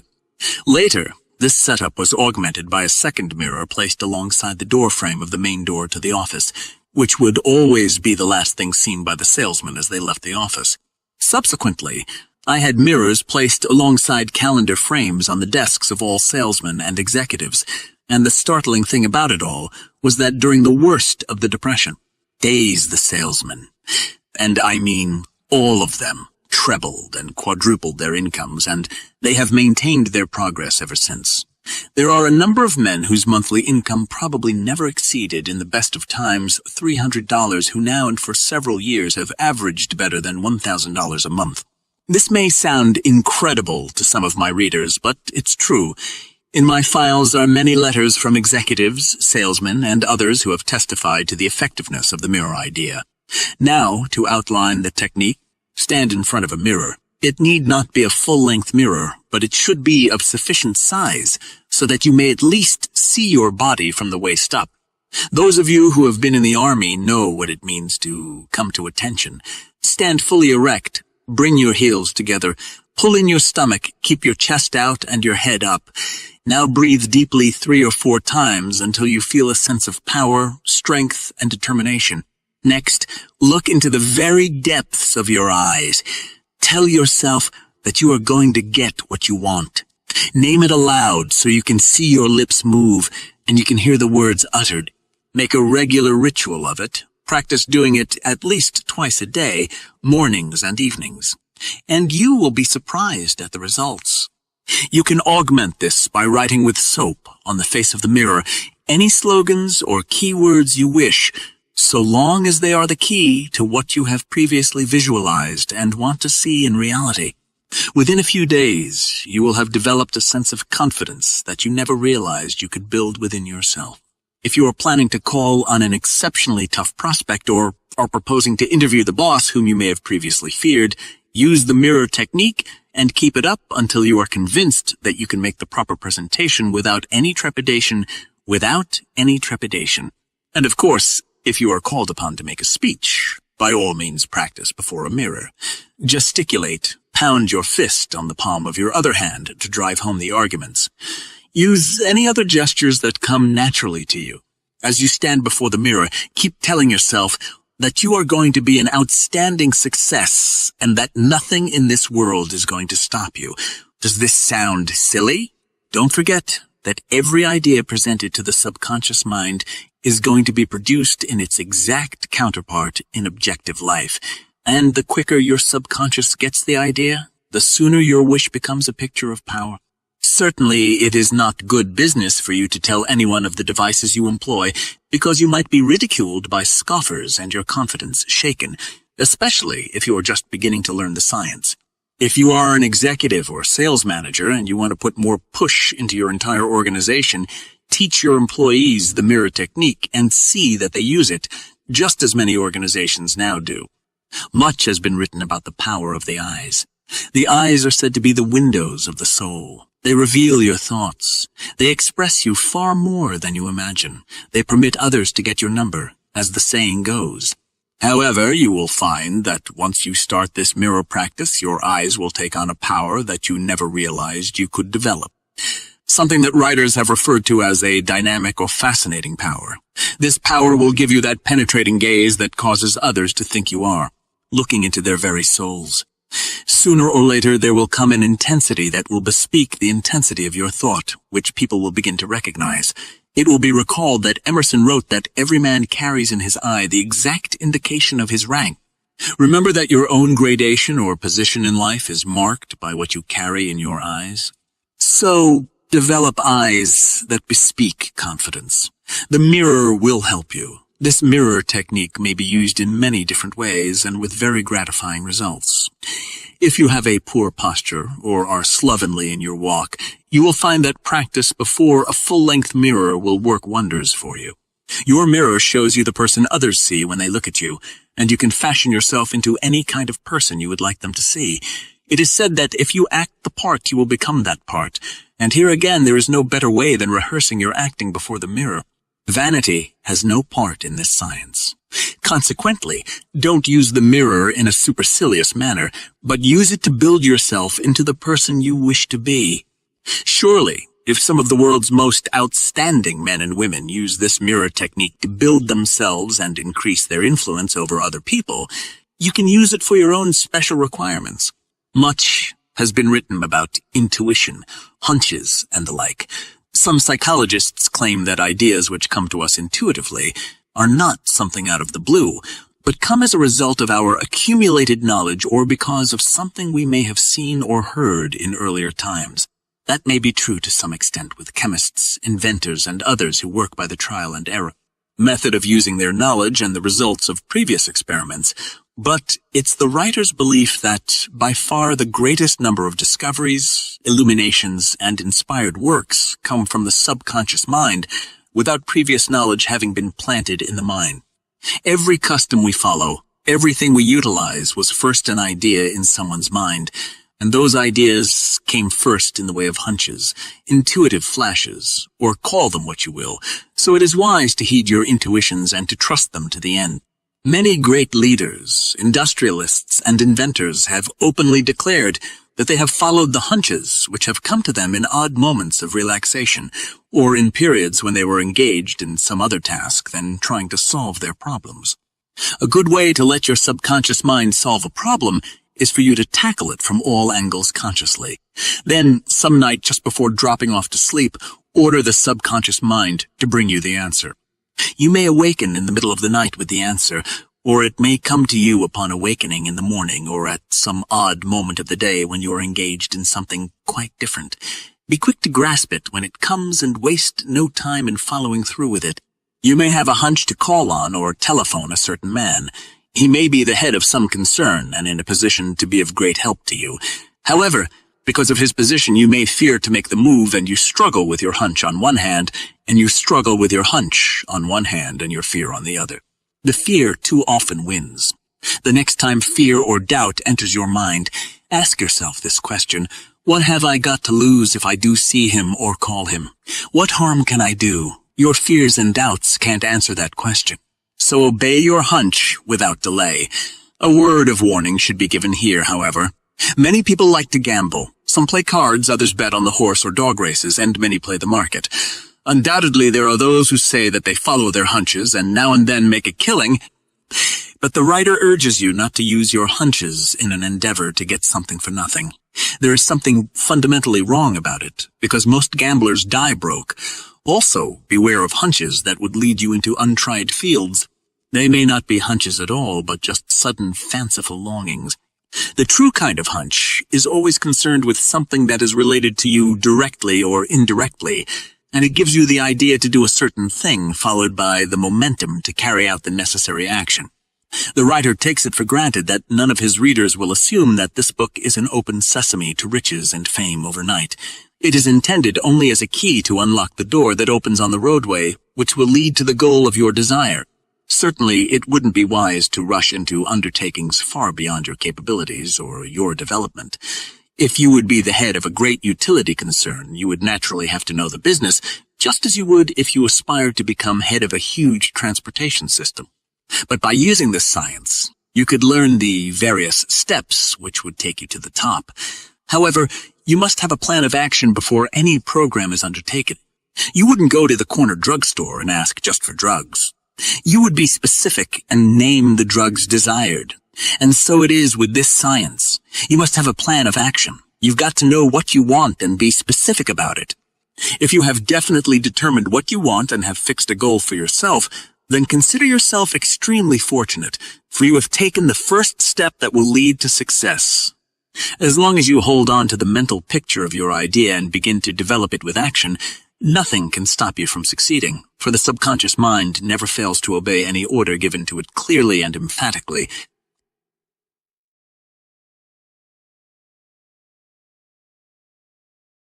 Chapter 7. How to Project Your Thoughts. Success is a matter of never ceasing application. You must forever work at it diligently. Otherwise, it takes wings and flies away. At no time can you afford to rest on your laurels. A pause for self-admiration, because there are others who may have eyes on your coveted place and who would like nothing better than to push you out of it, especially if they observe that you have a weak hold on it or are doing nothing to. Strengthen your position. Despite the great strides that America has made, it is still a country with great resources, many of which have not yet been tapped. Even though the war, with its atomic bombs, radar, rocket guns, and ships, Amphibious boats and daring uses of plastics and metals opened up a mighty unexplored field where still greater things will be accomplished by men with imaginations and the spirit. To do, the writer believes that we haven't seen anything yet. Those of us who are alive 50 years hence will be looking upon a world which, in comparison, will make the early post-war years look like the Stone Age. Already, in our laboratories, scientists are at work on what many may consider fantastic ideas.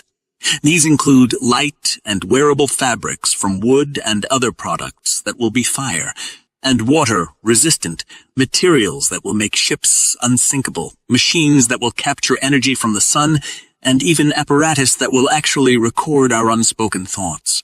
These are only a few of the things appearing on the horizon, and they are all coming from the imaginations of men or from their subconscious minds. Perhaps in less than 50 years, thought transference or telepathy will be as commonplace as the radio of today. Who knows? It has been said that man can bring into materialization anything that he can conceive mentally, and the millions of things we use and enjoy today prove it. When man fully comprehends the great power of his mind and earnestly puts it to work, not only will he have dominion over this earth and everything on it, but he may be reaching out to control the nearby planets. You yourself have this inner spark, but it must be fanned until the fire is of white heat intensity, and it must be constantly stoked, which you do by adding fuel. Ideas, more ideas, and action. One man I know who has many achievements to his credit and who has passed the 70 mark declared that most people fall by the wayside because they are never starting anything. I make it a plan and have for years to start something new. That is, new for me, at least once a week. It may be only the making of some simple gadget for use in the kitchen, or it may be an entirely new sales plan, or reading an entirely new sales plan, or reading an unfamiliar book.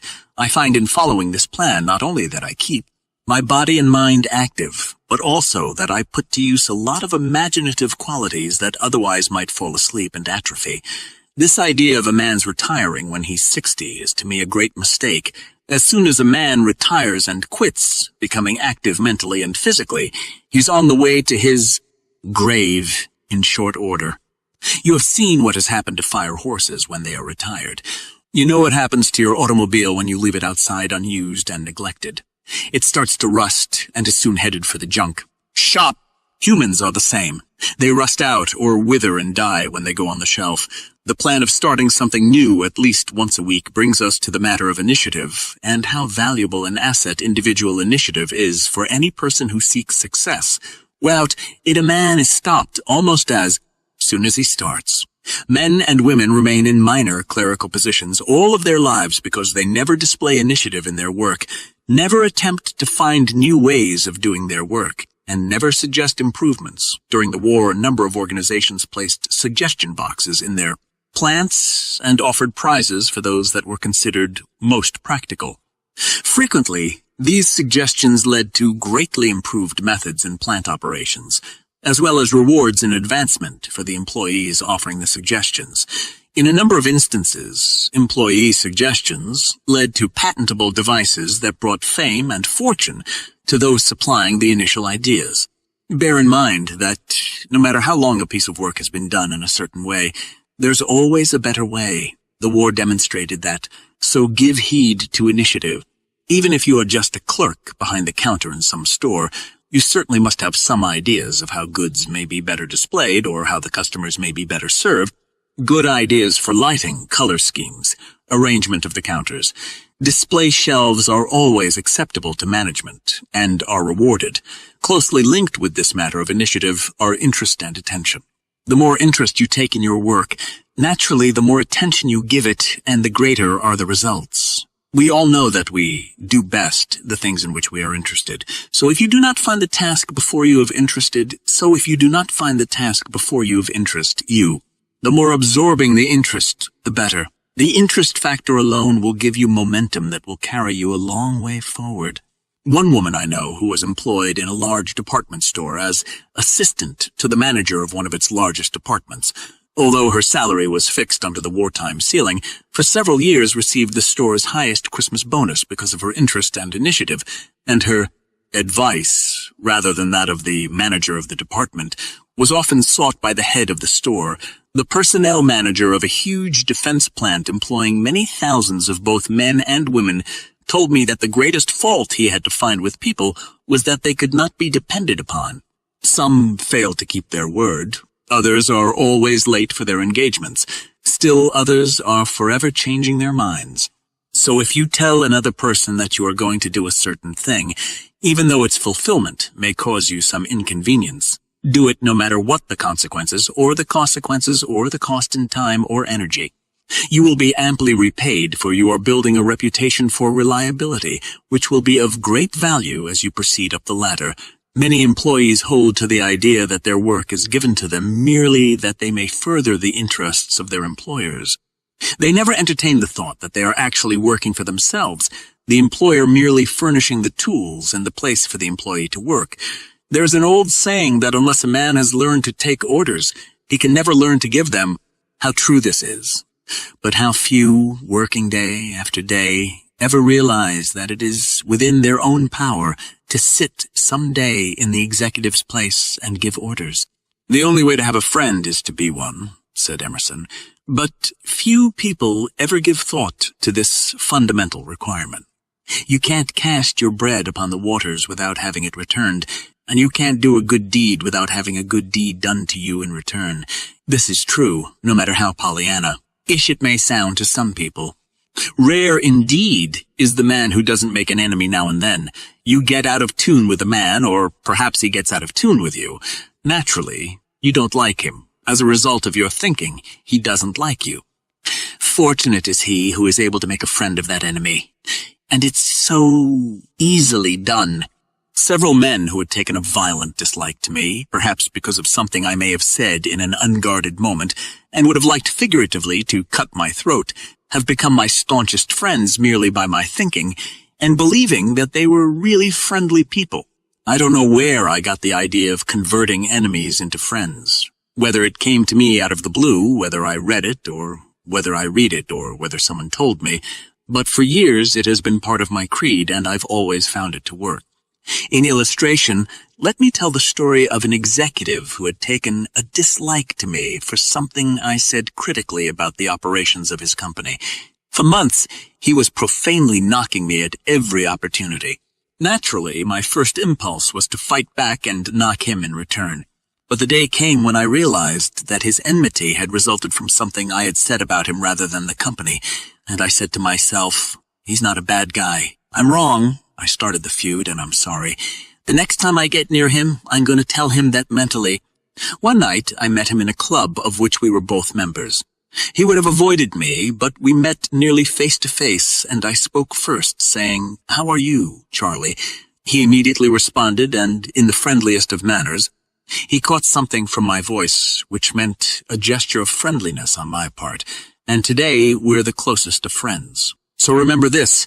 Some of our enemies may be of our own making. Those friends or enemies are merely a reflection of our own thoughts. The other fellow will consider us an enemy or friend according entirely to the picture which we ourselves conjure up. Only today, as this is written, I had an example of this thought projection. The waste pipe of the laundry sink in my home had been clogged, and I had to call a plumber. A few blocks from our home was a plumbing shop, the proprietor of which was an unfriendly person and offensive in his treatment of customers. Several times I had tried to get him to do work for us, but he was always too busy. The last time I had called him, he had told me that I would have to wait my turn. Probably he could get around to fix up the water heater in a couple of weeks. I had asked him if he could give me the names of other plumbers who might help me, but he had been entirely uncooperative.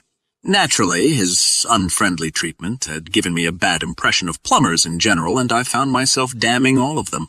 However, I had to get the heater repaired, and I quickly realized that the angry attitude toward plumbers which had been engendered by this experience would cause me to have difficulty in obtaining the services of any one of them. I simply changed my thought, saying something like this to myself: "All plumbers are good fellows. The old guy you called is just an old grouch. Forget it." I had a friend, the manager of a wholesale plumbing house, and I called him to learn if he couldn't suggest a plumber who would help me. He did, and I telephoned him at once. He said he was busy, but if an imperative job had to be done, he would be out immediately. His promise pleased me, and my gratitude for service was immediately felt by the plumber when he entered our home 15 minutes after my call. In less than 2 hours, he worked swiftly, thus differing from some plumbers I had employed. The heater had been replaced. I was genuinely delighted by his service and told him so. That naturally pleased him. Today, it was a little before 8 a.m. when I called for help. I told the plumber who I was and reminded him that he had been the one who had fixed my water heater. He remembered me immediately and said that he'd be out just as soon as possible, probably around noon. Within 5 minutes after I had hung up the telephone receiver, a man appeared at the front door asking if I had called a plumber. I asked him how it happened that he was on the job so soon when I had been told by his boss that he couldn't send a man before noon, and he replied, "Mr. Smith had just received your call as I came into the shop, and he told me to come up to your home and do what was necessary before I went out on my all-day job." I was elated with this treatment and told the plumber, which, of course, pleased him. With my help, the necessary repairs on the waste pipe were made in less than half an hour. I told him of my previous experience with the old plumber and his own boss, and he replied, "My boss is a fine fellow. He's always putting himself out to help people, and he's building a huge business as a result. Never have I found a better boss. You wager, think and believe that the other fellow is a fine chap, and that's what he'll turn out to be, for never forget that the thing we get back is a reflection of what we project mentally. Do not reject this great truth. Just apply it, and you'll be amazed at the startling results. Watch the bus driver respond, the elevator operator beam, and the clerk behind the counter hurry to oblige you when you send out friendly thoughts. It can be used in every encounter in life, and if you're wholly sincere about it, you will never have to worry about making enemies. And, as ye would that men should do to you, do ye also to them likewise, says the Bible. As a matter of fact, many successful men and women, irrespective of any motive that may actuate them, work on the assumption that when they do something for the other person, something will be done for them. That may sound rather calculating, but the basic law of reciprocity remains regardless of the situation or circumstances. It is simply that there must be a logical effect from every cause. It isn't a matter of bootlicking when you try to please the boss. It's just common sense to make him a friend, for in any organization, the people who get ahead are those who do their work well and try to please the boss. The boss is the man who does the promoting, and the more he is pleased with you and your work, the faster is your own progress. No matter how great your self-esteem, if you expect progress in any large organization, you must not only do your work well, but you must have the goodwill of the boss. Look around you a bit, and you'll see this principle at work everywhere. You saw it work in the schoolroom when you were young. You saw it at work in the army. You see it in American politics. And if you have studied animal life, you have recognized it working among the highest and the lowest types. Take the initiative. Always try to do something for the other fellow, and you will be agreeably surprised how things come your way. How many pleasant things are done for you. Doing something for others always pays dividends in one form or another. You can experiment for yourself with your dog. Pet him and be kind to him, and his tail will wag in grateful appreciation, and he will try to lick your hand or your face if you'll give him a chance. Scold him or strike him, and he may cringe, snarl, or even attempt to bite you. The reactions of people are similar, and no matter what the motive may be that actuates you to do something for the other person, whether it be merely a friendly impulse or your own knowledge of the law, of cause and effect, the results will be the same. Sincere compliments will always gain you friends, for most people are extremely susceptible to compliments. Compliments gratify their ego, and up you go in their friendly estimation. Successful politicians learn early in their careers the art of making friends by doing things for other people, and by speaking in praise of them. The corner newsboy you befriend today may someday be the judge before whom you stand when you have violated some traffic rule, and then you will discover what it means to have a friend at court. The same principle applies in all walks of life, yet many people overlook the fact. I sat in the office of the merchandise manager of one of the largest department stores in the country not long ago, when a woman employee came in to thank him for some advice given her regarding the accepting of a better position with a firm in another city. When she left, he said, "You know, one thing I like about this job is the number of people who come to me for advice. While you are aware that the job here keeps me on the jump, I always take time off for employees who come to me for advice. It flatters me and makes me feel as though I'm quite a fellow, and naturally I feel like doing everything I can for the people who so compliment me. This brings me to another point. A person who desires riches must go where riches are. Alone, on a desert island, a man would probably have a tough time eking out an existence, to say nothing of trying to amass a fortune. So it is in everyday pursuits. Therefore, if you want money, you've got to associate yourself with people who have it or who know how to make it. This may sound rather gross, but the truth is that if it is money you are after, you must go where it is and where it is being spent, and also you must become personally acquainted with those who have the authority to spend it. If you are a salesman selling advertising and you know the head of the firm is the man with the final say, it's a waste of time trying to convince minor clerks and junior executives. The same holds true if you are trying to sell other commodities, or, what is more important, trying to sell yourself. If you work for a man, for goodness sake, work for him, said Albert Hubbard, which brings me to a failing of many people with whom I have worked over a period of years, lack of interest in their jobs. They make no effort to learn anything outside the small sphere in which their jobs place them. Once I made a wager with the executive of a large concern whose name was frequently in the newspapers that I could find at least 20 people in his own local organization who had never heard of him, to say nothing of the position he occupied. He was nettled when he got the proof. Not only did he lose the bet, but his pride was hurt. Curiosity prompted me to check with other organizations that were nationwide in their operations, and not a single employee could tell me the name of the head of the company or the street address of its main office. This may sound unbelievable and even ridiculous to many readers, but if you have friends working in a minor capacity with some large institution, ask them the name of the treasurer or the senior vice president of the concern. Unless the employee is an exception, the ignorance will surprise you. If you are a salesman for a major oil company or even a telephone operator, surely you should make some endeavor within a short time after your employment to learn the names of the men who head the company and something of their history. Yet it is surprising how many people accept positions and make no attempt to ascertain what the adjacent department manufactures or to learn anything about the company's general operations. Perhaps the heads of big organizations err in not carrying on educational campaigns for the benefit of employees. Of course, there are large corporations that have house organs containing the names of the executives, main office locations and the like, and giving details about their method of operation. I talked with a woman employed by a large manufacturing plant who had been with the concern for many months, and outside of the name of the personnel manager who had employed her, she did not know the name of a single executive of the company, in spite of the fact that the company's publication, with articles written by various department heads, went into her hands monthly. The job you now hold is the stepping stone to the job above. How much do you know about it before you start moving toward it? Just how much do you know about your company and its policies, both inside and out? Many firms carry group insurance for their employees, with the employees paying a small part of the premiums. How many employees have ever read their policies? Few do, and further, few know anything about their Social Security rights or what the various amounts taken from their payroll checks actually represent. Man is heir to the wisdom of the ages found within the covers of great books, remarked one of our great wise men, and yet it is surprising how many people never read a book, although the war did cause more people to seek the companionship of books.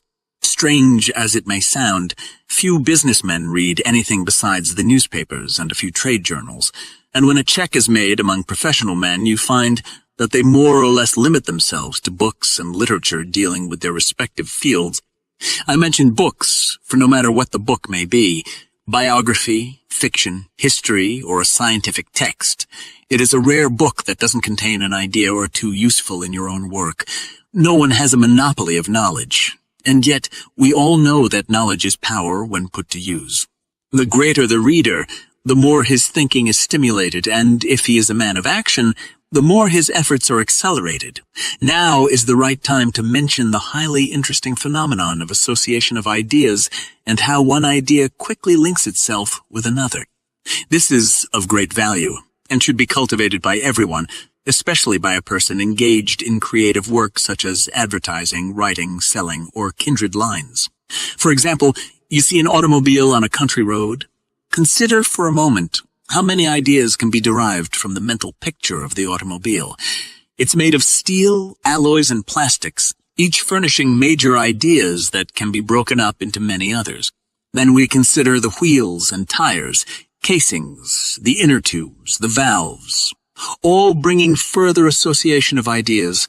We think of the roads over which they have traveled, and this suggests roads and their construction. Then we think of oil and gasoline, which brings further ideas through association, and before we know it, we have started with an association of ideas that is seemingly endless. Let's take a single idea in business. Suppose you are interested in the growth and sale of a new kind of nut.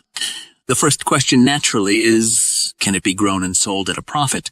Naturally, by association of ideas, you will be led to determine all matters dealing with the growth of the nut, the soil, location, climatic conditions, costs, labor problems.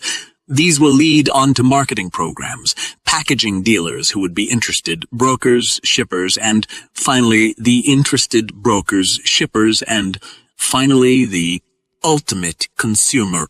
The field of ideas becomes enormous, although association started with the thought of a single little nut. A word should be said about packaging and appeal, because here again we deal with the power of suggestion. Dealers in groceries, fruits, and garden vegetables know that even if there is no improvement in the products themselves, artistic, attractive-looking packages will bring a better price for the goods. You have only to stroll through a grocery store and note the articles which attract your attention to discover this fact for yourself. Excellence in packaging distinguishes the skilled chef from the ordinary restaurant cook. The expert chef knows the value of appeal and accordingly arranges the food on the platters or plates to give it a more appetizing appeal, while the average cook, probably neither knowing nor caring, piles it on in any old fashion. For several years, I was interested in a celery farm. Prior to the interning of many Japanese during the war, my renter, an Italian, was always complaining that he could not compete with the Japanese and gave this as an excuse for his inability to fulfill his rent contracts. Intuitively, the Japanese knew the value of proper packaging.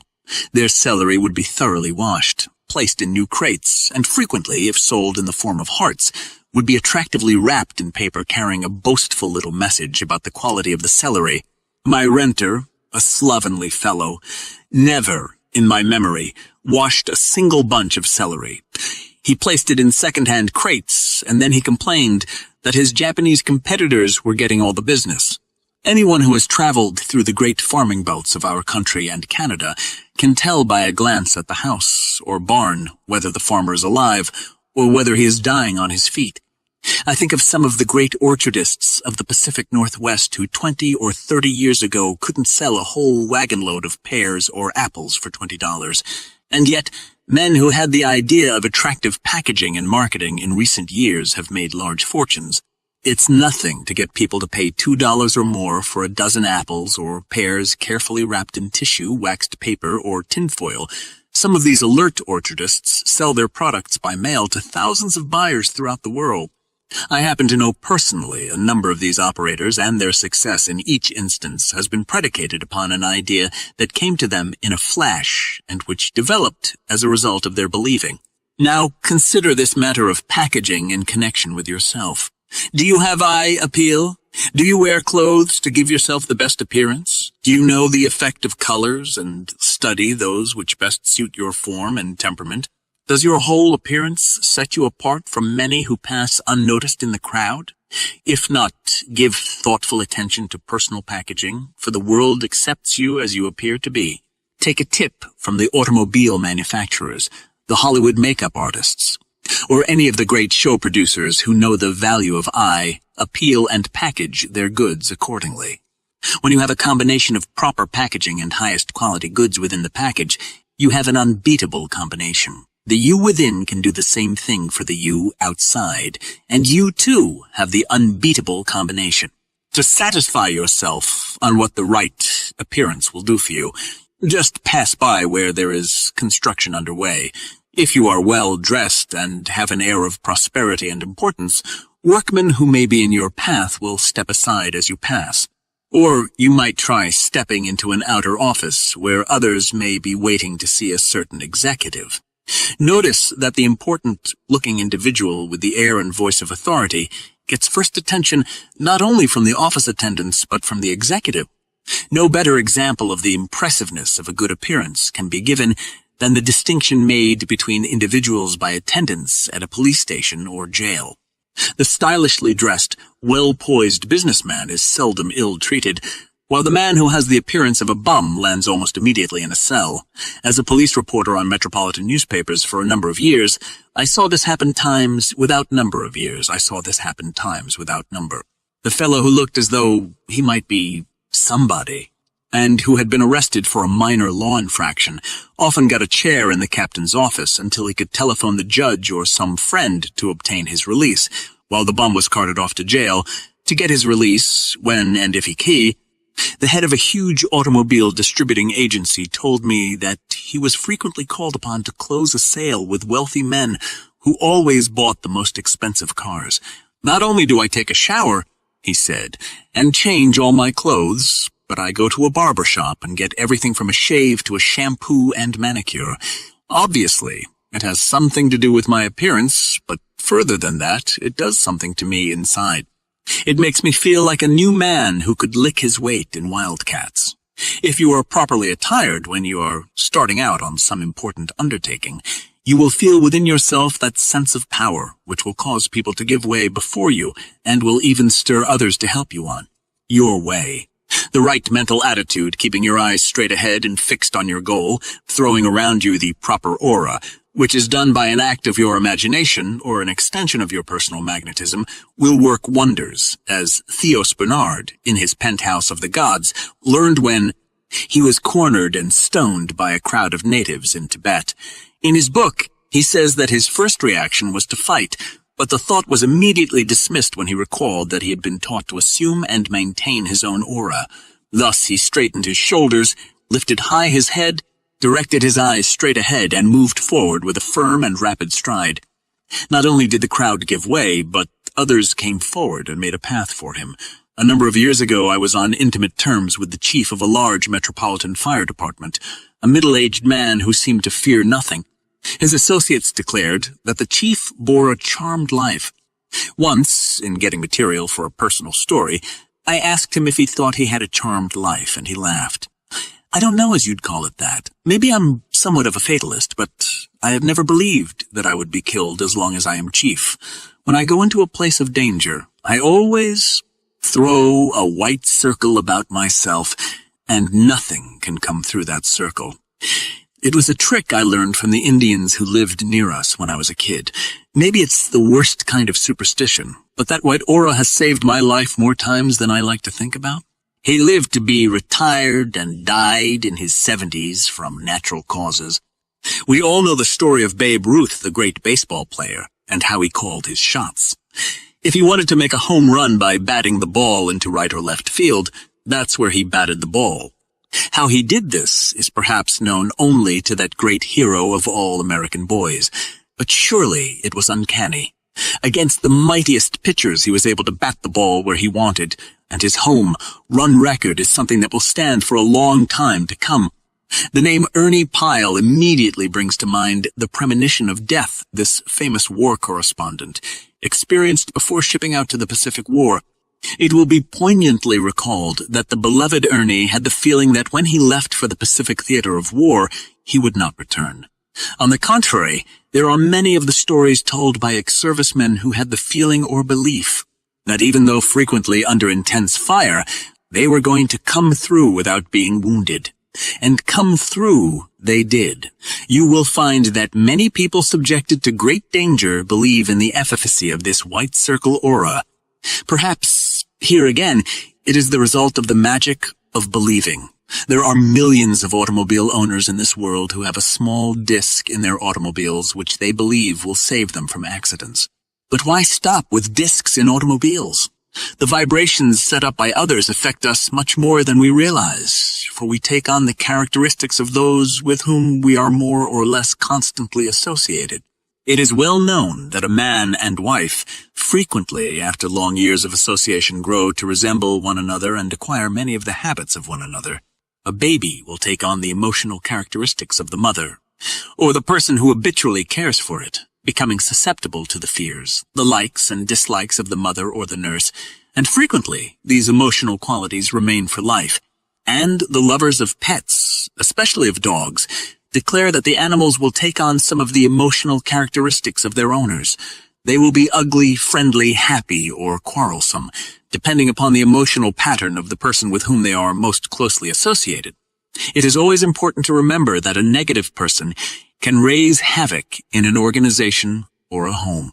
The same amount of damage can be done by a strong negative personality as good can be done by a positive personality. And when the two are pitted against one another, the negative frequently becomes the more powerful. We all know what occasionally happens to a man living among uncivilized people. He goes native. Englishmen employed as plantation or mine operators in jungle outposts guard against this by shaving and meticulously dressing each evening for dinner. An extremely nervous person in a position of authority can put nearly every person associated with him into a nervous state. You can see this happen in almost any office or shop where the executive is of a nervous type. Sometimes this emotional pattern will extend throughout an entire organization. After all, as has been said, an organization is only the extended shadow of the man who heads it. Thus, to have a smoothly running organization, all its members must be attuned to the thinking of the principal executive. A strong negative personality in such an organization, who is out of tune with the ideas of the management, can extend his negative vibrations to others and do great damage, just as one rotten apple in a box will soon cause all the others to rot. Likewise, one woman weeping can cause others in the same room to weep. One person laughing can cause others to laugh, and the yawn of a single person can cause an epidemic of yawns. We seldom realize how much our emotional vibrations affect others, and how much we are affected by their effect. If you would remain a positive type, avoid associating too much with anyone who has a negative or pessimistic personality. Many clergymen and personnel counselors often become victims of prolonged association with people who come to them with their troubles. The impact of the steady stream of woe and sorrow vibrations eventually reverses their positive polarity and reduces them to a negative state. To get a better understanding of the effect of these suggestive vibrations, you need only remember your varying feelings upon entering different offices or homes. The atmosphere, which is the creation of the people habitually frequenting the office or home, can be instantly detected as being upsetting, disturbing, tranquil, or harmonious. You can tell almost instantly whether the atmosphere is cold or warm. The arrangement of the furniture, the color scheme, the very walls themselves all vibrate to the thinking of the persons occupying the place and bespeak the type to which their thoughts belong. Whether the home be a mansion or a shack, the vibrations are always a key to the personality of those who occupy it.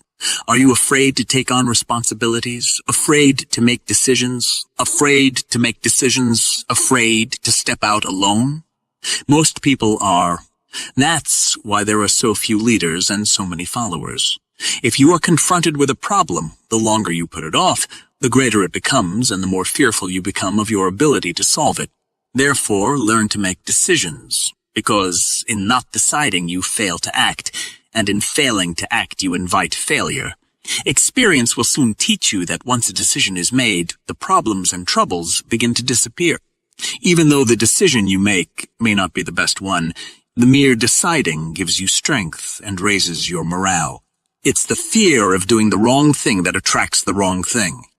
Decide and act, and the chances are that your troubles will fade into thin air, whether you make a mistake or not. All great men are men of quick decision, which flows from their intuition, their accumulated knowledge and previous experience. So learn to be quick in making decisions and audacious in your actions. The writer makes no claim to being a faith healer, but anyone who knows anything about the power of mind knows of the effects that emotionalized thinking has upon the condition of the body, and knows also what suggestion can do toward bringing disease, as well as curing it. In some faith-healing movements, cures are effected by denying that the disease exists, and there are thousands who attest to the validity of this method of healing. Followers of other schools of healing make no attempt to deny the existence of disease, but instead ignore it, affirming that they are well and happy and getting better every day. Members of the various schools of thought are the best judges of the methods that work best for them, but it must be remembered that in all cases it is the individual's belief that determines the success of the individual method of cure. However, it is interesting to note that the movement which advocates denial has a tremendous following, and its membership continues to increase by leaps and bounds. Just how far suggestion can be used to cure disease or physical ailments is still a matter of great controversy among the various schools of mental healing and members of the medical profession, but the fact remains that there are many thousands in our country alone, and the number increases daily, who are of the firm belief that a cure of their ailments came as a result of mental healing. It has long been known that the emotions developed by fear, hate, and worry can lead to many bodily ills, even to fatal illnesses, although there are still some members of the medical profession who refuse to acknowledge this fact. However, Life magazine, February 19, 1945, in an article entitled Psychosomatic Medicine, declared that during the war period, it was found that 40% of all Army disability cases originated from psychosomatic causes. Psychosomatic refers to a combination of mind and body ailments brought on by the emotions, and the prescribed treatment is a combination of psychotherapy and medical treatment. The article pointed out that many cases of hay fever, bronchial asthma, heart disease, high blood pressure, rheumatic disease, arthritis, diabetes, mellitus, diabetes mellitus, the common cold, and various skin conditions such as warts, hives, and allergic reactions were caused either by emotional upsets directly or by physical disturbances in which the emotions were an aggravating factor. The treatment consists of locating the source of the emotional disturbances and endeavoring to eradicate it. Because of the experiments of the psychiatrists and psychoanalysts during the war, the whole subject of both medical and mental treatment is probably due for a complete revision, with resulting mind cures, which may prove astounding. However, those who understand the science of psychotherapeutics are fairly well agreed that a cure does not come through treatment on the part of the healer nearly so much as it does from the patient himself.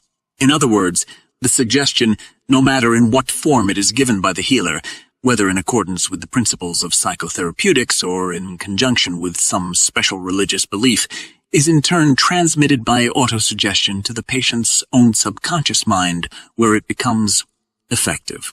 The writer realizes that the following statement may invite criticism, but the fact remains that if a patient refuses to believe in the suggestive appeals of the healer, the purpose is never accomplished. The two, the healer and the patient, have to be en rapport to get results, and it is the writer's theory that any person who possesses an understanding of the use of the power of suggestion could get the same results without the aid of a healer, provided he were sufficiently strong and constant in his own convictions and suggestions. The same technique, the cards and the mirror, with suitable affirmations, can be used to great advantage. In recent years, there has been a renewed interest in telepathy, or thought transference, arising out of the experiments and investigations carried on in many colleges and universities, particularly those conducted under the direction of Dr. J.B. Rhine of Duke University. Of course, Joseph Dunninger, radio's self-styled mentalist, with his so-called feats of thought, projection, as well as mind, reading, has done much to widen popular discussion of the subject. The records of both the American and British societies for psychical research are filled with case reports of telepathy, clairvoyance, and similar phenomena, but many people, despite the published reports of scientific findings, are prone to scoff at the idea that telepathy exists.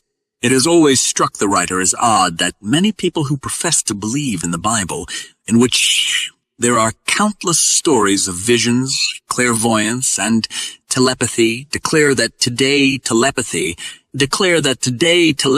and kindred phenomena are not possible. Notwithstanding the general skepticism, some of the world's greatest scientific thinkers have declared that telepathy is not only possible, but that it is a faculty that can be used by most people when they understand it. In addition to the findings of both the American and British Societies for Psychical Research and the results made public by Dr. Rhine, there are numerous old and new books on the subject. A few of the better-known ones are Mental Radio by Upton Sinclair, Beyond the Senses by Dr. Charles Francis Potter, well-known New York preacher, Thoughts Through Space by Harold Sherman and Sir Hubert Wilkins, famous explorer, Telepathy by Eileen Garrett, editor and publisher, and Experimental Telepathy by Rini Warcollier, director of the Institut Métaphysique International in Paris. When the results of Dr. Rhine's experiments at Duke University were first made public, there were many men who rushed into print to declare that the results could be laid to chance, and considerable time and money were spent in an endeavor to prove that telepathy was non-existent. Yet the experiments continue at Duke and at other leading universities. The writer has often wondered why many opposing so-called scientific investigators do not try to prove that the phenomena exist instead of trying to prove the contrary. But here again, the writer has a theory that belief is the miracle worker, and this is partly substantiated by what Dr. Rhine himself says in his book on extrasensory perception. He declares that satisfactory results were secured when the experimenters caught the spirit of the thing, and that the ability to transmit and receive became weakened when the original novelty wore off. In other words, while there was enthusiasm, there was spontaneous interest and the belief that it could be done. But when students were called back at later dates to continue their experiments in the course of their studies, enthusiasm was lacking, and the results were not satisfactory. Perhaps many of my readers will recall an article which appeared in the American Weekly magazine, August 25, 1946, captioned "Scientific Evidence Man Has a Soul," written by Dr. J.B. Rhine. In view of the fact that his explanations deal directly with the subject matter of this book, I quote the article almost in full. What has science to say about the soul? For the answer to this question, we would naturally turn to psychology, because it is literally the science of the soul. But here we have a surprise coming to us, for we find that the soul theory of man has been practically dropped from psychology books and lectures. Most psychologists will even smile tolerantly if one speaks of the mind itself as if there was such a thing apart from the brain. Everything has to be physical to be real, according to the prevailing view. Anything non-physical or spiritual as the soul is supposed to be, therefore simply cannot be. Such an idea has to be dismissed as pure superstition. The principles of physics are expected to explain everything that we call mental, if they continue to expand as they have been doing. However, some things occur now and then that just do not fit in at all with this physical view of man. For example, a person may awaken from a horrible dream in which a friend or relative is dying. The shocking picture turns out to be essentially true, and the timing about right, although the friend may be 1,000 miles away. The oddest feature of all this is that in some cases, the event perceived may not occur until hours or days after the dream, yet it may have been accurately pictured and even experienced in considerable detail.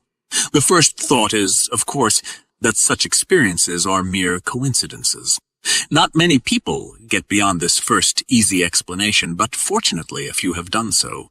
And when one studies great numbers of these experiences, they lose all appearance of being accidental. The scientific thing to do, of course, was to set to work to discover what might lie behind these happenings. Obviously, if any of these psychic experiences showed that the mind has the power to reach out beyond space and time, they would plainly be transcending physical law. The mind would then be demonstrated to be a spiritual rather than a physical system. Here was a clue to the soul. Just a clue, nothing more. But it provided the necessary lead to reliable evidence. It was from these psychic experiences that the ESP tests were derived. ESP is the abbreviation of extrasensory perception, which includes telepathy and clairvoyance.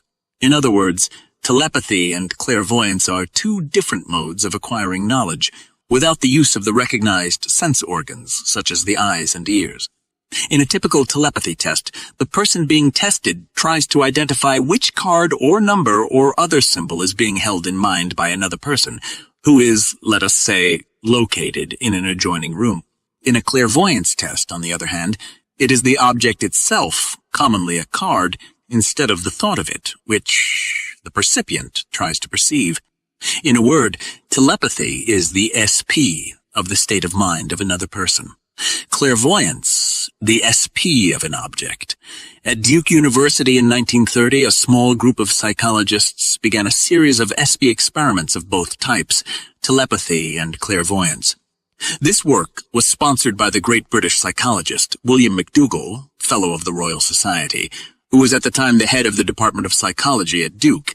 This work, which was carried out in what came to be called the Parapsychology Laboratory, para, meaning the unusual, the exceptional, the unorthodox, was by no means the first of its kind.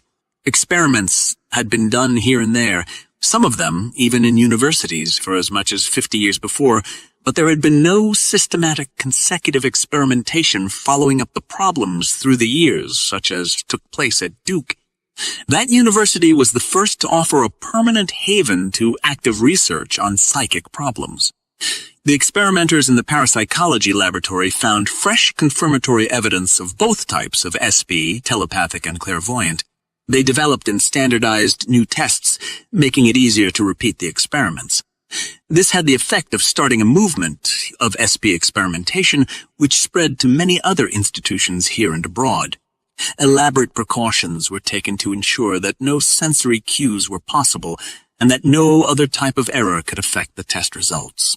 The tests were of such a nature that the scores could be evaluated by standard and long-approved statistical methods.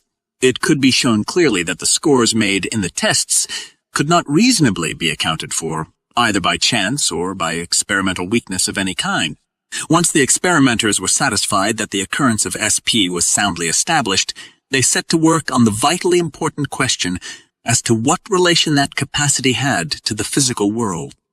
Do telepathy and clairvoyance operate strictly under physical law, or do they reach beyond the limits of physics as the spontaneous psychic experiences seem to do? Fortunately, it was a simple matter to test ESP in relation to space. For example, we needed only to conduct tests with long distance between the cards and the person trying to identify them by SEF, and compare the results with short-distance tests. Both telepathy and clairvoyance tests gave as good results at great distances as they did with small. Distance measured in yards, miles, or hundreds of miles simply did not matter in the operation of SP as far as the experiments went. For that matter, angles, barriers, and other physical conditions seemed likewise to have no effect on success in the SP tests. What, then, about time? We argued that if space does not influence SP, time should not be expected to affect it either. The tests for SP of the future, or precognition prophecy, is a more familiar word, or easily derived from the regular SP tests. People who could successfully identify cards extrasensorially at a distance were then asked to try to predict what the order of cards was going to be after the deck was shuffled. We found that they scored as well on decks of cards that were mechanically shuffled before checking, as they did trying to identify the cards as they were in the deck at the time. Moreover, they did as well at predicting the order of the deck of cards 10 days ahead, as for a 2-day period. Length of time beyond the prediction and the checkup following the shuffling made no more difference than had the length of distance in the earlier experiments. There was only one interpretation of these experiments possible, namely, that the mind of man somehow transcends the space-time limitations of the physical world in these capacities we're calling extrasensory perception. As the experiments were confirmed by other research men and women in other laboratories, the conclusion became firmly established that the mind does indeed possess properties not belonging to physics as we know it. Since space and time are the surest indications of what is physical, The mind must, therefore, be extraphysical or spiritual in nature. And all we mean by the soul in man is that the mind is non-physical or spiritual in character. The SP experiments, then, have yielded evidence of the soul in man. To some people, this will seem a very small beginning on the problem of the soul. Certainly, we must not exaggerate the extent of the findings. Actually, we have done little more than produce evidence for an elemental sort of soul theory. There is, of course, a great deal more to the religious concept of the soul than has been found in these researches. There are many great problems remaining. Is the soul capable of separation from the body? Can it survive bodily death? If it can and does, can discarnate souls have any contact with the living or in any way influence them? What about the idea of a world, soul, or God? What about communication between souls, especially the soul of man and God? These and many other fundamental questions of religious doctrine remain untouched by anything thus far discussed in this article.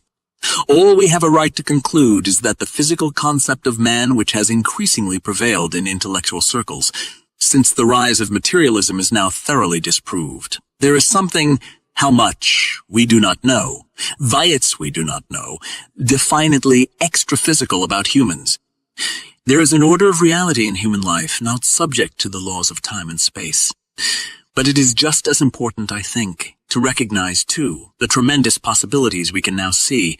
The soul theory of man gives us much to build on in our further thinking on religious problems. We have now verified the essential foundation upon which the spiritual philosophy of man was originally erected. It remains for scientific inquiry to go on further to find out by the same methods all we can about human personality, its nature and destiny. Its nature and destiny, in short, to take up the other great questions of religion. There was a time when experimental inquiry into the problems of religion would have met with vigorous opposition from orthodox religious leaders. There are still many conservatives that would resent the intrusion of science into the domain of what they think should be pure faith. But a great many of the most deeply religious men and women of today are eagerly reaching out for a more tangible sort of knowledge regarding the human mind and all of its potentialities that lie far beyond our present knowledge. Surprisingly enough, it has been from orthodox science that we have met with the main opposition. The scientific conservative especially fears any division in nature, any such dualism as that of soul and body, so much so that he is likely to refuse to look at any evidence which suggests such a duality.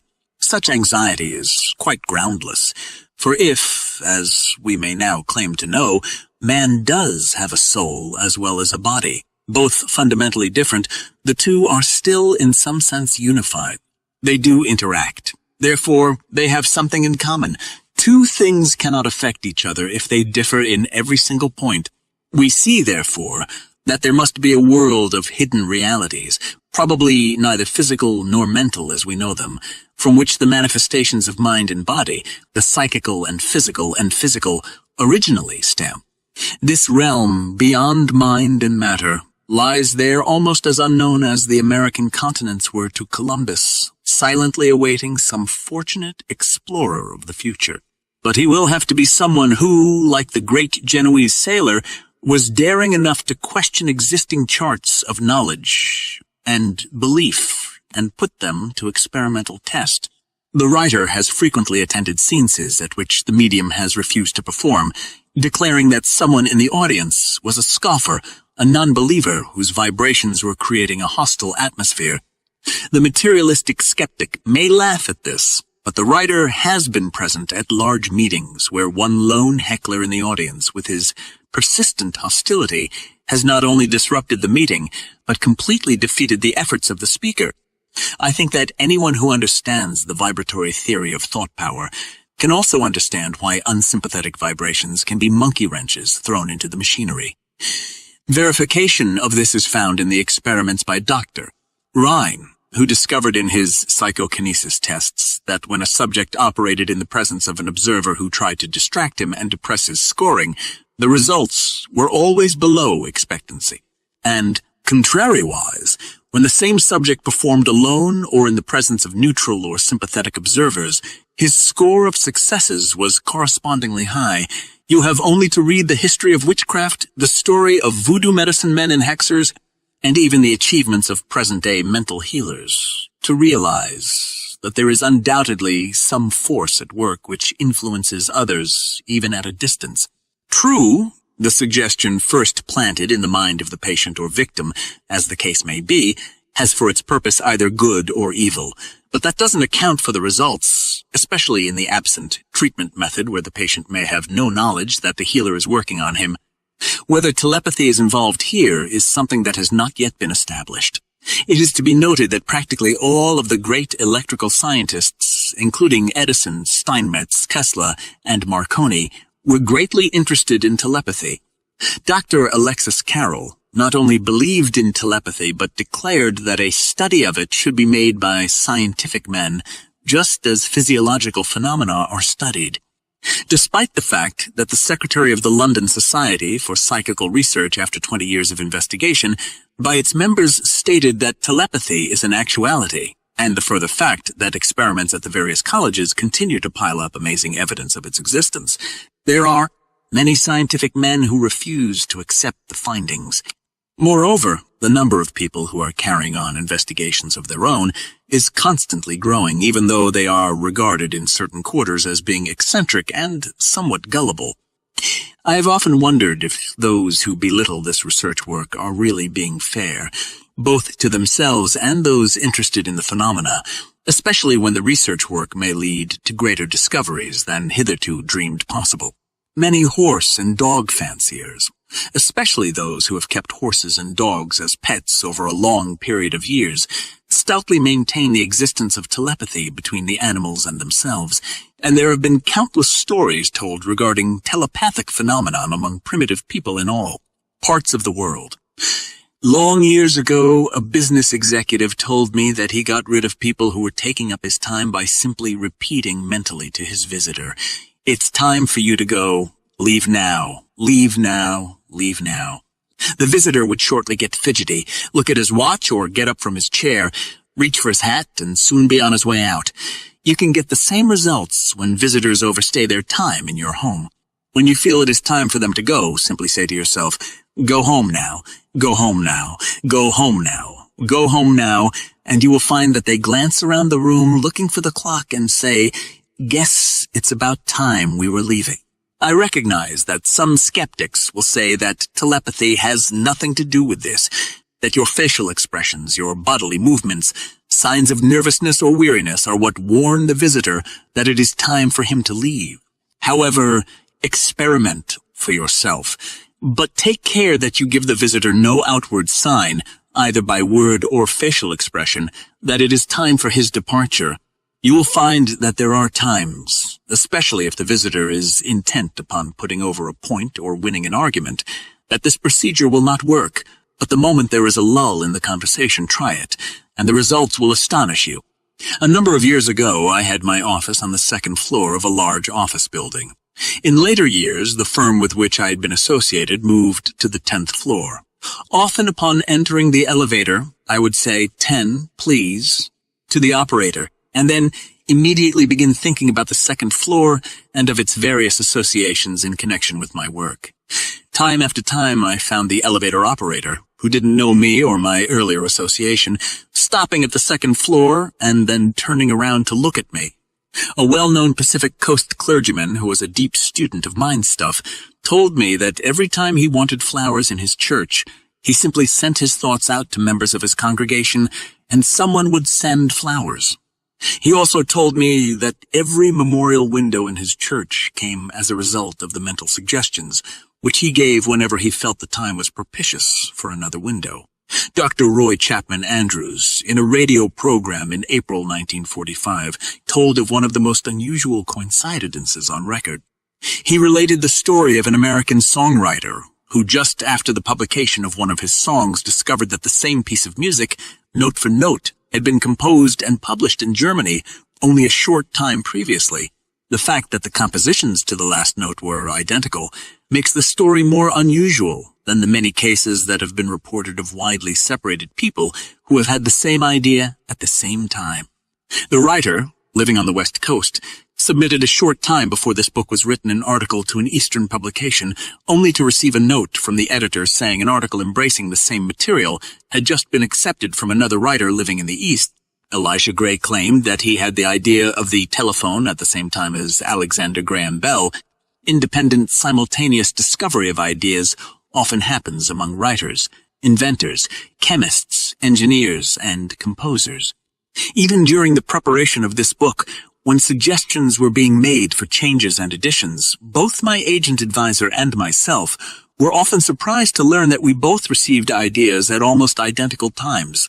Not only did we get similar ideas, but the suggestive use of identical names of people came to us almost simultaneously.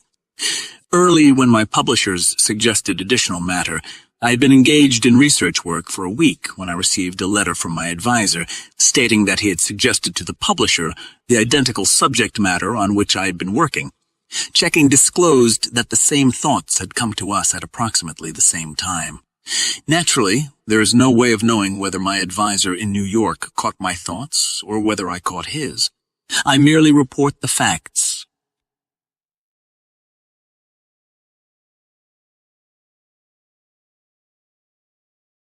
Chapter 8. Women and the Science of Belief.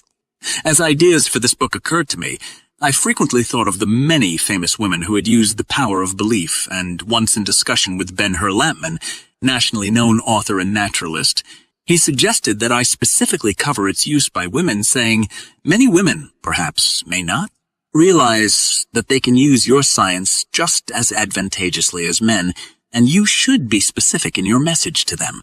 Once they understand and apply what you give, they'll find themselves in a position figuratively to turn the world upside down. If there were some way for women of all nationalities to unite and use this science, there would be no future wars. Women are supreme egotists in the sense that when they get the idea they can do something, and that idea becomes thoroughly embedded in their consciousness, they will stop at nothing to achieve their purpose. You know the old saying, the female of the species is more deadly than the male. That is true, and once women understand their power, and you can give them the clue, nothing will stop them. If they wish, they may actually run this old world. Heaven has no rage like love to hatred turned, nor hell a fury like a woman scorned. And once they are aroused and understand what they can accomplish, there will be no stopping them. Women are more versatile, more adaptable. Even though Napoleon declared that he made circumstances, most men are its victims, while women, by their very nature of thinking, make circumstances serve them. Then, when I read an article by a woman complaining that American women don't get a break, it dawned on me that if women of today don't get a break, it is the fault of no one but themselves. The only thing they have to do is to follow the examples of their sisters who have preceded them and have made their own breaks. Therefore, I want to emphasize the importance of the adoption of this science by women for their own special needs, and in the following pages I shall give examples of women in the past and present who have used it with great effectiveness.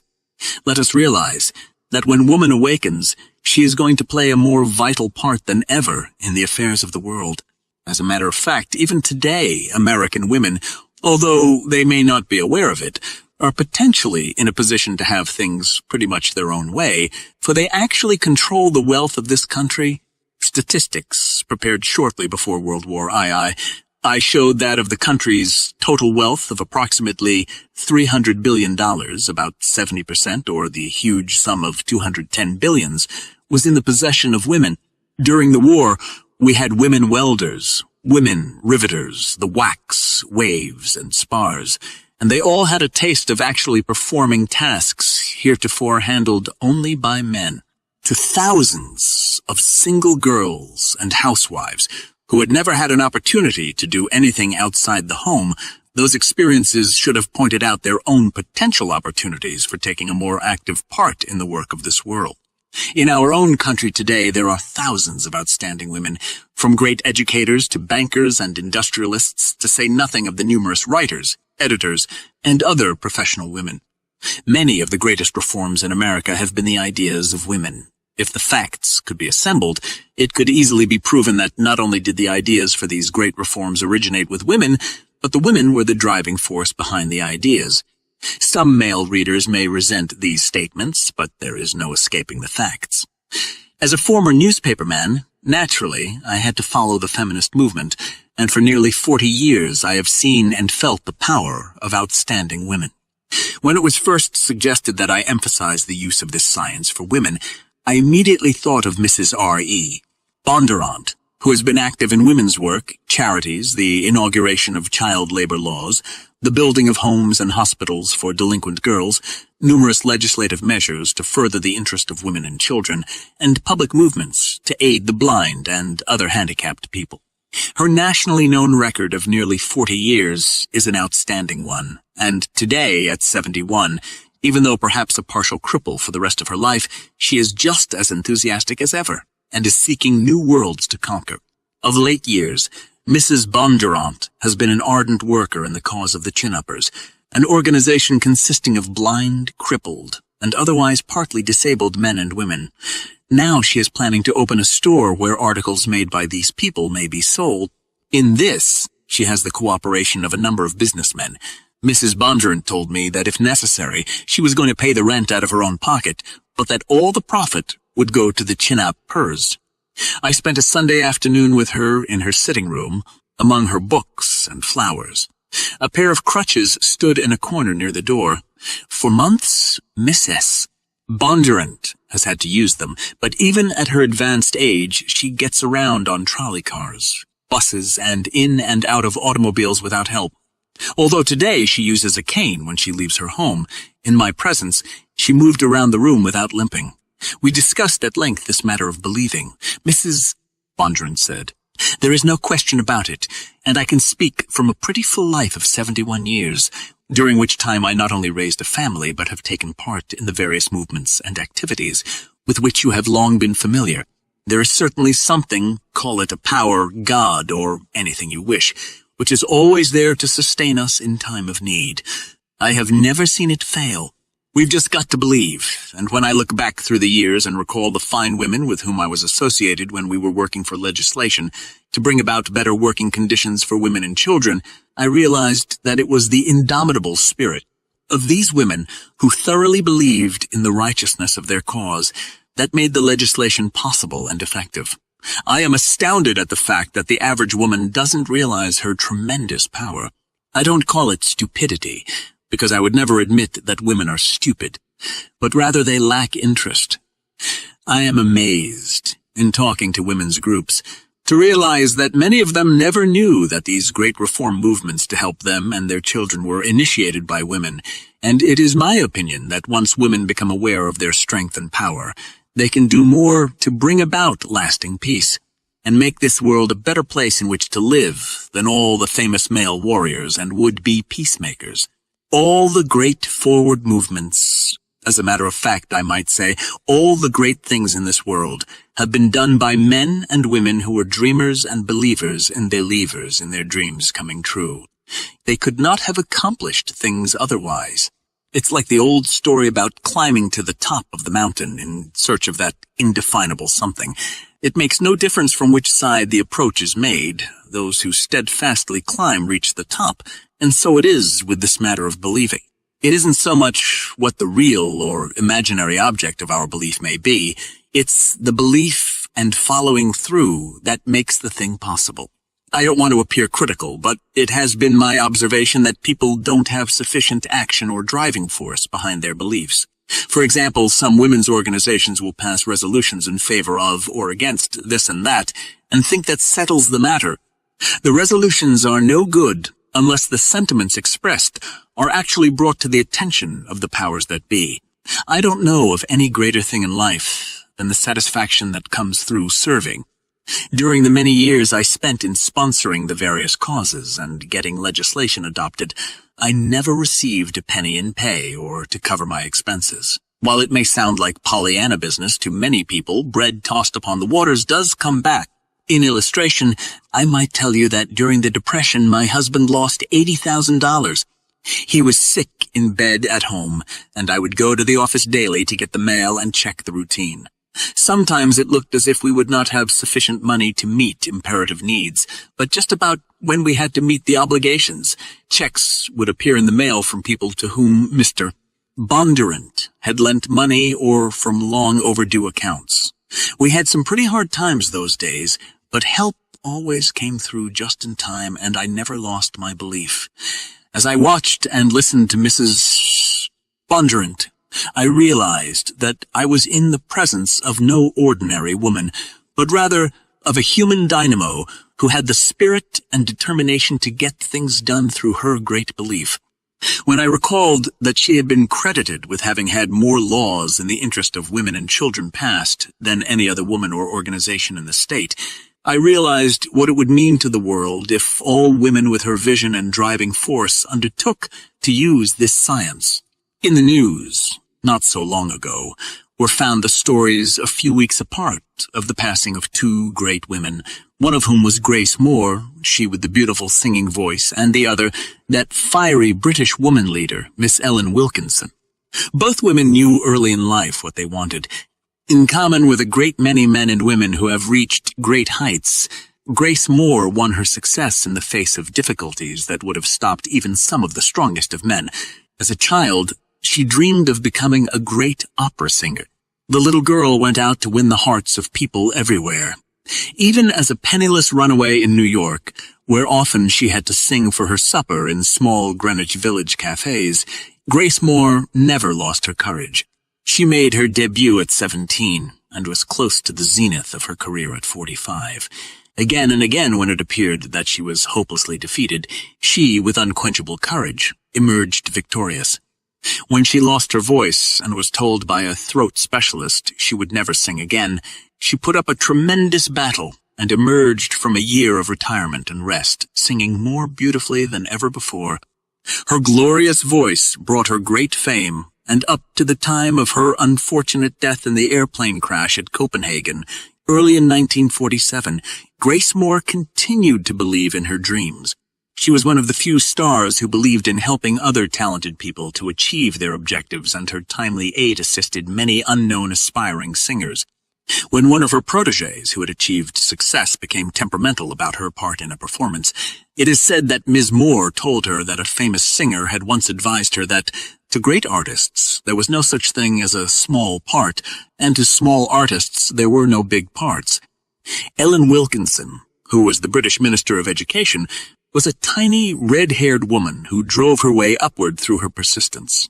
Less than 5 feet tall, she was never cowed by the biggest of the British leaders. It is said that she made a career of annoyance, first as a schoolteacher, then as a suffragist, a novelist, newspaper writer, and finally cabinet minister. She was pleased when someone said of her that no woman in the whole of Britain had been more active, more persistent, or more annoying. Probably her greatest contribution in the interest of the people was her campaign to raise the age of leaving school from 14 to 15. She won this fight in the face of stiff opposition of fellow ministers and the great demand for youths in British industry. From the time of Cleopatra to the present, there have been thousands of women who, relying on their inmost convictions, have had a direct hand in shaping the lives of millions. It has been said that behind every great ruler was a woman. This may not be historically correct, but certainly we have enough evidence to know that women have had very much of a guiding hand in history making. The names of several women who achieved success through their beliefs come to mind. One was Empress Eugenie, who married Napoleon III. When a small child, she had fallen against a banister and bruised her body. Her gypsy nurse told her not to cry, that she would be a queen and live to be 100. She believed in gypsies, and her fortune materialized nearly as prophesied. She became Empress Eugenie and lived until she was 94, just 6 years less than the age fixed by her gypsy nurse. Madame Marie Curie, the famous co-discoverer of radium, was told when a child in Warsaw by an old gypsy woman that she would be famous. The story is that Marja Sklodowska, later to be known as Madame Curie, was running to join a group of playmates when the old gypsy woman stopped her, demanding that the girl show her hand. The other children did not want Marja to listen to the gypsy, but the gypsy woman held on to the little hand, excitedly commenting on the remarkable lines in her palm and telling the child she would be famous. As we all know, Madame Curie became one of the most famous women of modern times. The desire to discover what lay behind that strange element all around us known as radioactivity literally drove Professor Pierre Curie and Marie, his wife, to the epochal discovery of radium.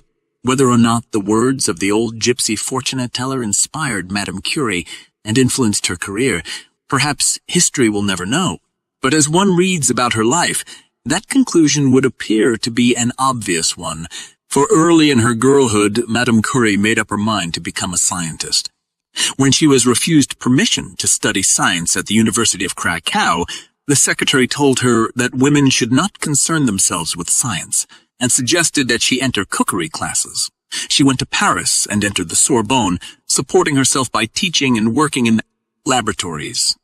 It was there she met Pierre Curie, and once embarked with him on the task of tracking down at least one source of radioactivity, nothing stopped her. She had 2 daughters, a household to manage, as well as the problem of combating ill health, but she refused to give up her laboratory work even when her husband begged her to. Few women have been so greatly honored as Madame Curie, the woman who was told by an old gypsy that someday she would be famous. Madame Curie certainly made those childhood prophecies come true. An amazing story, perhaps one of the strangest on record, and one proving further that there is great power in believing, is found in that of Opal Whiteley.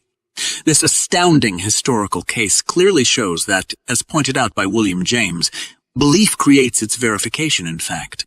It affords unmistakable proof that often events are influenced by our very great desires. This is the story of a girl who, according to those who knew her in her childhood, was the daughter of an American family named Whiteley, the head of which was an Oregon logger. She, however, believed herself to be the daughter of Henry d'Orleans, heir to the Bourbon claim to the crown of France. She was credited with having written a diary, supposed to have been compiled when she was 6 or 7 years of age, which told about her angel father and angel mother of royal blood. This was printed in 1920 under the auspices of the Atlantic Monthly. It created a sensation and precipitated a big literary controversy. Drawn into the controversy were psychologists, scientists, astrologers, psychics, editors, clergymen, literary critics, and almost every person who had at any time known Opal. In Alfred Power's History of Oregon Literature, there is a chapter by Elbert Bade in which Mr. Beatty says, "I haven't the least doubt that a large part of Opal's diary is a hoax, and a large part of Opal's diary is a hoax, and a large part plagiarism, and I have presented facts that show the foster parentage claim impossible." The diary was printed when Opal was about 22 years of age, and even though Opal Whiteley may not have been born of Indian royalty, she was actually accepted as such in later years. In 1933, some 13 years after her diary had been printed, the newspapers carried a story about an American woman traveling in India. While she was in the state of Udaipur, she had a remarkable experience. She was sitting in her carriage when she was astounded to see another carriage led by a half-troop of cavalry coming toward her. In the other carriage was Opal Whiteley, the girl from the logging camp of Oregon, and later investigators disclosed that Opal Whiteley was actually residing in the household of the Maharaja of Udaipur, the ruling Indian prince. The same newspaper stories told how Ellery Sedgwick, editor of the Atlantic Monthly when her diary was printed, verified the story that the girl was actually residing in the royal household. They further related that Mr. Sedgwick had received from the secretaries of 2 Maharaja's courts substantiation of this story, and in his book, The Happy Profession, Mr. Sedgwick has a chapter devoted to this strange tale. I have had several talks with Mr. Beatty, who for many years was a well-known Oregon newspaperman, and is now editor of the Oregon Mason, regarding the remarkable way in which Opal molded her destiny, and Mr. Beatty said to me, it was uncanny, almost supernatural, the manner in which circumstances suited themselves to her plans. Mr. Bede, like most people who knew the girl in her childhood, is absolutely convinced that Opal was born of American parents, the Whiteleys. He told me that he had known her quite well and that she had frequently been in his home in Cottage Grove. My first knowledge of Opal came when I was reporting a junior Christian Endeavor convention in Cottage Grove, and I was informed that a 17-year-old girl from a nearby logging camp had been elected president. My first impression of Opal was that of a vibrant, fluttery, exotic, whimsical person, informed strangely beyond her years, eager, deeply earnest, and seriously religious. She later became to me an inexplicable enigma. She was always planning well in advance anything she would undertake. It was most amazing how, in preparation of a nature book, The Fairyland Around Us, which she was writing, she could solicit contributions from such persons as Andrew Carnegie and John D. Rockefeller, and actually got money from some of them. A leaflet advertising the book carried expressions of wondering admiration from such persons as Queen Elizabeth of Belgium, Theodore Roosevelt, Nicholas Murray Butler, Gene Stratton Porter, and others of equal prominence. I was struck by this paragraph in Mr. Bede's story.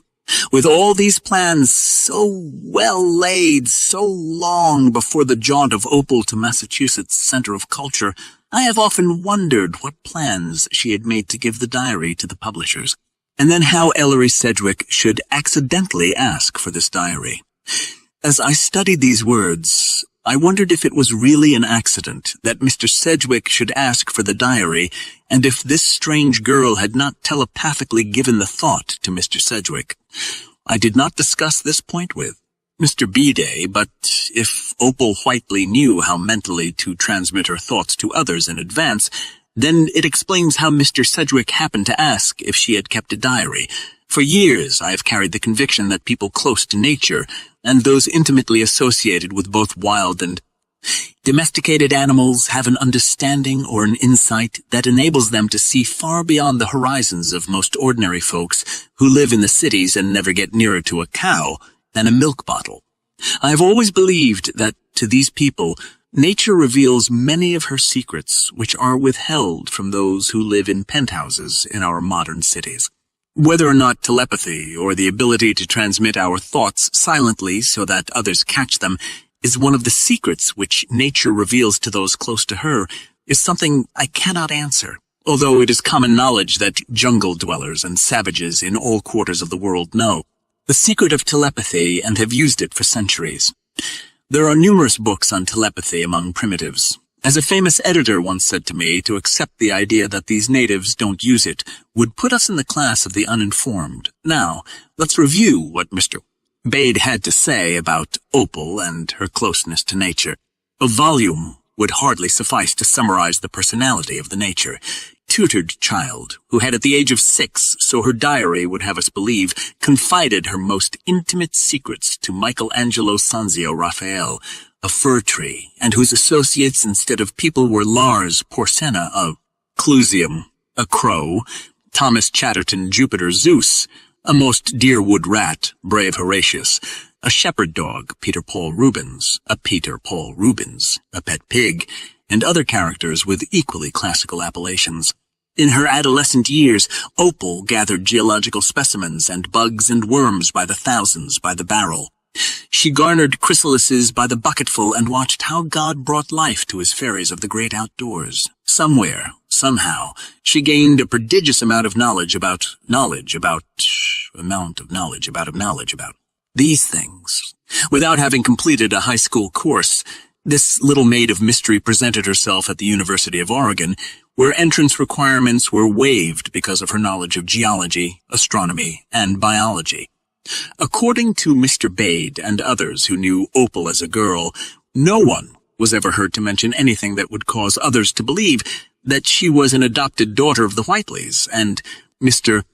Bede says it was only with the publication of the diary by the Atlantic Monthly that relatives and friends received the first intimation that Opal claimed foster parentage. I asked Mr. Bede what Mr.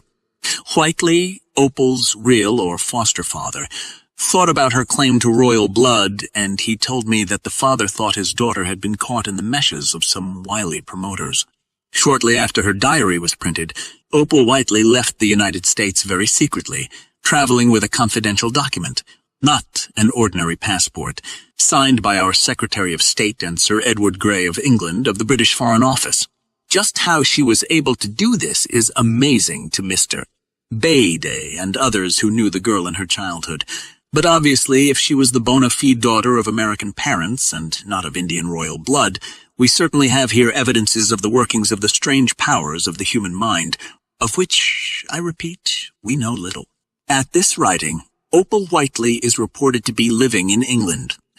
But when Mr. B.D. wrote his article a number of years ago, he said, when last definitely heard of, she had been accepted as a princess of India through an alleged marriage of Henry d'Orleans, the angel father of the diary. I asked him to explain how Opal had been accepted as a princess of India if she was not in fact born one, and he said he couldn't.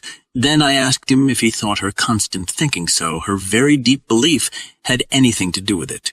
He replied, frankly, I do not know. It may be, for we haven't probed to the depths of the mind and don't know the extent of its powers. Reading Mr.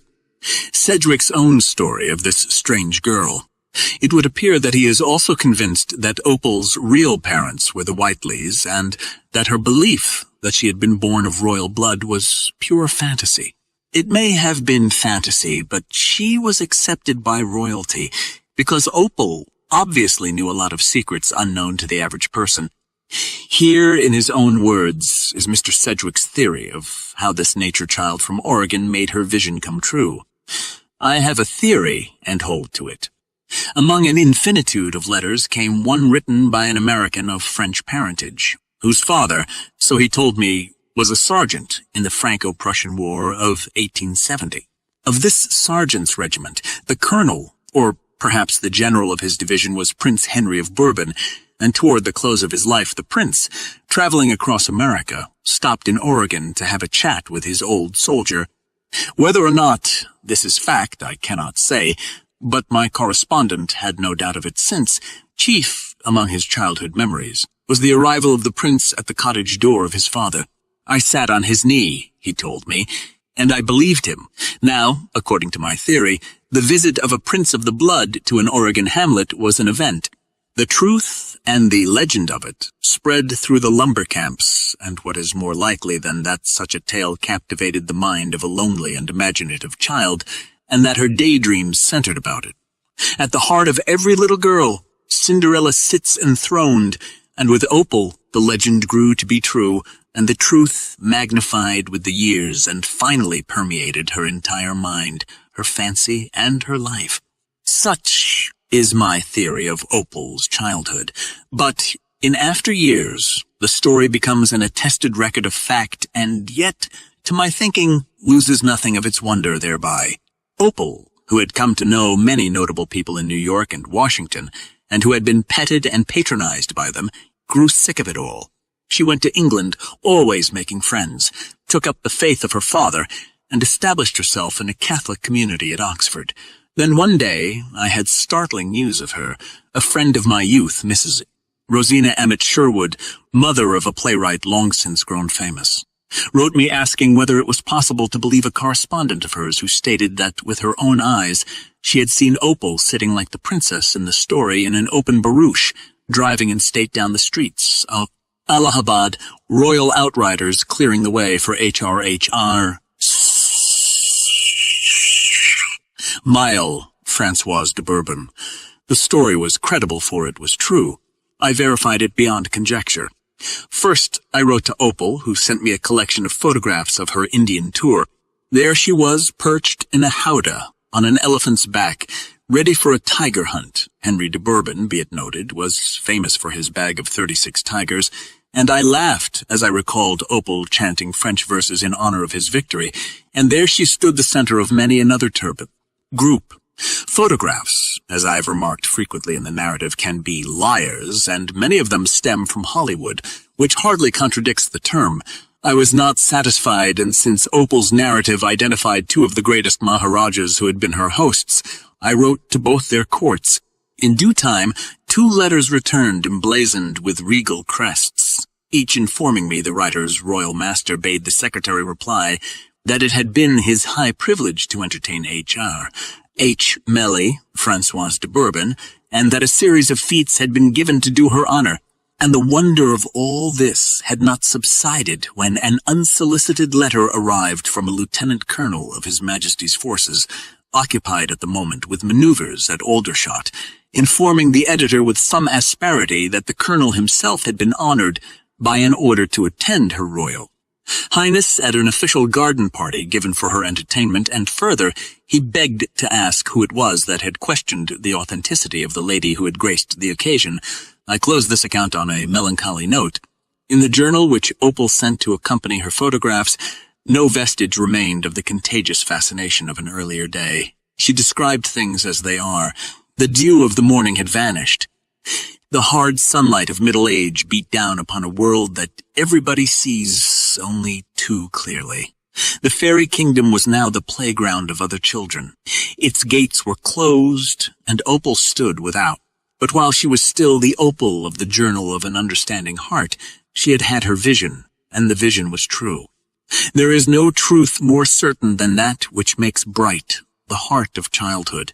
So some readers may question this weird story, but the facts are as related, and obviously, as Mr. Sedgwick states, the child who wrote Opal's diary believed in it. She knew it for her own. No greater verification of the fact that there is genuine magic in believing can be offered than this strange story of Opal Whiteley, who believed she was born a princess of India and later was accepted as one. From early biblical times to the present, there have been prophets, oracles, soothsayers, astrologers, and fortune-tellers. As a newspaperman, and I had the reputation of being a hard-boiled one, I've investigated a number of these so-called seers, and while some were obviously charlatans of the first water, there were others who mystified me. Certainly there are many of these fortune-tellers who believe in their ability to foretell the future. Materialists will say that that is impossible. For myself, having spent years in research work, I am not so positive, for actually some of the great prophecy of the past have certainly been fulfilled, even though there are many who deride the ability of astrologers, fortune-tellers, and the like. There are millions of people in this world, including at the present day some of our greatest financiers, statesmen, and even according to reports in recent years, members of our own cabinet actors, and actresses, and people in all walks of life who believe in prophecies. No matter what my views are about the ability of anyone to foretell the future, I have long held the thought that it wasn't so much what the prophets foretold as it was the reliance of the subjects upon what the astrologer or soothsayer predicted for them that brought certain things to pass. In other words, a suggestion in the form of a prophecy was planted by the seer in the mind, or the subconscious mind of the individual, which immediately went to work to make it come true. It was the power of suggestion working in the individual to make the prophecy a reality that finally produced the outcome. I believe that is what happened in the cases which I have cited. I think of that great trooper, Marie Dressler, who probably evoked more laughter from a greater number of people than any other actress of modern times. Those who saw her in Tilly's Nightmare, Tugboat Annie, and various stage and screen appearances will never forget that great personality. Those of my readers familiar with her story know that Marie Dressler had a very hard time, suffering many privations before she became the great screen star, known to millions. Whether true or not, I have read and heard that it was the advice and prediction of astrologers that landed Marie Dressler at the top. In this connection, I relate the story of a strange experience I had shortly before Miss Dressler's death. In explanation, let me say that I firmly believe that when people get on a certain plane of thinking or are attuned with their subconscious minds, they automatically become en rapport with one another. Shortly after I had written my little book, TNT, it hit me in a flash that all great men and women had been using what I had outlined, and I set out to verify this by writing numerous outstanding men and women for their views and comments. Marie Dressler, probably because I was her ardent admirer, was one of the first women selected. I heard her on the radio one night and knew instantly that she had a grip on that something which many people seek and seldom find, and I knew that if I wrote Miss Dressler, I would get a reply. My secretary, when I dictated the letter, volunteered the statement that Marie Dressler would never acknowledge receipt of it or my book. We even made a small wager, as I did later with several others. It is common knowledge that very few great screen stars personally acknowledge letters from unknowns, and it was upon this premise that those who wagered against me based their judgment. While I felt that Miss Dressler would immediately respond, I was astounded at her answer and comment, and especially at the sight of her enclosure, a check for 20 copies of my brochure. In her letter she said, "Thank you so much. Oh, what a book, if used rightly. As I read through it and look back, which I very seldom do, and check up on my own life, it looks as though I had been going down the right path. Naturally, now that this great woman has left us, her letter is among my cherished possessions, because I never had personal correspondence with a woman who had put so much of her great heart and soul into her work to cheer up humanity, and yet who had had more personal trouble, or who had put up a greater fight to reach the pinnacle of success. Incidentally, there are two fine thoughts in her letter. First, it is futile to dwell on or think about the past. It is apparent Ms. Dressler discovered this a number of years before her death, realizing that she couldn't give full play to thoughts of future accomplishments if she cluttered up her mind with thoughts of the past. Second, as she indicated in ordering extra copies of my brochure, she was always trying to help people, which may be a forlorn gesture in many instances. But she must have realized that the extending of such help did bring its own reward, even though it might have meant only personal satisfaction. In knowing that a helping had been extended, the name of Helen Keller is known to millions. This famous woman was a marvel to me. As the world knows, she was deprived of her sight, hearing, and speech when she was 20 months old, and yet she became an inspiration through her talks and her many articles and books to thousands who were less handicapped than she. The story of her life is fascinating because when Helen Keller, through stupendous effort, learned to speak, she gave to the world a new vision of what handicapped people could do when once they believed in their ability to achieve. It is interesting to know that Helen Keller was a confirmed Swedenborgian. As many readers may know, Swedenborg lived in the early days of the 18th century and was perhaps one of the world's greatest mystics. He was a very unusual man, as he, too, could foresee the future, having anticipated the submarine, the machine gun, flying machines, and the horseless carriage that would go 20 miles an hour. I don't know whether Swedenborg could be called a spiritualist, as we know the meaning of the word today, but he certainly had something far beyond the ken of the average person. He believed greatly in the power of the mind and had trances, visions, and strange dreams, which must have come from his subconscious mind. Another outstanding woman of our time, who has been the subject of much controversy, and whose name is known to millions because a motion picture depicting her life has been shown throughout the world, is Sister Elizabeth Kenny, who brought from Australia in 1940 an idea for treating polio victims. As a nurse in Australia, she discovered what is known as the hot pack system, a method of applying hot water packs to the afflicted portions of the polio victim's body. Despite the fact that she was ridiculed by many people, professional and unprofessional, Sister Kenny, with her vision, persistently through what may even be said to be forceful methods, brought herself and her principles of treatment to the attention of the American public, and through her efforts, established the Sister Kenny Institute at Minneapolis. One has only to study the photograph of Sister Kenny's face to see in her rugged features the reflection of a powerful mind, which, once in action and aided by a ready tongue, would ultimately help her force her way to victory. In her native land, she was fought at every turn, and it was only through the woman's sheer persistence that the medical profession of America finally gave her recognition. Few women of our day have been the subject of more controversy. From what one reads and hears about Sister Kenny, she is convinced to the nth degree that her methods are right and practicable, and even though the whole world might attempt to discredit her, she could go marching bravely on. Here is an example of a woman with an idea, a singleness of purpose, and the utmost belief in the efficacy of her methods of treatment, who has brought new hope for many polio sufferers throughout the world. Now we come to a story which shows how the dynamic power in some women continues into their late years. The story concerns Captain Mary Converse, whose exploits were given in newspaper articles early in 1947. Mrs. Converse, at 75, a veteran of nearly 34,000 seafaring miles, wants to go to sea again. Born in Boston, she learned seafaring from her late husband, Harry E., converse, owner of a steam yacht. As a junior navigator, she sailed the 7 seas, obtained her second pilot's license in 1935 and her captain's license in 1940. Approximately 2,600 Navy officers learned navigation from Mrs. Converse. She taught them in the dining room of her Denver home. Captain Mary Converse sails again? While today a who's who of American women lists 10,222 biographical sketches selected from some 33,000 suggested names of outstanding women in business and the professions, including a number who are executives making more than $50,000 a year, our history recognizes no greater businesswoman than Lydia E. Pinkham.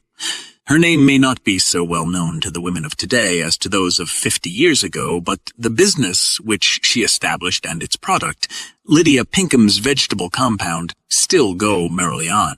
From a single idea, she built a huge business, which brought a return of millions and established a career the likes of which, for a woman, the world has perhaps never known.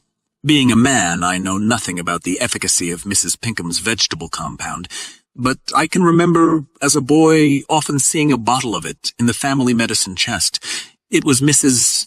Pinkham and her business associates who really modernized advertising, for she was one of the greatest of all advertisers. Ideas used in many advertisements today were originally voiced by Mrs. Pinkham. She tied in with much of her advertising a sort of homely philosophy embodying emotional appeals, which seemed to have a way of penetrating to the hearts of her fellow women, and which resulted in not only millions of dollars in sales of her vegetable compound, but also brought for more than half a century tons of enthusiastic testimonials to the laboratory at Lynn, Massachusetts. Once more, in this extremely remarkable woman, is demonstrated what belief in personal achievement can and does accomplish. During Lydia Pinkham's early life, many people were interested in the manufacture of home remedies, and she too became interested in the idea. She started making her compound in her kitchen, and for some time gave the mixture away to ailing women neighbors, only to awaken later to the fact that it could be sold. She then began promoting it. Like most people who start with an idea, she had many discouragements: lack of finances, the opposition of others, and manufacturing and sales difficulties. But nothing daunted this New England woman, for her tremendous driving force and enthusiasm reached and engulfed every member of her family. Especially was this true after her business really got going. No book documenting the great power of believing would be complete without mention of Mrs. Mary Baker Eddy, also a New England woman, who built up that huge religious organization known as Christian Science. As almost everyone knows, Mrs. Eddy was faced with discouragement, strife, and the bitterest ridicule. But after she had caught the flash which gave to the world her science and health with key to the scriptures, she began to develop powerful leadership, a tremendous and unshaken belief in her teachings, and a dynamic personality which has left its imprint upon millions of people throughout the world. It has been said that few writings have done so much to influence the sciences of medicine and theology as hers. Christian Science is another practical demonstration of the power of believing. The world will always be indebted to Florence Nightingale, who was greatly instrumental in saving the lives of thousands and brought the nursing profession to the high standard now recognized by the entire world. Here again is an example of a woman who knew early in life what she wanted and who set out to realize her ambition. She had been born with a passion to nurse the wounded and the sick. At the time she undertook her great work, nursing was not even recognized as a profession. She came from one of the richest families in England, but that meant nothing to this great woman. She started in by scrubbing the corridor floor at the Fleidner Nursing School in Germany, and she soon showed that she could not only scrub floors, but bind wounds, and with her encouraging talk, revive hopes. She, too, was fought at every turn, but being inspired with the vision of the destiny which she thought was hers, obstacles meant nothing to her. She hated bigots, believing that all should be cared for, irrespective of faith, color, or creed, and she had a quick tongue when aroused. During the Crimean War, the males of the British War Office scoffed, saying that Florence Nightingale's work would only result in failure. Reluctantly, they let the madcap have her own way. She organized, at her own expense, a private expedition of nurses and took them to Scutari, and even though the officers in charge of the hospital there wanted no woman to interfere with their work, interfere she did. Under the leadership of this originator of modern nursing, the women took over the handling of the hospital. Throughout her stay in the Crimea, her iron will constantly fought against a stone wall of opposition. Something had to give way, and this time it was the stone wall. Some of the most powerful statesmen of Great Britain ridiculed this astonishing woman's work and did everything possible to stop her in her reforms. But her letters, filled with dynamite, awakened her countrymen until she was adored everywhere. The story is told that when, at the age of 82, she became sick, her nurse tucked her into bed, only to have Florence Nightingale get out of her own bed and tuck in her nurse.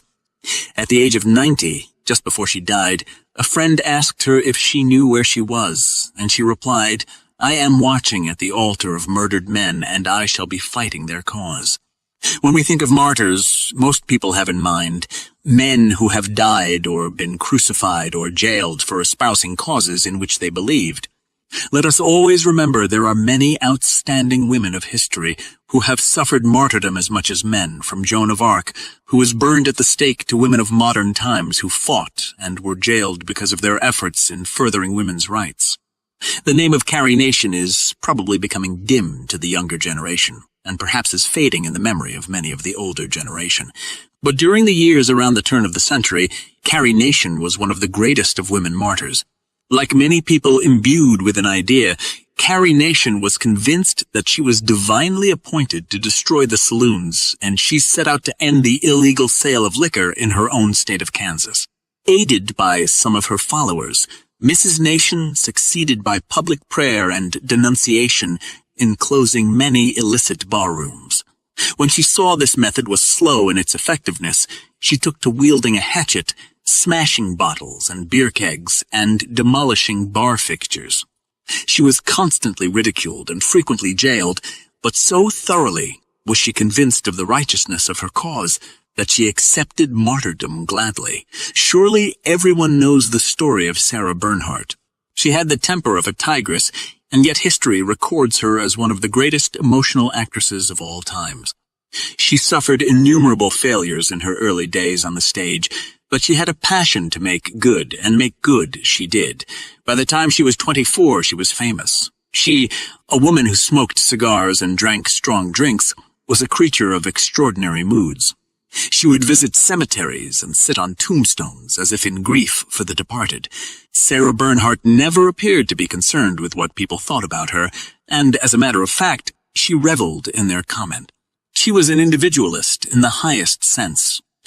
The memory of her dramatic acting will probably go on forever. Even though she had to have an artificial leg toward the end of her life, she continued her stage work, for nothing could change her lifelong belief that she was a supremely great actress, and she was to the end of her life in 1923. Then there was that dynamic person, Madame Schumann, Heinck, who was equally an exemplification of what belief can do once the mind that carries it gets into action. She was inspired early in life, giving to the world her beautiful voice at the age of 15, when she became an opera singer. She, too, became famous in the old world, but when she came to America, it was the fulfillment of a dream that had burned fiercely within her for many years. Her heart was torn many times, but even in the face of overwhelming odds, Madame Schumann, Heinck always came smiling through. Here was a woman whose oldest son had gone off in World War I to fight for the Kaiser, while her other 4 boys were in the opposite trenches. But among those of us who heard her sing the Star-Spangled Banner in her quaint foreign accent, there were many who took off their hats and wept. Over a national radio hookup, her voice became known to millions. She was beloved by everyone, and she had that basic thing, born in most people but seldom aroused, the spirit of never quitting. It was at the age of 72, when she was signed up as a successor to Marie Dressler, that the curtain rang down on this great performer. No matter of what race, creed, or color, who has heard the wonderful contralto voice of Marian Anderson, without being deeply moved and charmed by it, yet few realize the very humble background of this great artist. I recall the story that, as a child of 6, she wanted a violin. It was at the time she was learning that she could earn 5 or 10 cents by scrubbing doorsteps in Philadelphia. If there ever was a woman who believed in her dreams and who made them come true, it was Marian Anderson. She climbed to world fame and yet had to overcome, especially in our country, many handicaps and prejudices. Her triumph is one of the most dramatic in musical history. It was in Washington, D.C., Easter Sunday of 1939, that this Negro girl of humble origin, standing before the Lincoln Memorial, thrilled an audience of 75,000 people, studded with cabinet members, senators, congressmen, and famous people in business and society. As we read the story of Marian Anderson, we must become convinced that she, too, succeeded through her belief, and that the great source of her inspiration came from her subconscious mind. In this book are to be found numerous examples of men using the subconscious mind to achieve, but it is rather unusual to run across any written records of its use by women. Let me introduce here the story of a young woman who tells how her subconscious mind was directly responsible for her success. She is Angela Lansbury, the well-known young movie actress, who was interviewed by Mildred Mesereau for Reach magazine. The interviewer tells us Angela Lansbury, the brilliant young screen star, aside from having beauty and dramatic ability, was also a girl with an exceptionally good brain. Angela's blonde beauty has become familiar to millions of moviegoers through her masterly interpretation of The Maid in Gaslight, her charming adolescent buoyancy in National Velvet, and her poignant interpretation of the tragic cafe singer in The Picture of Dorian Gray. So varied a range of character interpretation requires brains as well as beauty. Angela has both. It was during a rest interval here Hollywood that she launched forth upon one of her favorite themes, her faith in her own destiny. She amended quickly. I think perhaps I phrased that badly. I don't mean anything magical or occult. Perhaps faith in the power of the subconscious mind would be a better way of saying it. In the manner of Tennyson, perhaps, or Stevenson was suggested. Exactly.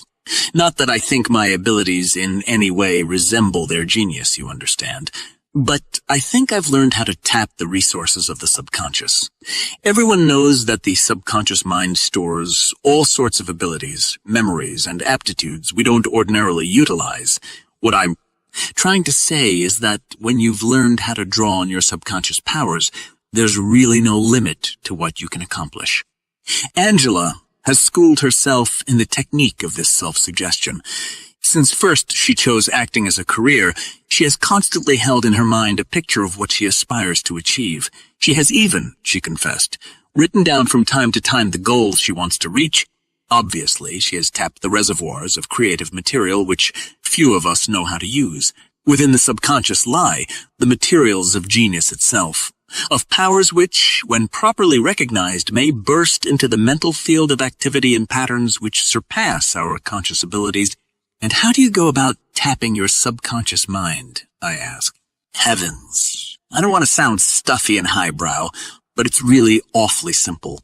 If you tell yourself over and over again that there's no limit to the creative power within you, that's about all there is to it.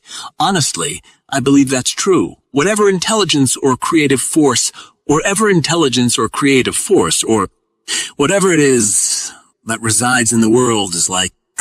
She waved a strong, beautiful hand expressively. Like light or air or something of that sort. It doesn't belong to me especially. It's there to be tapped and expressed by anyone who knows how to get at it. This isn't a cut-and-dried formula for success by any means, she continued. It doesn't let you off hard work. You've got to keep plugging like mad, perfecting whatever kind of expression you've got, adding constantly to your skill, whether it's in acting or painting, or even making a dress, so that when the chance for self-expression does come, when the time arrives for you to call on your subconscious power to express itself, you have a good set of tools for it to work with, a proper medium through which your creative urge can be portrayed. Catch on, she added with typical humor. About the suggestibility of the subconscious, I prompted. Oh, that. Well, when you're about to drop off to sleep, just tell yourself that tomorrow's the day you've got to surpass anything you did today. That, whatever demands are made upon you, all your abilities, all you've learned, perhaps things you've forgotten you ever knew, all these will be available to you. Bearing in mind an actual mental picture of the situation is even better. If you're scheduled to do a screen test, for example, you see yourself acting out that test better than anyone's ever done it before. Act it like mad in your mind. Be Das. Be Bernhardt. In your mental picture, be the best there is.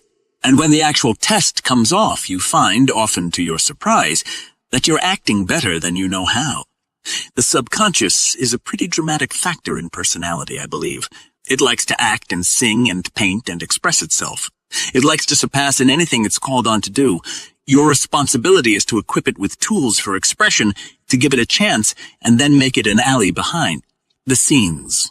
Another example, and one of the most outstanding, is the story of how Uncle Tom's Cabin came into existence. It will be recalled that it was written by a wisp of a woman, Harriet Beecher Stowe, whose name will be remembered as long as there is American history. In 1850, Mrs. Stowe swore a solemn oath that she would write something that would make the whole nation feel what an accursed thing slavery is. For 2 months, she tried in vain to think of the story which was later to shake the world. In February 1851, while she was attending communion service at the college church, there came to her mind the picture of Uncle Tom and of his death. According to the story, Mrs. Stowe went home in tears, and when she had written out the scene of Uncle Tom's death and read it to her family, they too were in tears. She did a great deal of research work in trying to secure factual material, but when she actually sat down to write, she needed none of it. The story obsessed her and literally wrote itself. Out of her subconscious mind surged long-forgotten memories and photographic impressions, which arranged themselves almost automatically in proper sequence on paper. Mrs. Stowe didn't think out these incidents and their background. She actually saw them. And while in her time little was known of the subconscious mind, it is obvious that it was the source of this story, which many claim brought on the war between the states. Mrs. Stowe, to her dying day, insisted that it was God and not she who had written this book.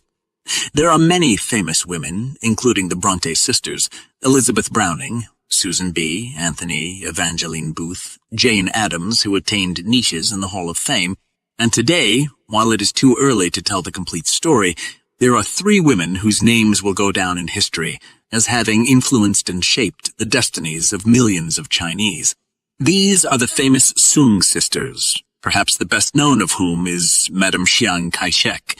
The others married respectively Dr. H. Kung and Dr. Sun Yat-sen, both Chinese leaders. As we come down to the present day and read the stories of women who have big ideas, we run across such people as Mrs. Matthew Astor Wilkes, one of the richest women in the world and the daughter of the late Hetty Green, who, herself, amassed a fortune of over $67 million. Mrs. Wilkes is following in the footsteps of her famous mother. Then we have the account of Vera Nyman, which is literally another story of rags to riches. An idea, $15 and a bathtub, put her into a business for which Mrs. Nyman recently refused $1 million. When she married her husband Bernard in 1920, she had the belief that she and her husband were going to make $1 million. It took her 27 years to achieve her objective of the million, but she had it within her grasp when a drug concern offered her that sum for her plant. Mrs. Nyman rang doorbells selling a liquid cleaner and later, by cooking chemical stews night after night in her own home, hit upon a combination of ingredients that would clean 90% of painted surfaces. Her product today is known to millions of housewives, and last year her sales topped $2,500,000. Mrs. Nyman, who day after day of making personal calls encountered more than 50,000 housewives, knows what it means to face discouragement, but her belief that she would ultimately make $1 million never faltered. Who in America gives the stories of dozens of women who, as top-flight executives, writers, and professional women, receive from $25,000 to $100,000 a year? For example, here's the case of Mrs. George T. Gilmer of New Orleans, better known under the name of Dorothy Dix, the famous advisor to the lovelorn who is reported to have received better than $75,000 a year. Then there is Mary A. Baer, president of the Oliver H. Baer Company of Philadelphia, with a salary of $50,000. And by no means is Helena Rubinstein, who owns the famous cosmetic manufacturing company and whose income must be tremendous, to be overlooked. Success stories could embrace dozens of women, such as Mary Dillon, president of the Brooklyn Borough Gas Company, who started in as a $6 a week office helper in the $5 million corporation, which she now heads, and Mrs. Ora H. Snyder of Chicago, who about 35 years ago and with a capital of only 5 cents, began building up a candy business which centers around several shops and which was, at one time, worth more than $1 million. Add the story of Alice Foote McDougall, president of the MCD Corporation Quartile, Inc., and many others like her who have built up huge businesses which have been managed as well as those headed by male executives. An entire book could be written about women who have achieved fame and fortune in the field of radio and motion pictures as artists, writers, and executives. The name of Mary Pickford is known to millions, not only as a screen favorite, but also as a motion picture corporation executive.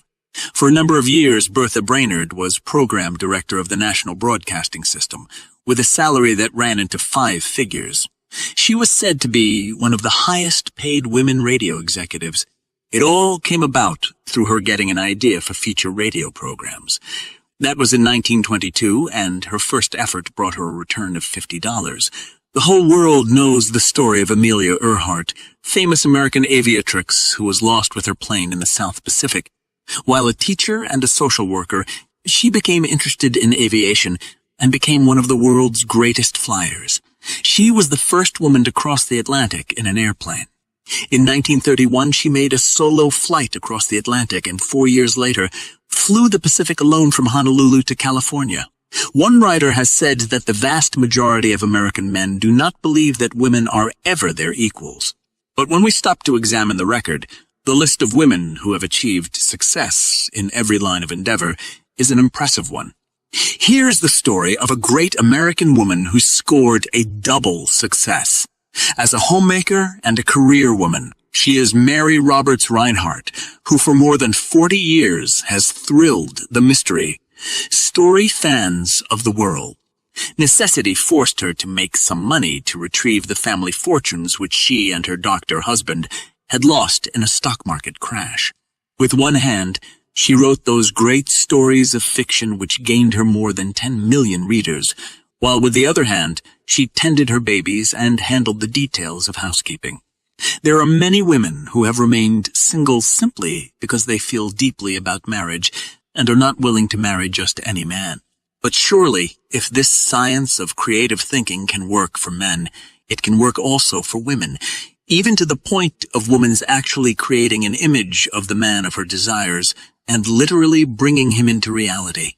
In other words, if a single woman could visualize the kind of man she wanted and steadfastly held to the thought, in accordance with the principles of this science, she could bring the object of her mental picture into her presence. This may sound silly to some of my women readers, but it has been my good fortune to have given this science to many women who have used it most effectively.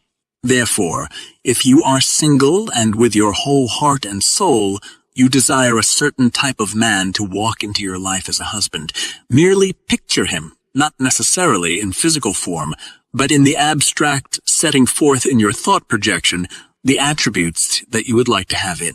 Your man and the day will surely come when you will meet him. It seems to me that the women of today have the means of getting about everything they set their minds to. Certainly opportunities are all around them. In fact, there never was a time in history when the world was so open to women as it is today. There are comparatively few fields among those which were formerly restricted to men in which women are not now represented.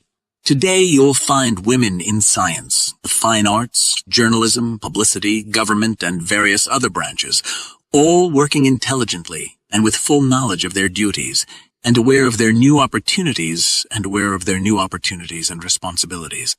There can hardly be any doubt that all of this is largely because modern women are receiving the same education as men, with the result that they are not alone becoming acquainted with subjects hitherto regarded as essentially for men, but that their conscious or reasoning mind is being developed. In a way, it is perhaps superfluous for me to call women's attention to the importance and advantage of using their subconscious mind, for they have always used it. As a matter of fact, they are experts in the use of it, and they are experts in the use of it, unlike they have always thought of it as woman's intuition.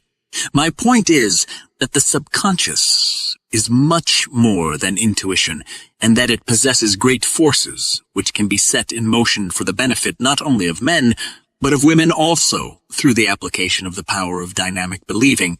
As I pointed out earlier, wonderful results are brought about by the conscious mind's conveying the will to do through believing to the subconscious, and this immediately sets the subconscious in action to carry out the desires of the individual. Now, the women of modern times have a unique advantage, I might say, a twofold mental advantage. To their subconscious mind, the skilled use of which is characteristic of their sex, and which has been highly developed and been their unconscious. Though intuitive guide, through the ages, there has been, added their conscious mind, which has been specially developed by the scientific method of modern education.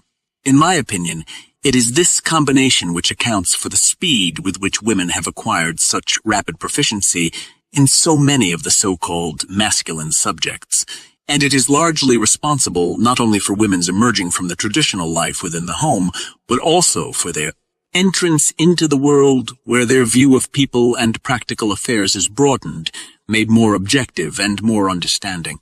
Furthermore, it enables women in the home to have a better comprehension of the work of their men, as well as a deeper interest in the school studies and future life work of their children. My fundamental aim is to show how each person can develop his plus powers, the seeds of which lie within his subconscious mind. It is these plus powers which will enable you to obtain the things you want and the things you would like to be in addition to what you have and what you are already. By this new cooperation of the conscious and subconscious minds, you can gain those things which you feel deeply are necessary to your life and happiness, and also keep alive the feeling that no matter how long you live, you are undergoing personal development, are, in a word, progressing. Always remember that the subconscious mind, in addition to being the seat of intuition, is a repository of great power and has inexhaustible resources. The more you call upon these resources, the more there are placed at your disposal. Remember also, the subconscious is ageless. It can never grow old or tired, and you can draw upon it all your life. The only thing you need is the power of believing, sincerely, strongly, and completely. Once the subconscious has received your message and understands your desires and ambitions, it will be only a short time when your desire will be fulfilled and your ambition achieved. This book tells of the many men who have used this science and succeeded, but I would like to impress upon my woman readers that they have the same two minds, conscious and subconscious, and that through them they can succeed just as men have. It is all a matter of believing and of cooperation of the two minds, according to the principles here set forth. The magic which comes from believing is real, for it has been demonstrated in the lives of some of the most successful. It can be demonstrated in your life by your own personal believing.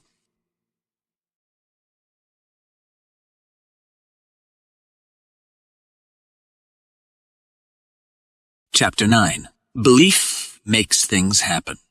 In 1944, a popular digest magazine had a story about a group of scientists in Chicago who were experimenting with moths.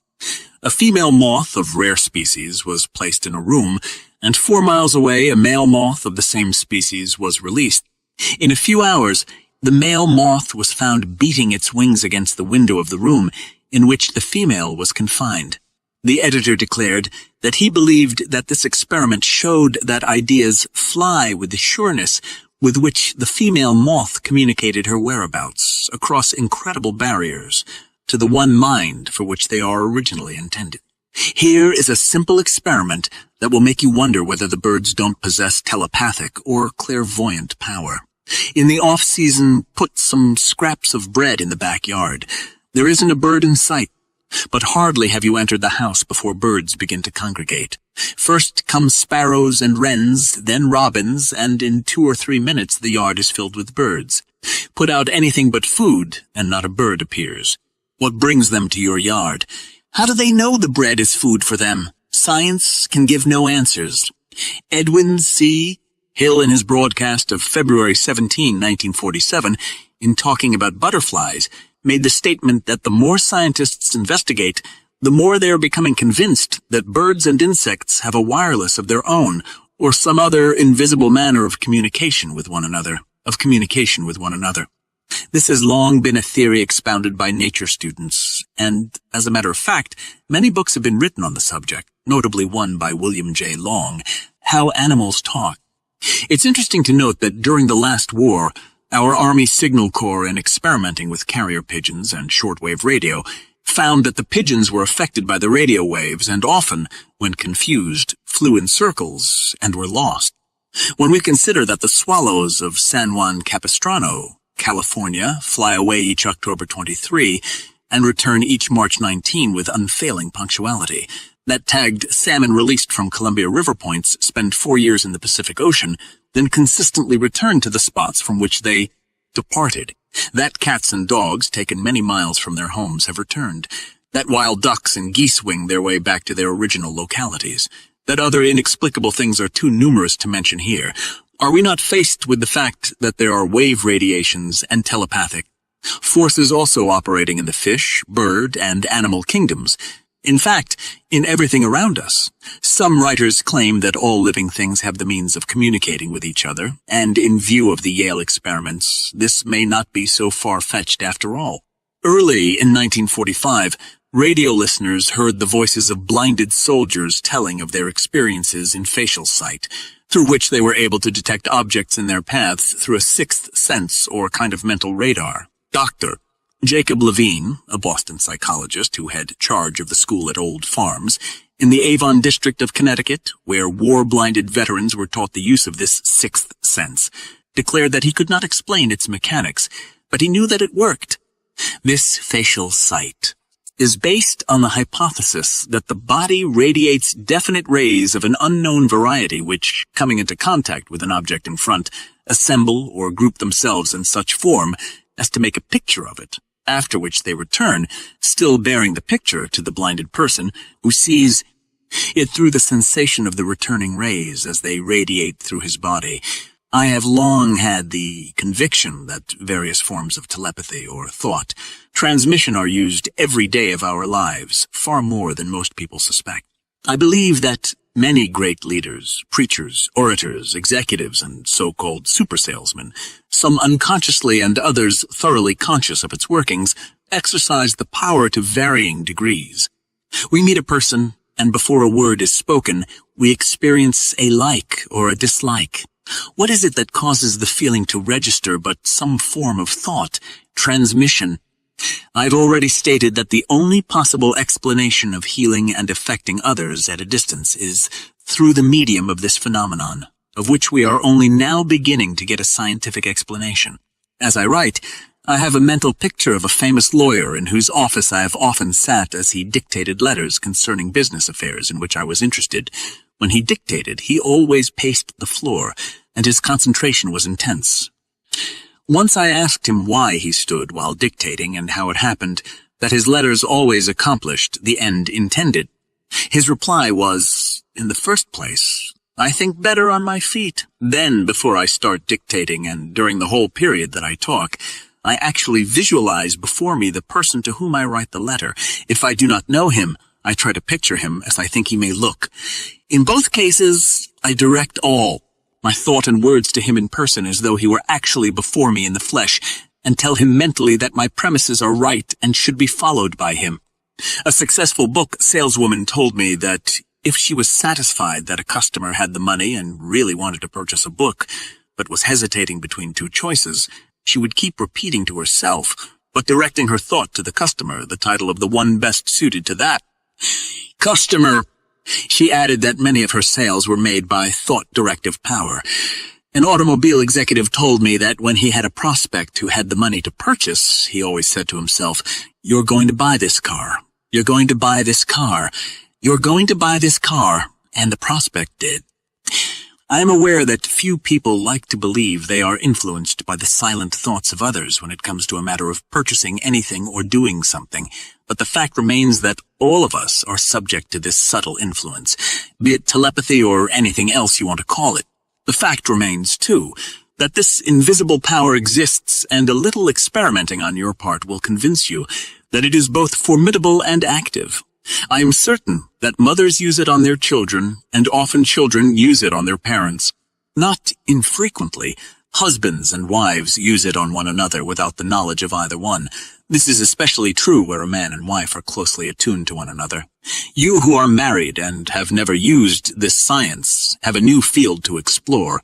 One of the most striking examples of this subtle influence in action came to my attention several years ago. The president of a company that I had been helping was dissatisfied with his sales manager, but because of many years of service did not wish to discharge him. "I was at my wit's end," he told me, when I suddenly got the idea that I could suggest to him mentally that he ought to resign his job and become a salesman instead of remaining as manager.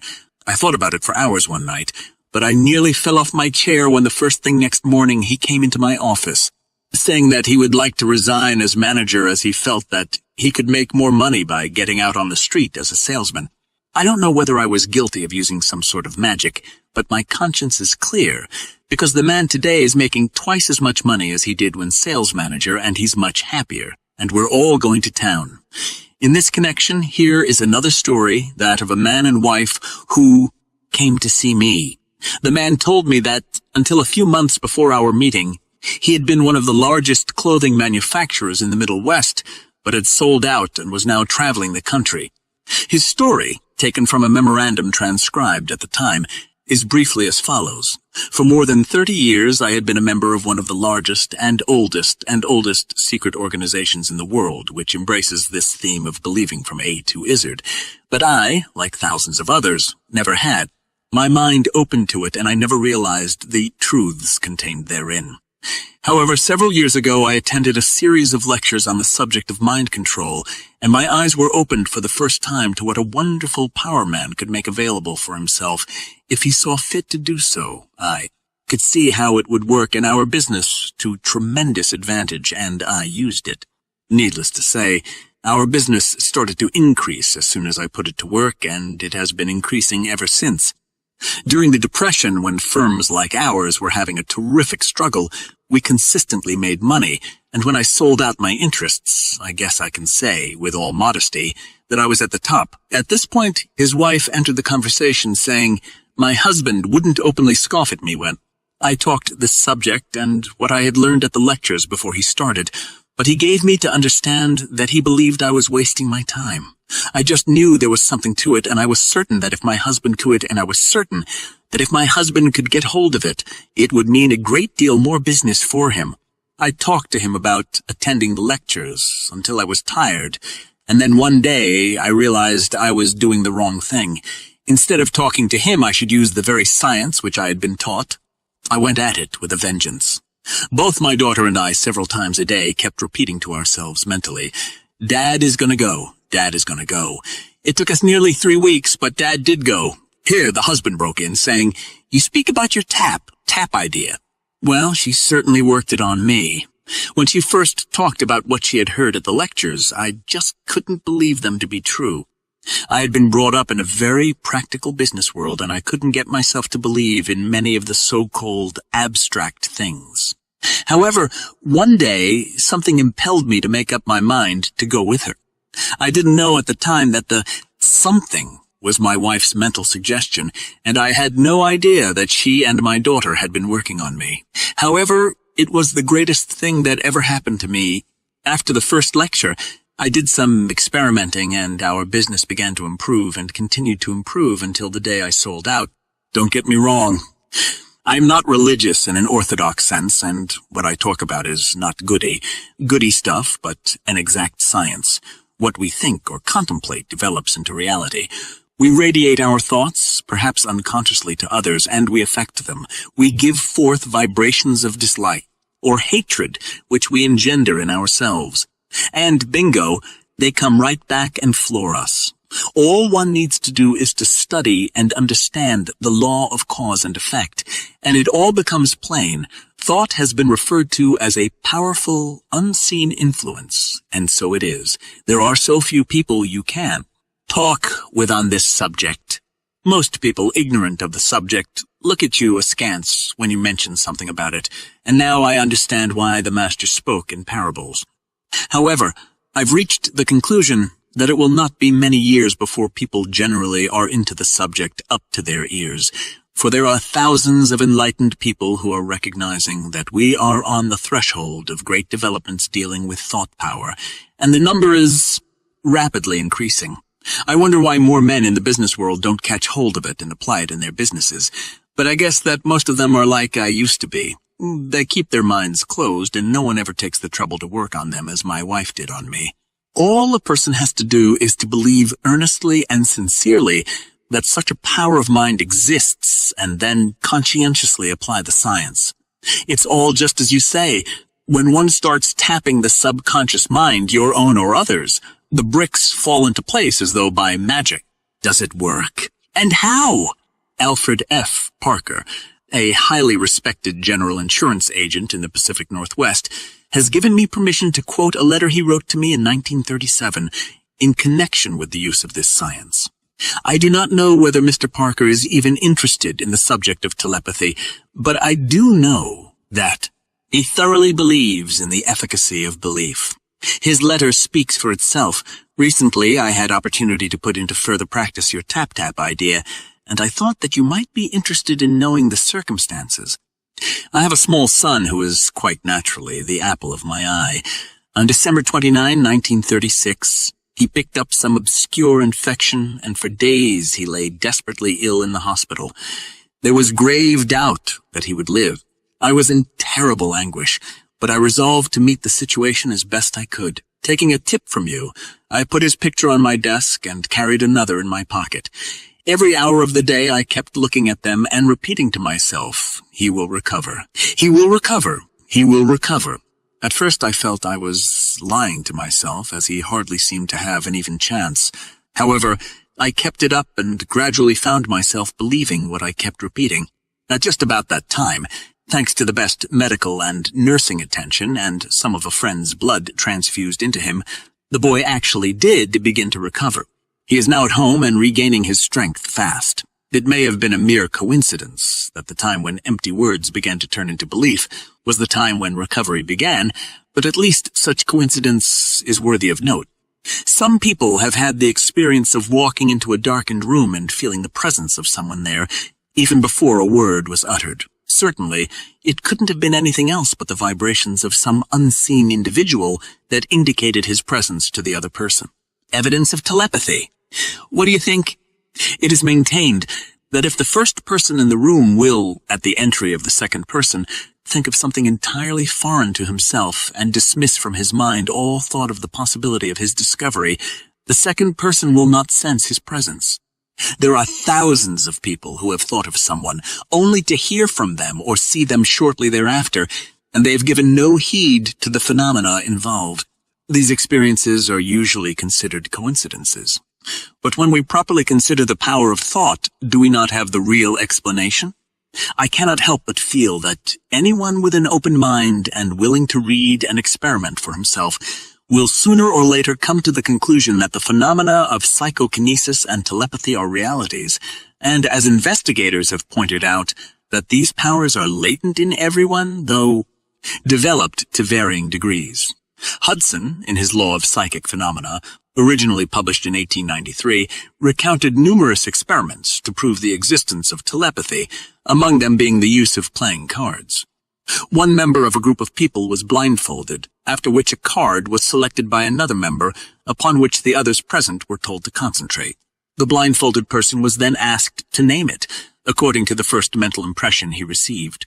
The results were further proof of the validity of telepathy. Here is a simple experiment that may be carried on by only 3 people. cut 5 colored slips of paper from a magazine, each about half an inch wide and 3 inches long. The more vivid the colors, such as bright red or electric blue, the better, but be sure to have them quite distinct from one another. One person should then place them fan-wise between the thumb and forefinger of his right hand, as you would hold a hand of cards.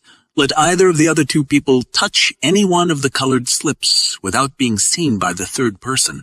Immediately after this, the first person who holds the slips concentrates his mind on the colored slip selected, with a view of communicating the information to the mind of the third person, who is then requested to indicate which slip was touched by the second person.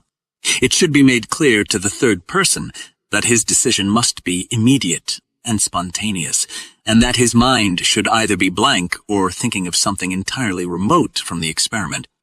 That is, he should not attempt to guess, deliberate, or try consciously to think of the color of the slip selected, but should act immediately upon the first mental impulse he receives. The number of times the third person will name the colored slip selected by the second person will astound you. With a little practice, people, more or less, in report, such as husband and wife, the husband holding the slips and the wife acting as the third person after some second person, has previously indicated a choice. I have seen this done 20 to 30 times without a single miss. Here again, belief must come into play. The holder of the slips must possess not alone the ability to maintain an unwavering concentration, but the strong belief that he can transmit the image of the color to the mind of the third person. Let me interpose a word of caution. This experiment, as well as others outlined in this book, should never be attempted in the presence of scoffers or those who profess a disbelief in psychic phenomena, for, with their negative thoughts, they may confuse and obstruct the free flow of your own, especially if their skepticism is aggressive. Always remember that belief is a power operating destructively or constructively, depending upon the end to which it is employed. Recall Dr. Rhine's discovery of how disbelieving could depress the results in the psychokinese tests. In addition, note this.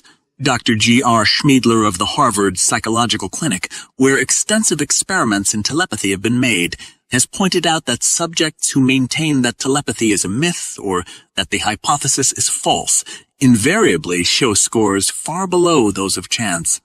Once more, we see in action the magic of believing. Believe that it will work, and it will. On the contrary, believe that it will not work, and it will not. The great French astronomer and scientist, Camille Flammarion, an early exponent of thought, transmission held somewhat to the theory later advanced by Professors Eddington and Jeans. He claimed that there was mind not only in human and animal life, but in everything, in plants, minerals, even space, and he declared that mind gleams through every atom. Early in 1947, Dr. Phillips Thomas, previously referred to, publicly announced that, upon retiring, he intended to devote his time to research in the field of telepathy. Dr. Thomas said, "You may think I'm crazy, but I intend to devote my time to research in this field when I retire in 2 years. We can't conceive scientifically how this telepathy could come about, but neither can we explain the apparent success of mind readers." This announcement caused the Portland Oregonian to comment editorially. The other day in this newspaper there appeared an interview with a successful professional man who spoke of his impending retirement and added that he should thereafter devote his time to research in the strange field of telepathy and kindred phenomena, generally aggregated as extrasensory perception. Before you exclaim, "Another crackpot," pray reflect that Dr. Phillips Thomas is an eminent scientist who for many years has been research engineer with the Westinghouse Company. Now he elects to become an explorer of that last dark continent, the human mind, in which, beyond peradventure, more marvels and mysteries are hidden than ever were discovered in Africa. It must be evident to the veriest skeptic that Dr. Thomas, International Authority on Electronics, is convinced, by evidence not lightly to be dismissed, that in our sedulous application to what may be called conventional science, we have rather stupidly neglected those challenging phenomena which in times past bore the stigma of sorcery and witchcraft. The proper and rational attitude toward the seeming phenomena of the mind, if that is what they are, is one of scientific inquiry which, though rigorously exacting, will not resist conviction when incontestable proof has been obtained. Actually, there can be no such thing as a supernatural phenomenon, but only the manifestation of natural law, as yet unknown to us.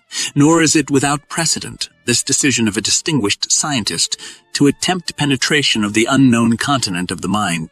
Dogmatic disbelief, not infrequently manifested by scientists toward telepathy and similar manifestations, is far from being a scientific attitude. What profit to mankind is there in the quest to which Dr. Thomas presently shall address himself? This is a question most difficult of reply, for it may be that the inner secrets are indeed inviolable. But if of this research comes a better understanding of ourselves and of the forces which are latent in mind, it might be that the knowledge would liberate more of happiness for the race. In the last couple of years, much has been written about Robert R. Young, the aggressive and energetic chairman of the board of the Chesapeake, Ohio Railway, and his plans for railroad improvement and development. While I have never seen anything in print stating that Mr. Young utilizes the subconscious, I think that anyone knowing anything about the subject would conclude from these articles about him that Mr. Young relies greatly upon it for his ideas. In an article appearing in Life magazine early in 1947, it was stated that Mr. Young believed in extrasensory perception and that he could become almost mystical about getting off by himself and feeling a truth.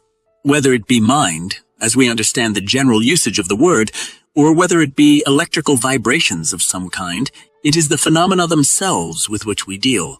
Call them what you wish. The conclusion is that they embrace and pervade everything. So when we consider the subconscious mind of a single individual as being only an infinitesimal part of the whole, and the vibrations therefrom extending to and embracing everything, we get a better understanding of the workings of psychokinesis, telepathy, and kindred phenomena.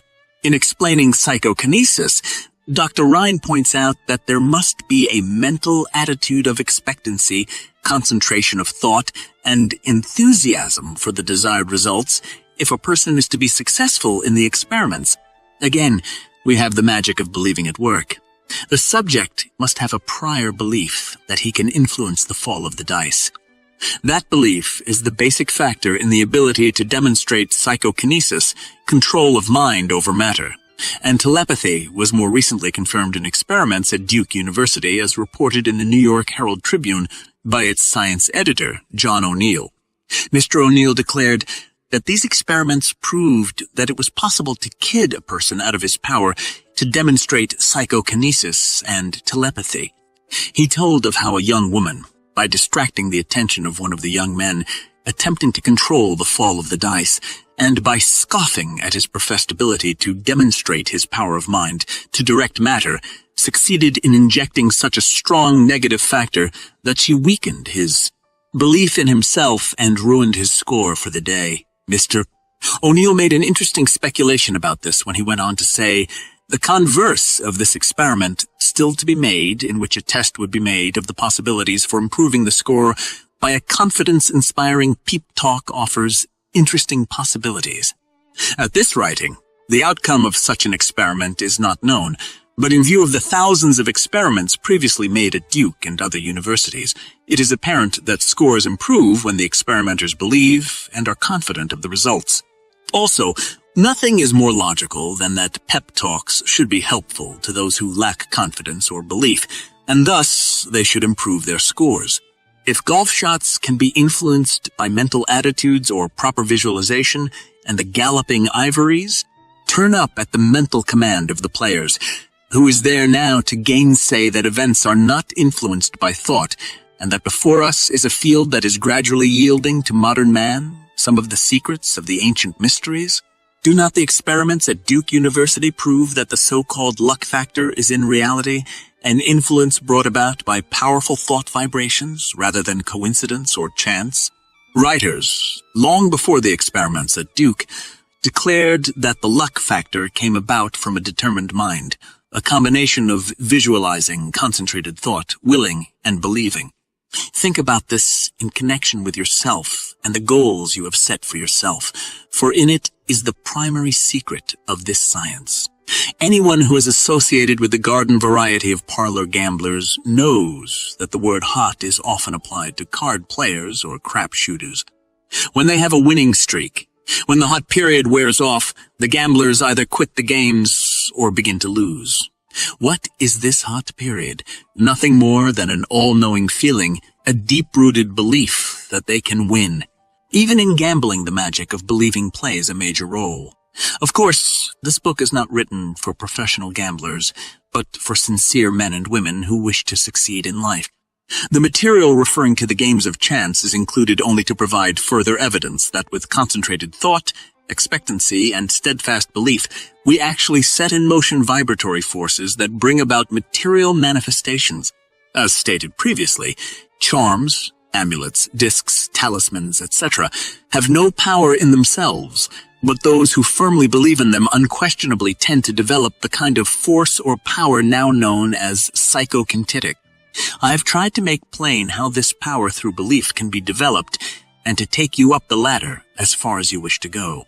It is necessary, though, to point out that it is easy to lose one's belief or faith. Thousands have risen to great heights of success, only to stumble, roll, or fall to undreamed of depths.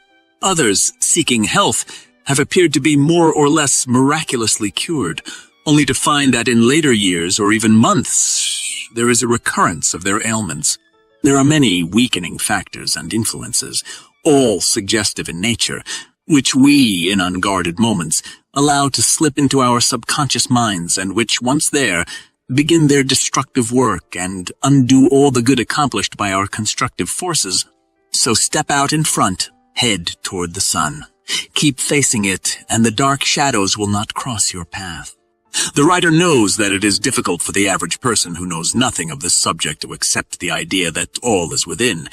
But surely the most materialistic person must realize that as far as he himself is concerned, nothing exists on the outside plane unless he has knowledge of it or unless it becomes fixed in his consciousness. It is the image created in his mind that gives reality to the world outside of him. Happiness, sought by many and found by few, therefore is a matter entirely within ourselves. Our environment and the everyday happenings of life have absolutely no effect on our happiness, except as we permit mental images of the outside to enter our consciousnesses. Happiness is wholly independent of position, wealth, or material possessions. It is a state of mind which we ourselves have the power to control. And that control lies with our thinking. Consider that everything is opinion, and opinion is in thy power, said the great philosopher Marcus Aurelius Antoninus. Take away then when thou choosest thy opinion, and like a mariner who has doubled the promontory, thou wilt find calm, everything stable, and a waveless bay. A modern version of this is found in the statement of the 78-year-old man previously quoted who said, "Distress ensues only when developed by conscious mental attitudes. Disappointments, suppressions, melancholy, depressions, etc. all are emotional excitations or suggestions from a mode of thinking those things. If these emotional tendencies are resisted and power is asserted to prevent such influences reaching our consciousness, the foundation of the thought disappears, and consequently, the distress vanishes. It will be noted that this weakness to resist repressing thoughts and imaginations arising from emotional reflex develops from failure of self-control and command of the situation as thought presents it. Stop thinking. Refuse to think that idea or way. Assert yourself to be the creator and boss of your own habits of thought. In fact, become unconquerable. No one ever defeated a resolute will. Even death stands still before such a will. Emerson said, "What is the hardest task in the world? To think." Obviously, this is so when one considers that most of us are victims of mass thinking and feed upon suggestions from others. We all know that the law of cause and effect is inviolable, yet how many of us ever pause to consider its workings? The entire course of a man's life has many. Time's been changed by a single thought which, coming to him in a flash, became a mighty power that altered the whole current of human events. History is replete with the stories of strong-minded, resolutely willed individuals who, steadfastly holding to their inner convictions, have been able to inspire their fellow man and, in the face of tremendous and determined opposition, have literally created out of nothing great businesses, huge empires, and new worlds. They had no monopoly of thought, power. You and every man and woman have it. All you have to do is to use it.